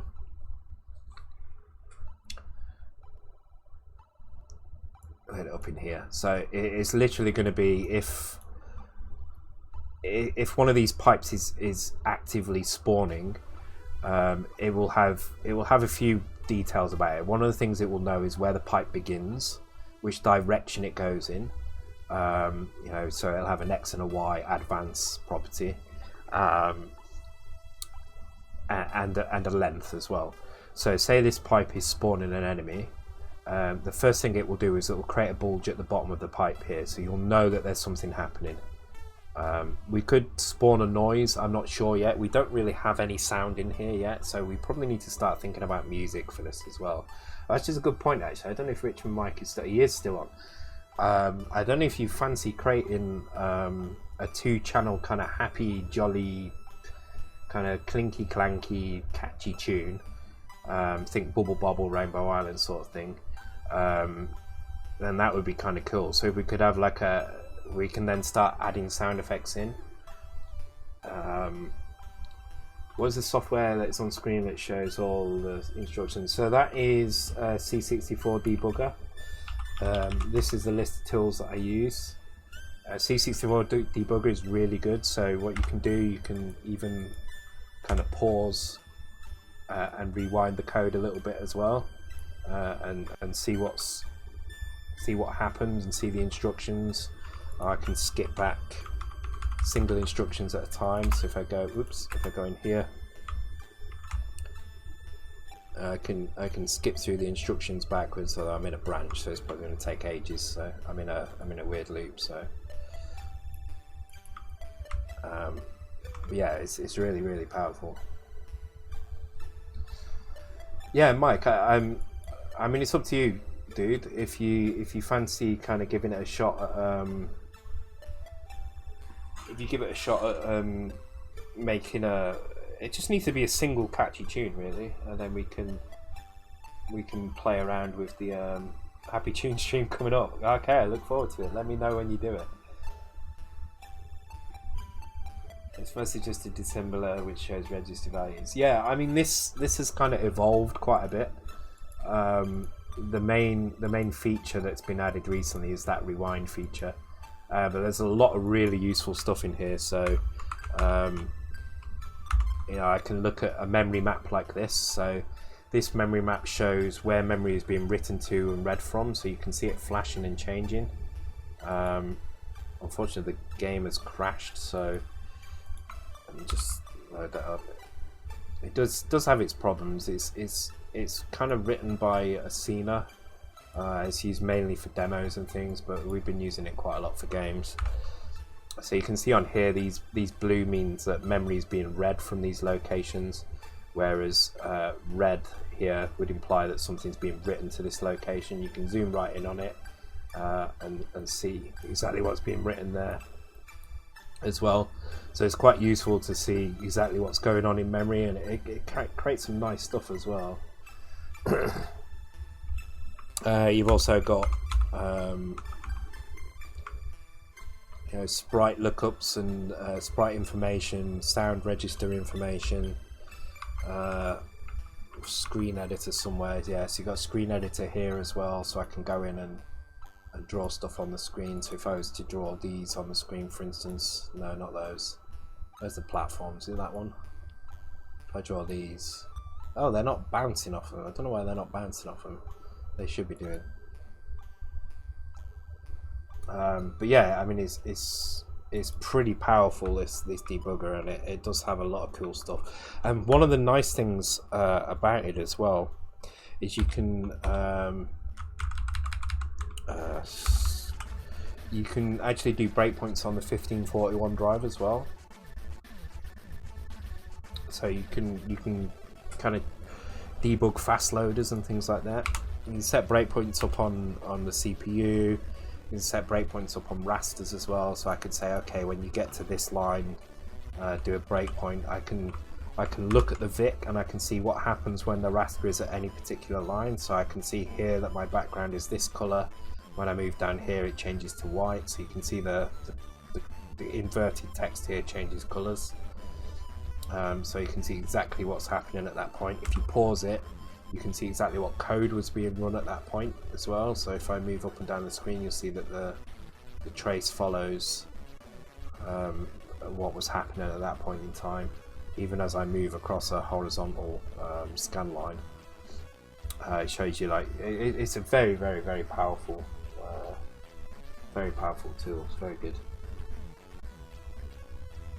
How much memory do I use for music, for example, in Doc?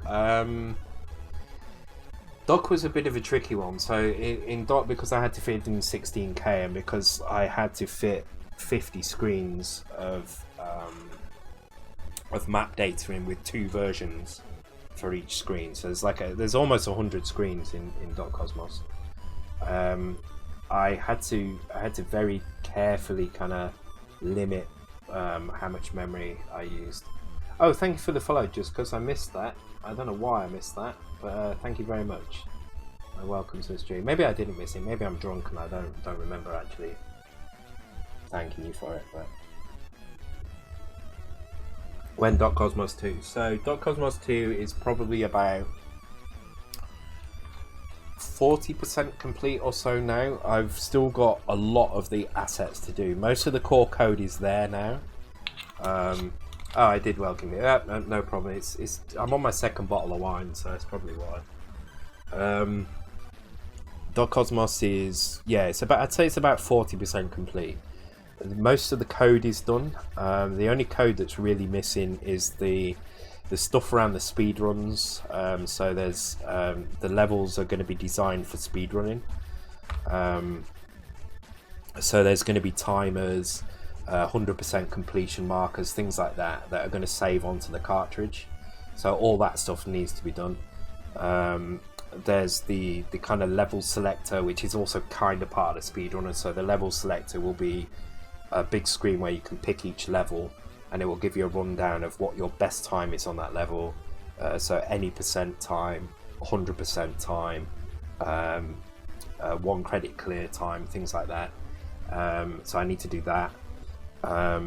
There's still a lot of assets to go in. So I've got the general theme for the levels, but I still need to kind of tweak them and play around with them a little bit to make them work in both timelines, because some of the timelines don't work quite well, and I've got to do a lot of sprites as well. And then there's the boss fights as well. So the boss fights need to be I've not done a single boss fight yet. I've got some ideas of what they're going to be. So the boss fights are going to be kind of a cross between I'd say kind of a cross between a creature's torture screen and an R-type boss. So if you imagine like an R-type or a Turrican boss, but instead of killing it normally, you have to use the stuff on the screen. So it's going to be a static screen, but you're going to have to use the timelines, and you're going to have to use the freeze and the rewind to kill the boss. You can't just shoot the boss. So it might look like an R-type boss, but you're gonna have to use your head to solve it. It's going to be a bit of a puzzle to it. And I kind of know how most of those are going to work. I mean, I need to see if they actually work once I code them, but I've got an idea how they're going to work. Thank you for the follow, Encode Games. I can't hear my alerts. I can't hear anything from my speakers. Oh, my speakers have gone off. Okay. Yeah, I mean, that's what I'm trying to do. I want the game to be... I want the game to be... Dark Cosmos has always been Montezuma's Revenge on steroids. That's kind of what it's about. It's supposed to be a game where you've got to get from point A to point B, but there's a load of doors in the way that you need to unlock. That's the core essence of what Dark Cosmos is. I wanted to introduce a little bit more than just kind of memorizing which directions to go in, and so the timeline thing was a way of doing that. It added a tiny little bit of a puzzle element to it, but it was still, once you got used to it, it was still quite easy to figure out. So Dark Cosmos 2 is about just adding more of those puzzle elements by using that timeline. So by having things like rewind, you can, to be honest, rewind is more about kind of being lenient with the player. Yeah, Montezuma's Revenge is Dark Cosmos. Montezuma's Revenge is awesome. I absolutely love it, and that's kind of what made me make Dark Cosmos. It's got the timeline stuff in it as well. But the rewind feature is more about giving yourself an extra chance. So like if you die, not having to go back to a checkpoint, but being able to rewind. The pause feature, however, is going to be quite integral to some of the puzzles in there, as is the timeline switch feature is definitely going to be part of it. So for instance, in the first one, you jump a little bit further when you're in one timeline, and you jump a little bit higher when you're in the other. But in the second one, you can grab onto the edge of platforms in one timeline, but you can't in the other. So there will be cases where you need to jump far in order to grab the edge of a platform, but you can only jump far in the opposite timeline that you can grab the edge in. So you need to switch timelines halfway through your jump in order to be able to grab that ledge on the other side. And then there's things like there'll be certain kind of places that you can't get past because something will be in your way, spikes or boulders or things like that, and you'll have to freeze time in order to prevent the spikes from appearing, or to pause a boulder, or you'll have to switch a timeline so that the boulder then drops down into a gap that's now appeared. things like that. There's gonna be a lot of that sort of stuff in it. But it is a massive game. It's really kind of spiraled out of control a little bit. But I'm not tied to anybody with this. RGCD are interested in publishing it, but there's no rush. So I really want to make it perfect before I release it. And I'm not going to release it until then, even if it takes 5 years. But hopefully it won't take 5 years. But it changes various angles to get played to be scrolled to walk across the zero as it falls through, and also similar to crawl through smalls. But yeah, I mean, it's that kind of thing. It's just, instead of just blasting through every scenario, you have to really think about it. And this is another reason I put the 100% completion into the levels as well. So there's these little chips that you can pick up, and every level has a set amount of chips. I mean, at the moment it's 40. It might change per level, but it could just be 40 on every level. And they serve no purpose. You can't do anything with them. But you can only get 100% if you get all the chips on a level. So some of these chips will be in places that you need to solve little puzzles to get to. And that's kind of the point of that. Right, I think I'm kind of about done with the code tonight. So what I'm going to do, I'm going to take a little 5-minute break. I'm going to go and have a bio break. I've got quite a bit of wine left. I've got like a glass and maybe a quarter of a bottle, so that's enough. So when we come back, oh yeah, commit, that's a really good idea. When we come back, I will, oh, why is that only, oh, there we go, stage all, round functionality. When I come back, I will play some Rainbow Islands. So if you guys want to post in chat what your favourite versions of Rainbow Islands are, I will have a go at whatever people pick. I think I've got most of them anyway, so.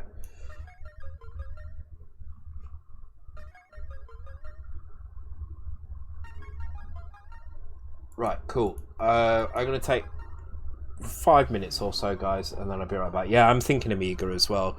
I don't have my Amiga set up, but I'm hoping that it's on the Raspberry Pi. I'm not going to set the Amiga up, but if it's on the Raspberry Pi, we'll play the Amiga version on that. Alright, be right back, guys.